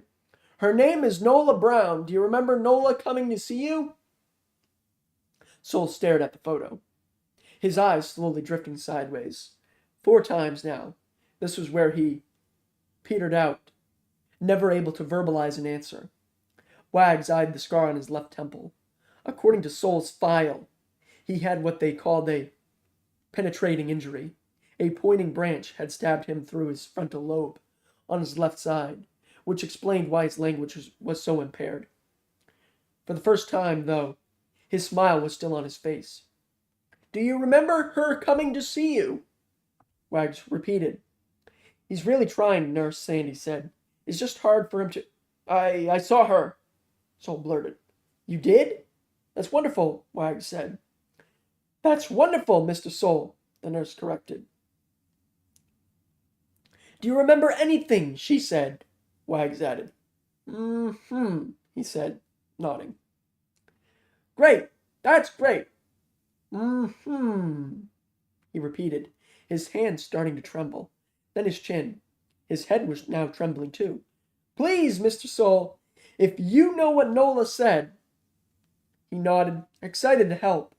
Though the trembling was getting worse, he stopped looking at Wags, his gaze sliding diagonally down, unable to hold eye contact, but he was still fighting to get the words out. You sure he's okay? Wags whispered, again eyeing his scar. He doesn't look so good. Nurse Sandy took Sol's hand in her own. She'd been at this long enough to know what he needed. Sol stuttered, looking pained and frustrated, like the words were stapled inside his lips. Sandy held his hand tighter, rubbing a small circle into his wrist. He reacted immediately, looking her way, blinking, pleading. Just as quickly he was gone, staring into the distance, his eyes empty like no one was home. He needs a break, Sandy said, still rubbing his wrist. Maybe you can come back tomorrow or later in the week.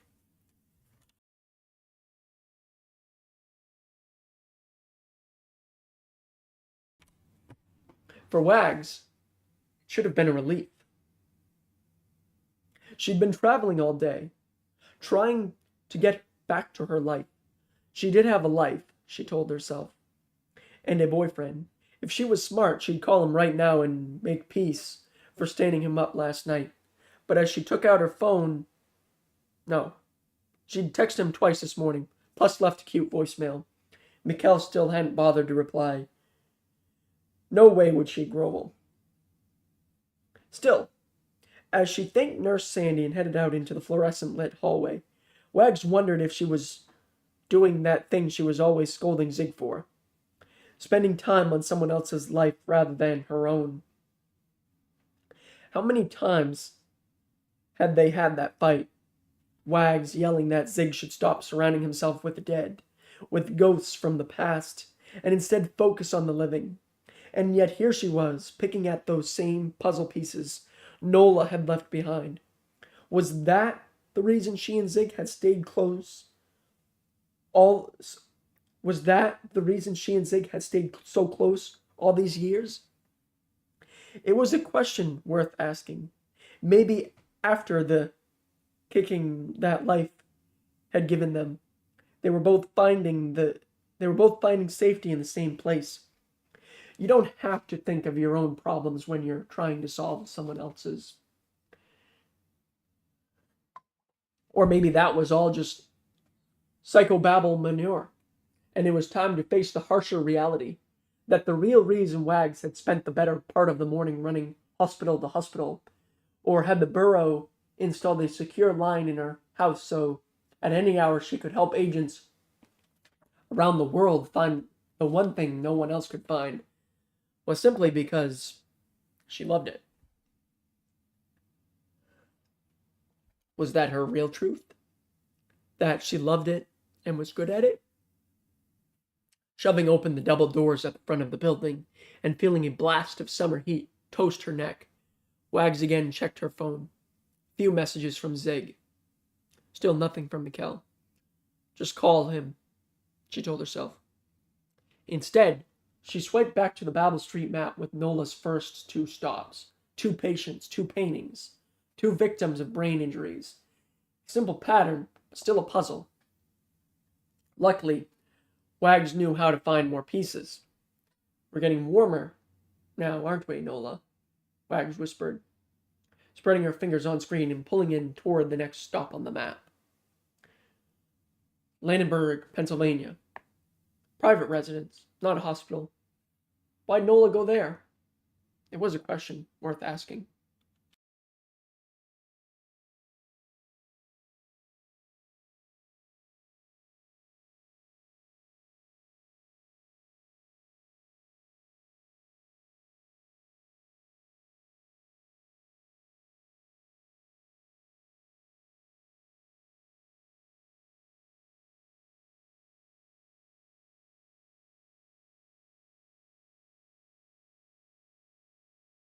All right, gonna take another break here. This will be the last break. Another short break. Gonna grab some more water. Be right back and read a few more chapters, and that'll be it for the day.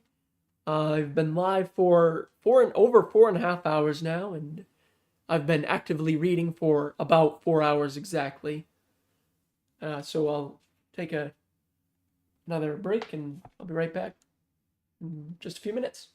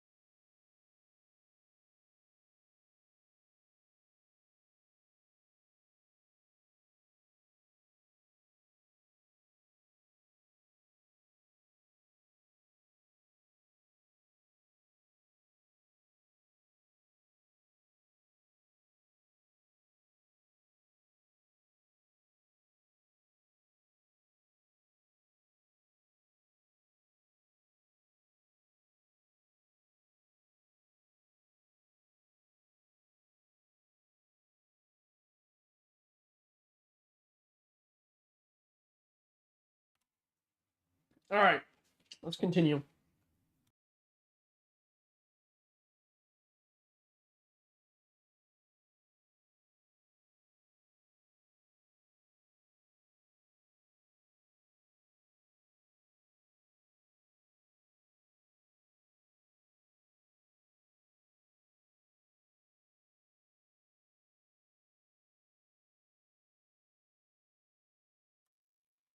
Chapter 63. It was dumb to be mad at Zig. A waste of energy, Nola decided. Yet as she darted through the gravel pit along the back of the funeral home and finally reached the corner of the building, she was still mad, still annoyed, still kicking herself for letting Zig worm his way back into her. Nola? A familiar voice asked, behind her from the back door. Nola froze. She knew that voice. Whoa, when did you... What are you doing here? Roddy asked. Run, she told herself. Only a fool wouldn't run, though. Before she realized what she was doing, she was turning, following the sound. You look scared, Roddy said, his hands in the air, a show of trust. At his waist, his gun was still holstered, but same with his police baton. He was trying to prove he wasn't a threat. But as he turned his hand slightly, Nola spotted his knuckles, purple and swollen. No doubt, her brother was always a threat. Nola, your hair looks different, straighter. He looked old, shorter than she expected, his face pointier, his ears bigger, everything the wrong size, like going back to your childhood room and having to redo the math to make the proportions make sense. The only things that hadn't changed were his black eyes, mirrors to her own, though they were sunk deeper in his head than she remembered. Weary. Do I look that tired too? She wondered. And then she was hit with a forgotten memory of when they were kids in the LaPointe's house. A group of them sliding down the stairs as Roddy stepped onto her fingers, digging in with his heel, pinning her in place, and trying to make her cry. Instead, with her free hand, she dug her nails into his ankle, drawing tiny semicircles of blood. There was blood here as well, though he'd clearly tried to scrub it clean from the chest of his uniform. On his sleeve, she spotted service stripes. 5 years, which is usually when you see a cop's gear start to look worn. Instead, Roddy's uniform looked sharp. Pressed pants, centerline crease still crisp, no worn spots at the pockets or where the gun and holster rub. To top it off, his badge was shined. He'd even polished and oiled his leather belt, rare for a cop. Working hard to make detective, or did someone teach him right? She couldn't tell, which unnerved her even more. Don't let him sucker you. Get out of here, she told herself, pivoting her foot in the gravel. Nola, please, don't run. Just the sight of him stopped her. It stopped him, too. He had a stillness about him, a wounded stiffness in his voice. Something moved between them, brother and sister. A cobweb brushed away. You know why I'm here? Roddy said. Nola turned, refusing to answer. I wouldn't bother you, he added, but this, it's about her. Nola still wouldn't face him. From her spot at the corner of the building, she had a clear view of the side lot of her car, a gray Dodge, 20 feet away. Not far at all. I know this is hard, Roddy added. The gravel shifted, like quicksand. She stayed locked on her car. I don't blame you, Nola. With everything going on, I know you don't want to trust me. But, I'm not who I was before. Neither am I, she shot back, stabbing him with the glare. That's it. That's all she was giving him. You, Roddy. Nola, don't.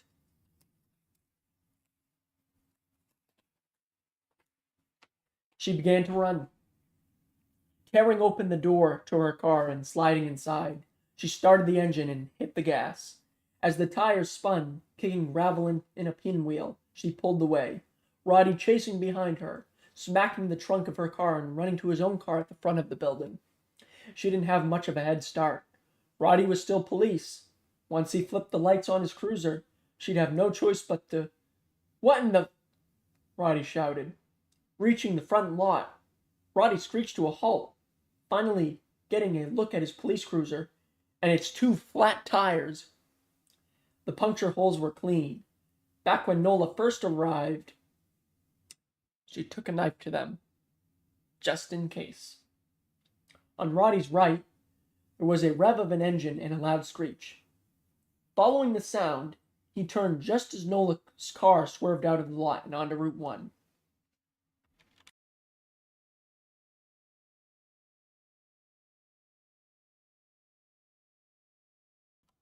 Chapter 64. Tessa started with their credit cards. They were easy to check.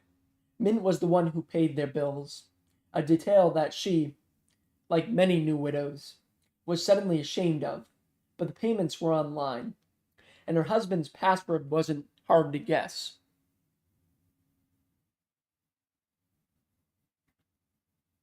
Huck Violet 1216. Same one he used everywhere. 6 minutes of clicking and scrolling revealed what she already knew.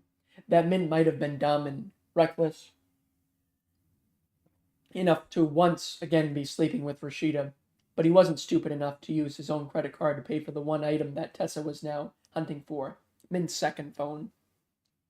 The one OJ had found, and that his Dover forensic folks were now digging through. Back when Tessa first entered dental school, one of her professors told her, "If you don't know what's causing the problem, you can't fix it." There were answers on that phone, details about her husband. Yet during the hour-long drive from Dover, Tessa couldn't help but wonder, would OJ share those answers with her? OJ and Mint had started their careers together, served together, and buried their fathers within 3 months of each other. Over a decade ago, OJ was one of the people they nearly asked to be Violet's godfather, though they eventually went with Tessa's flaky but wealthy brother. Family over friends, Tessa had insisted over Mint's protests. So would OJ tell her the truth about the second phone? Depends what was on it. Feeling her rage start to swell, Tessa slapped the laptop shut, plowed toward her husband's closet, and rifled through the sock drawer where he hid his watches and cufflinks. That's where she found the plug, an old micro USB, like the one used by their Kindle back in the day. This plug was new, though, as she suspected, from a burner phone. "You made a mistake keeping it here, Archie, which means you probably made more." It didn't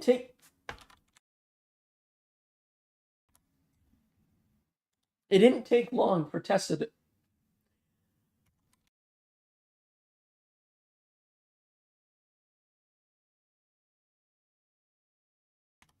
It didn't take long for Tessa to pull apart the rest of his drawers, or the mini safe where they kept their passports and birth certificates, as well as, at the very back, the plaster imprints of the kids' handprints from when they were born. The plaster was wrapped in pink and blue tissue paper, and his old memories flooded back. She hated her husband for ruining something that used to bring her so much joy. "Couldn't help yourself, could you?" Tessa muttered, gripping the charger and storming out into the hallway, toward Mint's other favorite hiding spot, his home office. She was gritting her teeth so hard, a high-pitched note filled her ears. As she threw open the door to the office, the smell hit her first. A mix of old leather furniture and coconut oil from the fancy body wash she bought him for Christmas last. "Ah!" Tessa shouted as the high black chair swiveled and moved. She wasn't alone. Someone was already here. Her first reaction was to raise a fist, to attack, but as she got closer, "Huck?" she started to ask, though the word didn't leave her lips. He was slouched in his seat, his teenage body curled like a magic lamp. In his lap was Mint's iPad. Huck, swiping left. and swiping again, slowly, obviously as if he hadn't heard her come in, or didn't care. On screen was a childhood photo from Halloween. Huck at 7 years old, dressed as Darth Vader. He dressed as Darth Vader 3 Halloweens in a row, loved wearing that massive plastic helmet everywhere, riding his bike, in his car seat, or even in the waiting room at the pediatrician's office. For protection, he used to say. To complete the Halloween outfit, Mint had dressed as Obi-Wan those same 3 years in a row, complete with Jedi robe and glue-on gray beard, though this photo was just of Huck, open hand pointed at the camera, pretending, and believing, that he was using the Force. If only life were that simple. Old photos. Really going for the full melancholy, huh? Tessa asked, kneeling down and wrapping her arms around the chair and her son, embracing them both in a massive hug. In the last year, Huck had gotten so big. He had his driver's license. He had his driver's license, had already been through his first and second girlfriends, and had even been grounded for drinking White Claws at Chris Way's house. But as Tessa knew all too well, when a parent dies, we all become kids again. Huck again swiped left, revealing a photo of him and his dad, Vader and Obi-Wan, lightsabers crossed in mid-fight. Luke would have been the funnier costume, Tessa added. Huck nodded, his head shaky, fighting back both laughter and tears. You know why he picked Obi-Wan? Because you asked him to? Huck shook his head. I asked him to be the Emperor. He liked Obi-Wan because Obi-Wan never loses. In the movies, he's the only Jedi, the only one who never gets beaten. Doesn't Vader beat him? That's Obi-Wan's choice. He shuts off his lightsaber to help Luke. Same with Dooku, when he stupidly gives his lightsaber away because... Don't ask me to explain the prequels. But Darth Maul, Grievous, Vader, the Vader rematch, Obi-Wan rules them all. Tessa cocked her head, staring at the digital photo of her dead husband and his fake beard. That sounds like something your dad would like. Huck swiped through a few more photos, stopping on one of Violet dressed as a baby Princess Leia, which was quickly replaced by the Phillies baseball players she'd dressed as nearly every year since. Then a close-up of Mint, his smile so wide the Sikkim beard was starting to peel away from his face. I remember that beard shedding all over our sofa, Tessa said. You were so mad at him, Huck replied with a laugh.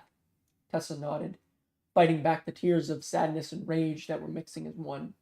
Come on, let's find you something less depressing, she said, plucking the iPad from Huck's hands and sliding it next to the laptop.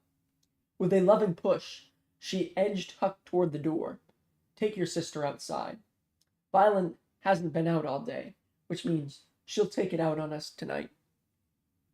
Yet as Huck headed toward the kitchen, he didn't notice that, right behind him, Tessa had tucked Mint's iPad and his laptop under her arm, waiting for a quiet moment when she'd be examining far more than her husband's old photos.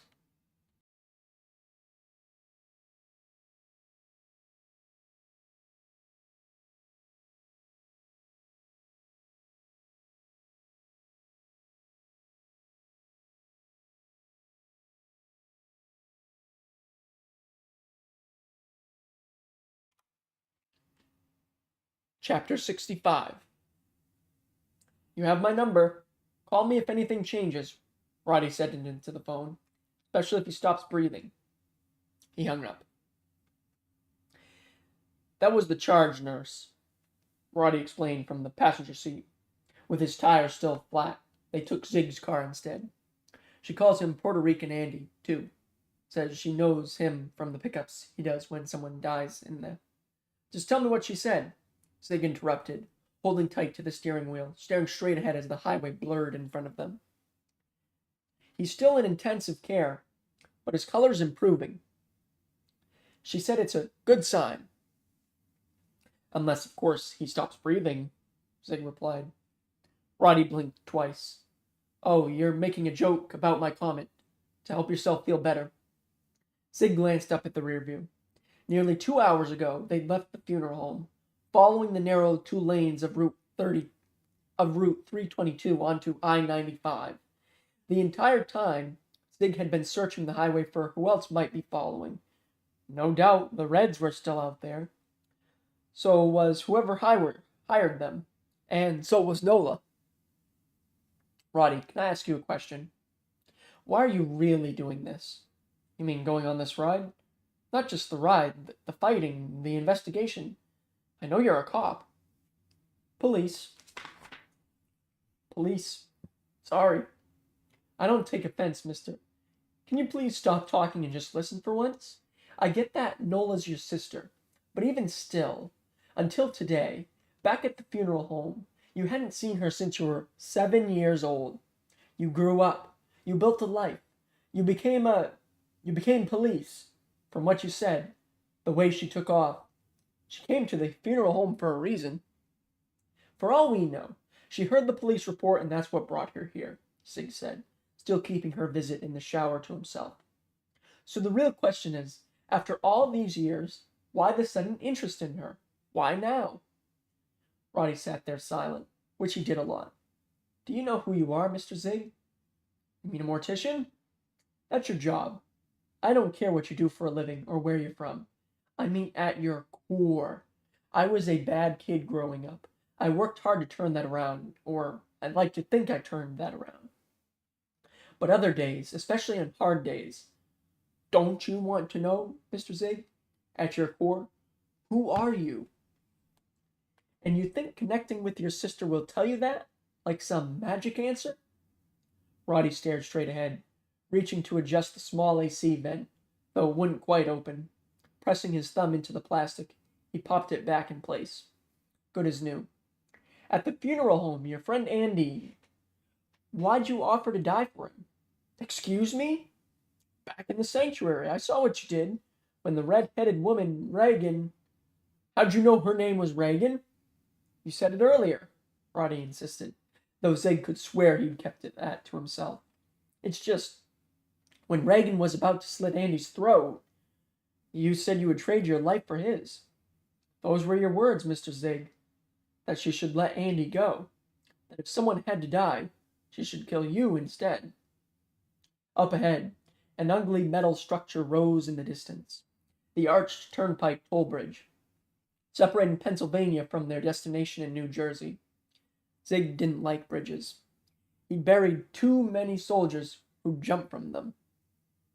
Mr. Zig, I can't name a single person who'd do something like that for me. The car's tires began to hum as they crossed the bridge. In Zig's head, he couldn't help but start his own list, though it felt just as empty. He thought of his ex-wife, his daughter, and of course, the person who saved his life 2 years ago. Nola. Glancing back at the rear view, Zig knew she had to be close. No way would she let them get to Elijah without trying to listen and then... Check the glove box, Zig blurted. What? Why? Check the glove box, Zig repeated, feeling his pants pockets, shirt pockets, and then the crevices of the seat. He knew Nola's tricks. You think the Reds... You think they bugged us? Unclear, Zig said, though it was just as fair a point. For the next few minutes, they combed through the car, the center console, the sun visors, the dome light, and yes, the glove box. He even pulled over, searching the outside and underneath. Nothing. All clean. Picking up speed, Zig checked the rear view again. There were only a few cars on the road. It made no sense.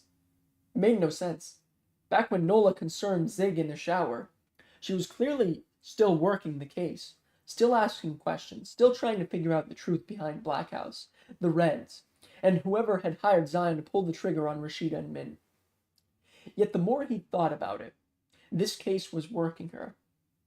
The speed that she ran out of there, her hands were shaking as she tugged open the window, like her life depended on it. Roddy said the same, that she ran without even talking to him. For Nola, Min's death was more than just a normal case. It was one that cut to something deeper, something from her past, something she'd rather keep there. Zig glanced over at Roddy, who sat calmly, his posture a perfect L square. There were damp spots across the chest and arms of his uniform, where he'd scrubbed away the blood, but his shoes were still a mess. So were his knuckles, which were bruised and swollen, covered in a dozen red and purple cuts, each a tiny screaming mouth. Zig could still picture Roddy sitting on the big red head's chest, pounding sea bass in the face, piled driver after piled driver, with a savagery and ruthlessness that came far too naturally.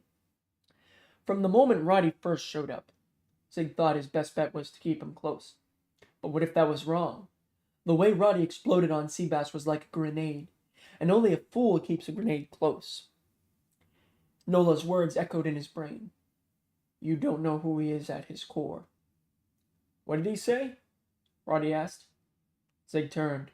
I'm not sure what your ex-wife, in the bathroom. When I was banging on the door, you said you were on the phone with her. What did she say? Ex-wife stuff. Nothing really. It must have been important if you took the call in the shower. Zig's eyes again slid toward Roddy, who was still staring straight ahead, palms down on his thighs, like he was sitting in church. It was about our daughter, Zig replied. The one who died. Zig didn't answer. I'm not trying to pry, Mr. Zig. When we first met, I looked it up. The old newspapers, the obituary. None of it listed a cause of death. This was the point where most people stopped talking. I found the old police report, Roddy added. It said your daughter was run over, that you and your wife were having an argument, and that your daughter ran outside and hid under your car. Roddy had part of the story, the police never knowing that for Zig and Charmaine, it was more than an isolated argument. They were having martial problems. Made even worse when Zig found out that Charmaine was cheating on him. That's why Maggie ran out that night. To avoid the screaming, she hid under the car and eventually fell asleep. The report said when you realized she was gone, you jumped in your car to go find her, Roddy added. But as you backed up in the driveway, you accidentally... Listen, I'm just saying. I'm sorry it happened. That must have been... Roddy couldn't find the right words to finish the sentence. In 1 mile, take the exit for Route 130 on your right, a robotic Google Maps voice said from Zig's phone. Zig hit the gas. They were close. Mr. Zig, if today were a color, I'm thinking it has to be black. Or midnight blue. Anything else, Roddy? He thought about it. You think anyone's waiting for us at Elijah's? Zig tugged the steering wheel, heading for the exit. We're about to find out.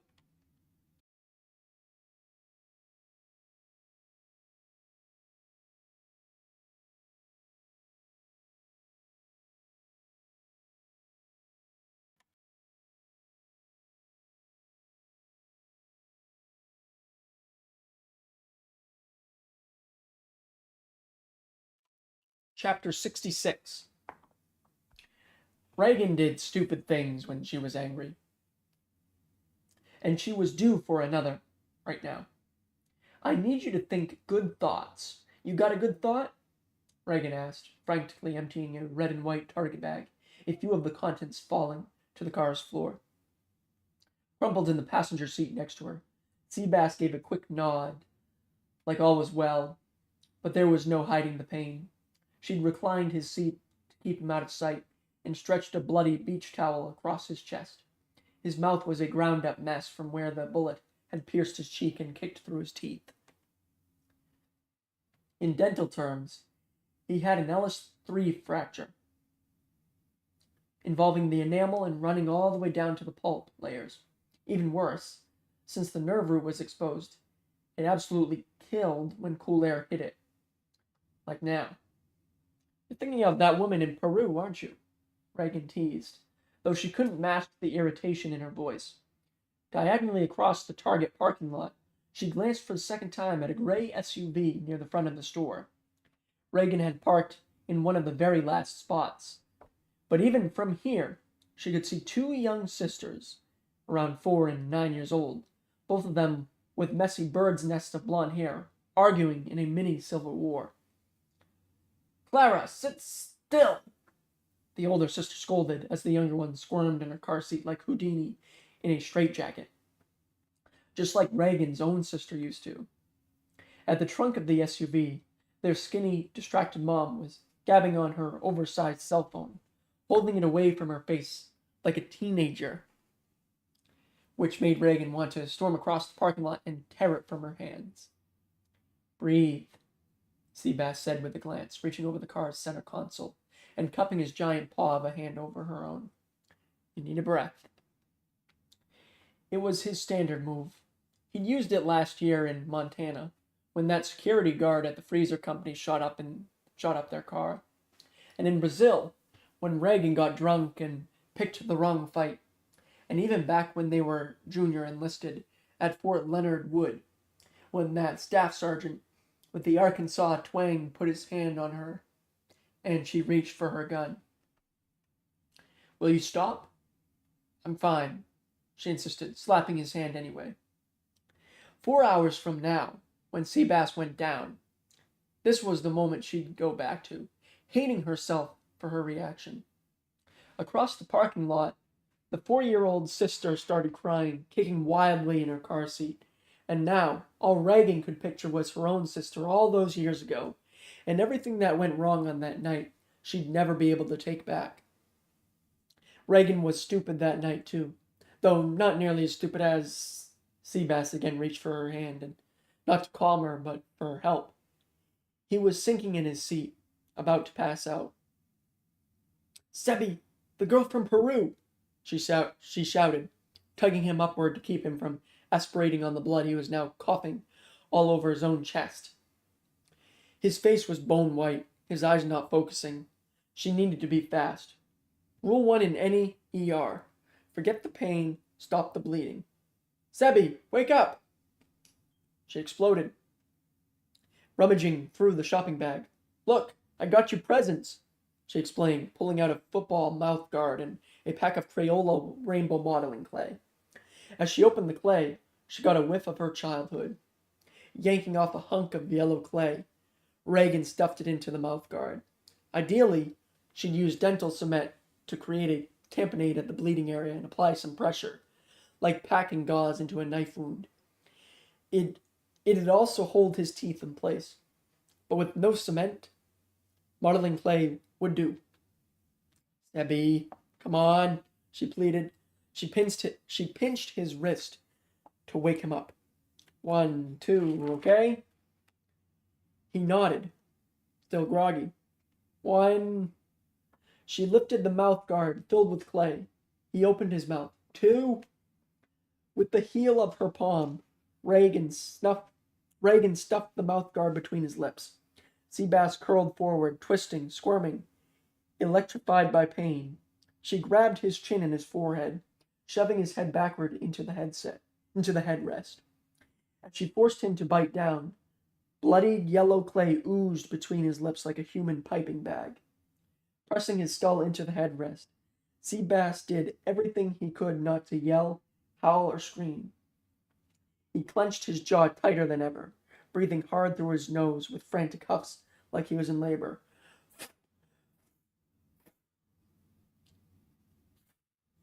For nearly 30 seconds, he swallowed the pain, pretending it wasn't there. Leaning backward and biting down, he focused on an old memory, back when he first arrived at Fort Leonard Wood. He could do this. He had it, he told himself, his huffing getting softer and softer until, like a leaky balloon, he let out a high-pitched, indistinct wail that brought matching tears to both his and Reagan's eyes. I can make more jokes about the Peruvian girl, Reagan said. That's who you were thinking of, right? He nodded over and over, his sad blue eyes staring straight up, like he was trying to will himself out of his body, out of existence, out of sight from the only woman he ever honestly thought about. Reagan. Sebi, if the pain's too much, I can take you to a hospital. He shook his head, pointing to the other bloody mess, the bullet wound in his cheek. The swollen black slit was barely a centimeter long, but still stinging from all of Roddy's punches. Definitely needed closing. Just finish, he said with a glance. Reagan quickly shaking the last items from the shopping bag. A pack of sewing needles and a spool of silk thread. In the movies, homemade stitches were made with fishing line, but as her dad taught her, fishing line unravels. If you want the knots to grab, you need texture. Okay, in that fantasy with Miss Peru, here's where she takes her top off, Reagan finally said, lowering the threaded needle to his cheek. On two. One. Seabass grabbed the center console with one hand, the car door with the other. Talk to me, he told her with his eyes. Have we worn out the Peru bit, or should I just tell you the 15 different ways I'm going to murder Zig and that runt cop who did this to you? Seabass nodded, holding a pretend phone to his face. She knew what he meant. Their handheld GPS. Back when they ran out of the funeral home, Reagan put a tracker on Zig's car. Where are they? Jersey, she said, pushing the needle into his cheek and looping it into a quick mattress stitch. At a bar, of all places. For the next 2 minutes, Seabass sat there, eyes shut, as Reagan made another few loops and pulled the thread tight. That's all it took. Compared to the mouth guard, the stitches were the easy part. Fighting to sit up in his seat, he lowered the sun visor, checking her work in the mirror. His face was bloated and swollen, but at least the bleeding stopped. He pointed to the GPS. How far? A small grin lit Reagan's face. She did stupid things when she was angry, but so did Seabass. Not far at all, said he. She started the car. We'll be there in no time.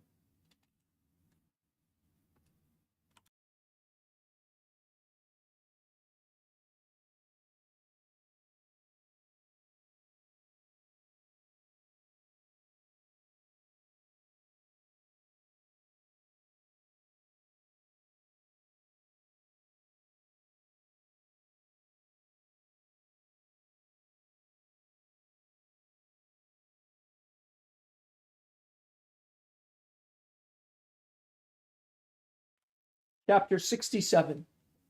Wonderly Square, Pennsylvania. Nola wanted to draw, though now wasn't the time. Hitting the gas and weaving through the afternoon traffic, she blew past a 40-something dad in a minivan, no kids in back, blaring 90s hip-hop as he bounced to the beat. She was trying to put as much distance as she could between herself and Zig's funeral home, but that didn't stop her from drawing in her head. It was her brother Roddy who she mentally started to sketch, still kicking herself from letting him get so close. Careless. Another damn mistake. It was happening over and over, like she was a noob grunt again. Yet as she replayed the sound of Roddy banging on the door, just hearing his voice again, and then to be standing there face to face, to finally see him. The deep-set eyes, the polished uniform, worn like a costume to make him look helpful and good. You know why I'm here. Those were his words. The words of someone who wants something. She replayed it again. Roddy said this was about her. There was only one her. A trick. Had to be a trick. No way did Roddy know what Mint did for her all those years ago. The real reason she was so attached to this case. And then, to her own surprise, her mental drawing quickly shifted to Zig.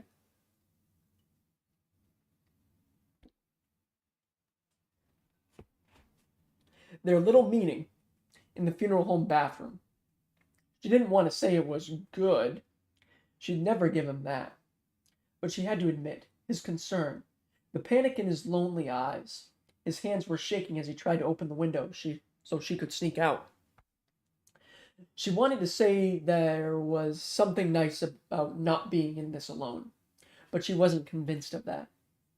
Maybe it was just that she absolutely knew, that even here, in a case that was making her far too emotional, Zig wouldn't screw her over, and she couldn't say that about most people. Turning off the main drag and down a narrow side street, Nola wove her way toward the back entrance of a long-dead strip mall that held the corpse of a hollowed-out blockbuster movie. that became a 24-hour gym, that became a spirit Halloween store, that finally became a place where, to judge from the scattering of beer cans and Red Bulls, local high school kids came to drink at night. Good sign. Kids know where there are no surveillance cameras. Pulling out her iPad, Nola opened the app for Black House and entered Zion's phone number. A digital hourglass appeared on screen, along with a single word: locating. That's how she tracked the Reds in the first place, from when they grabbed Zion's phone. Back at Zion's house, after watching footage on the nanny cam, Nola had combed through his emails, home computer, and anything else she could find. It was there she noticed the Black House icon on his desktop, confirming her theory that back when she'd first logged into Black House, Zion was one of the 2 digital avatars she saw there. The question remained: who was the other? For a while, Nola thought it might be OJ or another investigator. But the more she thought about it, the way the 2 avatars logged off together, the more it seemed like it was someone Zion knew, like a friend or employer. Hoping to find the answer, she'd tried logging into Zion's Black House account. But unlike with Mint, she had no chance of guessing Zion's password. Still, the fact they each had their own login, opening Mint's Black House account, Nola clicked the button labeled Contacts and entered Zion's name. Contact not found. She entered his email. Contact not found. She entered his phone number. A pop-up box appeared. 1. Known associate. Connect. YN. She hit yes. On screen, a new pop-up appeared. Locating. Lazy, Nola had thought, rolling her eyes. Most Black House users were probably smart enough to disable their location services. But again, Zion was a moron, and completely trackable, assuming the Red still had his phone. Across the Blockbuster gym Halloween store parking lot, a gust of wind rolled a stray beer can into a shopping cart, turned onto its side. On screen, the digital hourglass blinked. The word locating disappeared, replaced by signal unavailable. Nola re-entered the phone number, double-checking each digit. Signal unavailable. They know. Of course they know. The Reds weren't novices. Seabass got shot in the face. They either disabled tracking on the phone or tossed it. Undeterred, Nola reached into her pocket and pulled out a folded sheet of paper that was covered with phone numbers. Like most people, Zion paid his bills online. A quick search of his browser history turned up a T-Mobile account, which revealed all of Zion's incoming and outgoing calls over the past 2 weeks. There were nearly 50 in total, most of them late at night. Customers, Nola thought, remembering the stash of drugs in Zion's closet. Starting at the top, she entered the first phone number into Mint's Black House account. Contact not found. Next number. Contact not found. It was the same over and over. Nothing. Nothing. Nothing. Until something. On screen, a new pop-up box appeared, with a little red triangle that had an exclamation point inside. Restricted access for XXX, XXX, XXXX. Subject flagged for confidential purposes. Contact DOJ's Special Identities Unit. Special Identities Unit. She'd seen it before. Whoever owned that phone number, she was supposed to stay away. But that was always Nola's problem. She was never any good at doing what she was supposed to. On the iPad, she opened a browser. It was the best part of finding a phone number. From there, it's not hard to get an address.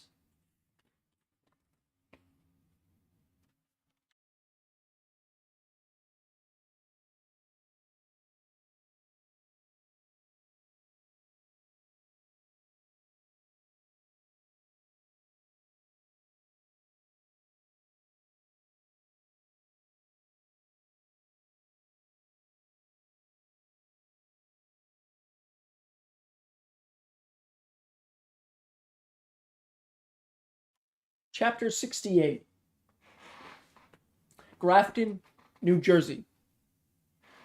"Who are you looking for?" a female voice challenged. Zig turned, spotting a 90-year-old African-American woman with canola tubes at her nose. They ran down off the edge of the bus bench she was sitting on to a portable oxygen tank that was bedazzled with pink rhinestones. On her face, to block the fading sun, were oversized Jackie O sunglasses that made Zig think he was in the presence of royalty. "Just trying to find a bite to eat," Zig told her. Lady Rhinestone looked at him skeptically. It got even worse as she eyed Roddy's police uniform. Across the street was a food hall built into an old bus station, an artisanal ice cream shop, and a make-your-own pottery place called Every Clay is a New Clay. Each of them had a water dish for dogs out front. It was the same in cities from Seattle to Washington, D.C., to right here in Jersey. The arrival of whites in minority communities led to gentrification and dog dishes for everyone. Of course, if you went down the wrong block, some of the neighborhood was still rough around the edges. "Let me guess. You're looking for Elijah," Lady Rhinestone said. "How'd you know that?" Zig asked. "You look the same as the other guy." Zig raised an eyebrow. "Other guy? Ma'am, was there someone else looking for Elijah?"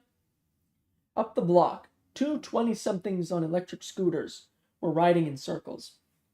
Lady Rhinestone took a huff of her canola tube.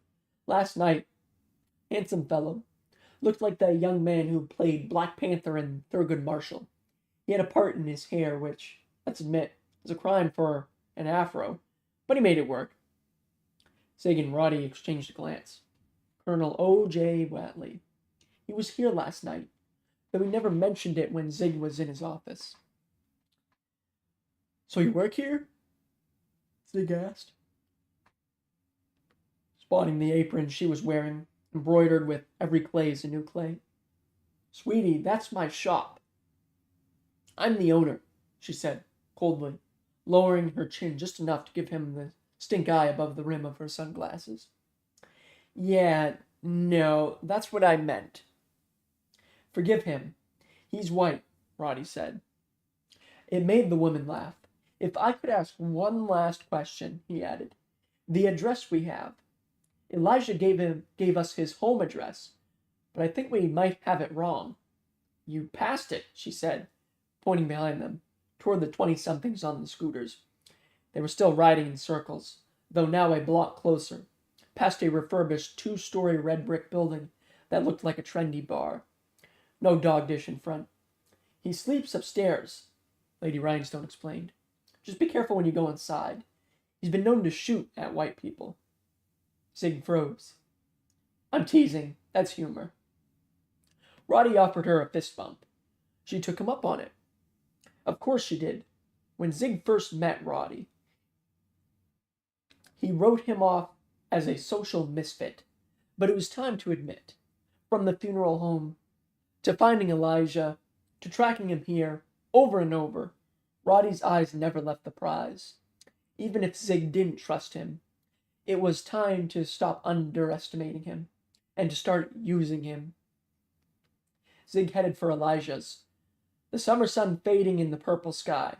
"She liked me better because I'm nicer," Roddy said, running to catch up. "You should laugh. That's a good joke." Zig ignored it, eyeing the scooter guys, who were still making circles, winding their way closer. There were other people on the streets, nearly all of them young 20 and 30-somethings, all of them with a professional veneer. This was a neighborhood on the rise, and Elijah was part of it. "I need your cop brain. Can we go back to Grandma's pantry for a moment?" Zig asked. "You mean the break-in?" "I've been thinking about it. What if instead of taking something out, well, on that night 5 years ago, What if someone was actually trying to sneak something in? Roddy thought about that. The scooter guys, now barely half a block away. Why would something why would someone bring something in? That's the question, isn't it? I'd bring something illegal, Roddy decided. A warehouse with security like that. I'd bring drugs. Drugs are one possibility. Weapons, too, Sig acknowledged. But thinking of all the antidotes they keep there for smallpox, SARS, Ebola, what if someone brought in lesser versions of those to dilute the real stuff during an actual catastrophe? Or maybe just create doubt so the government orders even more, Roddy said, nodding over and over like he was enjoying himself. If you really want to be destructive, bring a bomb inside, blow up the warehouse itself, or blackmail it, Zig agreed. Give me 50 million or the whole place goes boom. Zig stopped at the red brick storefront. Opportunities, read the hand-painted sign on the front glass. In the bottom right-hand corner, in one of those trendy typographies that you instantly know is cool but also somehow reminds you of the front of an eye chart, were these words: Proprietor, Elijah King, the fourth and final member of Mint's team.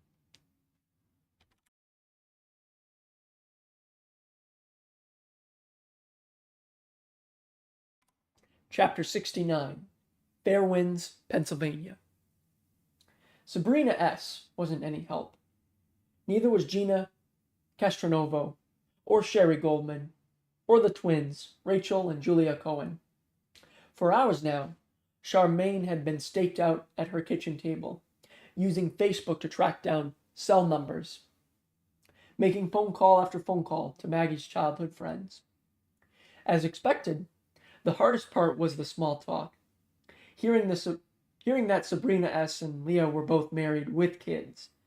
Pamela had gone back to school to be a physician's assistant. Jody was running for the local school board, and Melanie had started her own web marketing business, all of them in their late 20s. Hopes and possibilities spread out in front of them, while Maggie was forever 12, forever a Girl Scout. It was no different with Caitlin Rose, who spent a solid 5 minutes explaining that she'd been teaching kindergarten and recently got engaged. The all Charmaine remembered about her was that her teeth always seemed too big for her mouth. I met him online, of all places, Caitlin added with a gaspy laugh. He wants a destination wedding, but I'm trying to convince him that everyone hates those couples. It was yet another cute story from yet another well-meaning young woman, but as Charmaine sat there, elbows on the table, hunched toward her speakerphone, there was actually something surprisingly satisfying, even reinvigorating about hearing these updates and recaps. At first, Charmaine chalked it up to the afterglow of nostalgia, to hearing the girls' voices all grown up and trying to plot the course between now and then. Or maybe it was just her own dismal expectations. But to sit here and take in the contours of their fledgling lives, to listen to their stories and all the emotion packed into them, just the act of tracking them down and wondering where they've been, it made her feel like a parent again. And that, for Charmaine, was something glorious. It's funny, you know? What always makes me think of Maggie, Caitlin asked, actually saying Maggie's name, a detail most shied away from. Convertibles. You mean cars? She took me for my first ride in a convertible, or rather, Mr. Z did after one of our scout meetings. White car, maroon top. Ford Mustang, anniversary edition, Charmaine said, the smell of the leather interior, plus a musty scent from a leak quickly flooding her senses. I was 10, maybe 11. He pulled up and told us to hop in without opening the doors. When he hit the gas and our hair started whipping everywhere, I honestly thought the car had a rocket and we might take off. He even used to do a countdown. 3, 2, 1. Blast off, Charmaine thought, a heartfelt smile lifting her cheeks. Sig had saved years for that car. He'd wanted one since high school, then refused to buy it since Maggie was born. As a mortician, he'd seen too many overturned military jeeps and the closed caskets that came with them. It was Charmaine who'd pulled the trigger, sneaking off to the local Ford dealership and surprising him on his 40th birthday. "He really let you jump in the car without opening the doors?" Charmaine asked. "In and out, every time. He'd blast the Beastie Boys, Sabotage, and tell us to pretend we were 70s cops." Charmaine laughed with a snort, a swell of tears seeping out behind her eyes. That sounded like Zig, back when life was so easy, or at least before everything got so hard. "Who's on the phone?" a deep voice asked behind her. She barely turned as Warren entered the kitchen, searching the fridge for a snack. "Nothing. Work call." She pantomimed, waving him away and taking the phone off the speaker. "Again, Mrs. Z. Sorry I couldn't be more helpful about Maggie," Caitlin added. "My superstars days were limited to Sabrina's horrible birthday party, where she told us we were all fat. If it makes you feel better, she just had a kid who's making her miserable by refusing to sleep through the night.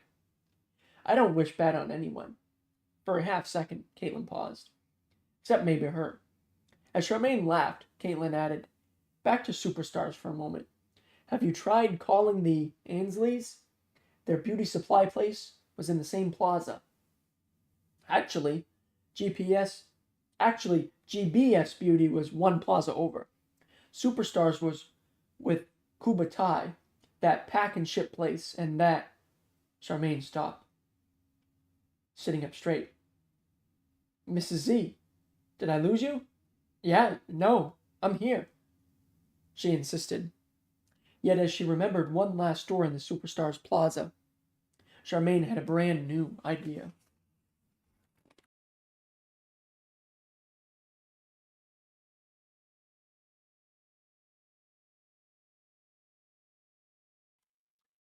Chapter 70.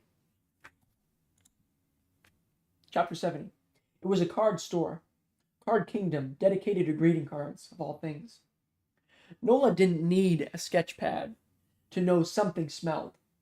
Parked diagonally across the street, she eyed the storefront, which took up the ground floor of a 2-story concrete thumb of a building sandwiched between a gas station and a skate park that was empty except for an elderly man sitting there, with a little black dog on his lap. The neighborhood, just outside Philadelphia, wasn't bad. It just felt left behind. As for Card Kingdom, the front window held a giant Hallmark logo sticker that bubbled against the glass, along with an oversized Christmas present filled with faded rolls of wrapping paper featuring Garfield and the Smurfs. If Card Kingdom was trying to attract business, they weren't trying hard.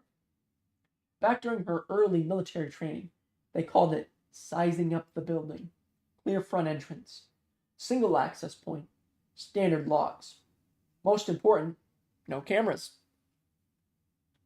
If time were on her side, she'd do a full sweep, checking all the angles. But the way things were going, if someone beat her here, kicking open the car door, Nola plowed toward the storefront. An actual bell rang overhead as she stepped inside, the smell of an old paper wafting over her and bringing, in the midst of this, an actual good memory, her teacher Miss Sable taking her to the art supply store for the first time. Inside, Carl Kingdom was nicer than she expected. Its 4 aisles of yellow, 70s era, foul blonde wood display cases were old, but the greeting card seemed new, or at least not picked over. On her far right, the cash register was manned by a 20-something guy, thin eyebrows and delicate features, wearing a plaid flannel shirt and one of those gray slouchy beanie hats that looked ridiculous in the heat of summer, and instantly told Nola he was more fashion victim than threat. Scrolling on his phone, he barely looked up. Hoping to be quick, Nola wove through the narrow aisles, passing sections for birthday cards, anniversaries, get well and farewell, and even, as she turned the corner, a section labeled dirty for him, dirty for her. Scattered along the walls were Formica shelves of snow globes, ceramic figurines, crystal animals, and every other useless knick-knack that a store like this sells to stay in business. But what caught her eye? Any Father's Day cards? Nola asked. Tomorrow, Beanie Hat said with a grunt, still phone scrolling. Nola made a note. Father's Day already passed. Strike one. At the back of the store, a vertical sliver of light revealed a back door that overlooked a small parking lot behind the building. She squinted, spotting 3 cars for a store with only 1 employee. Strike two. Yet what caught Nola's eye more than anything else, there, along the right-hand wall, an elevator, polished steel, high-tech call buttons, state-of-the-art, like something you'd use for a fortress.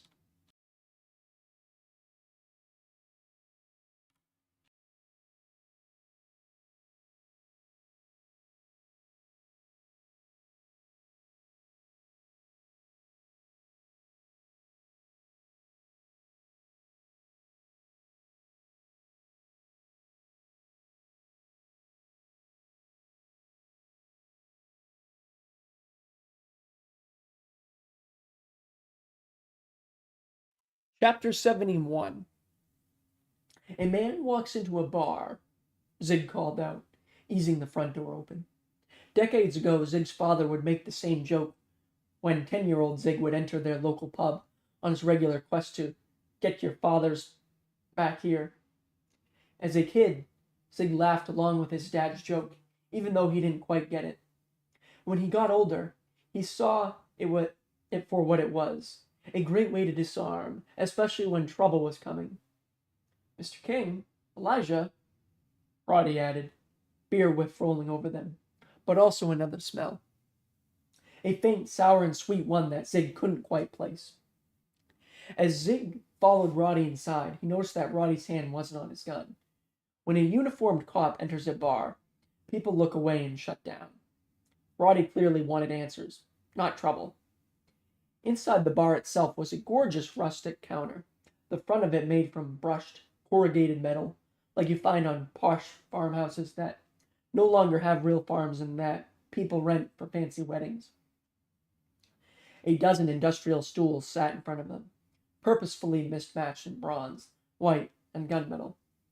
But the real stars of the show were the taps, at least 20 of them, lined up one next to the other along the right-hand wall, like a self-serve yogurt place, but for craft beers with names like Liberty Ale, Hail to the Hop Thief, and Am I Right?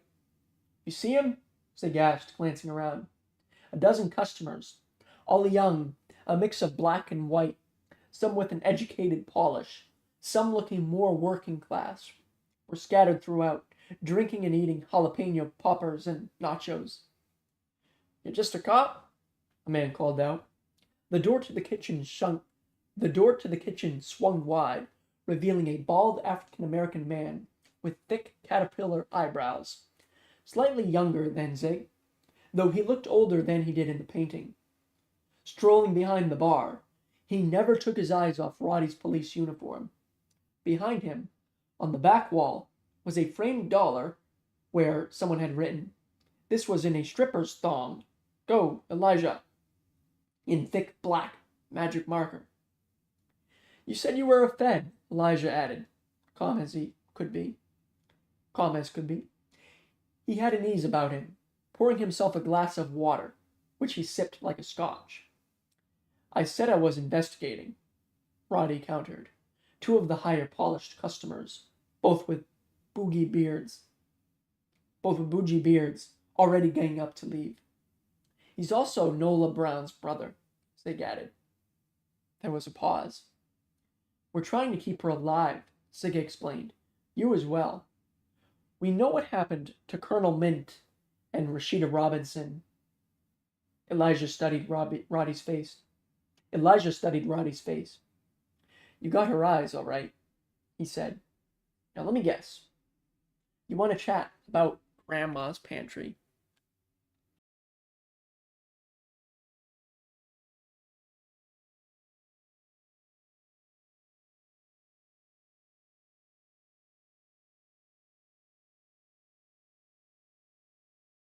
All right, well,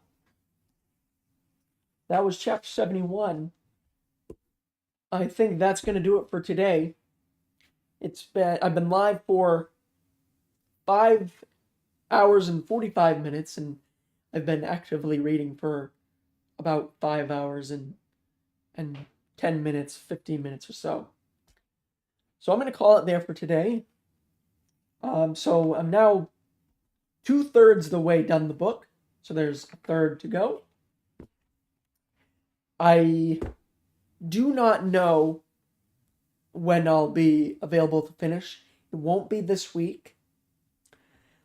Perhaps next week. I think on Wednesday. I think I'll be available.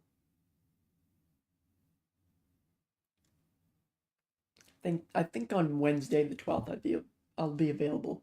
So it'll be a week. Plenty of time for anyone who would like to catch up on the VODs. It'll be plenty of time for them to do so if they wish.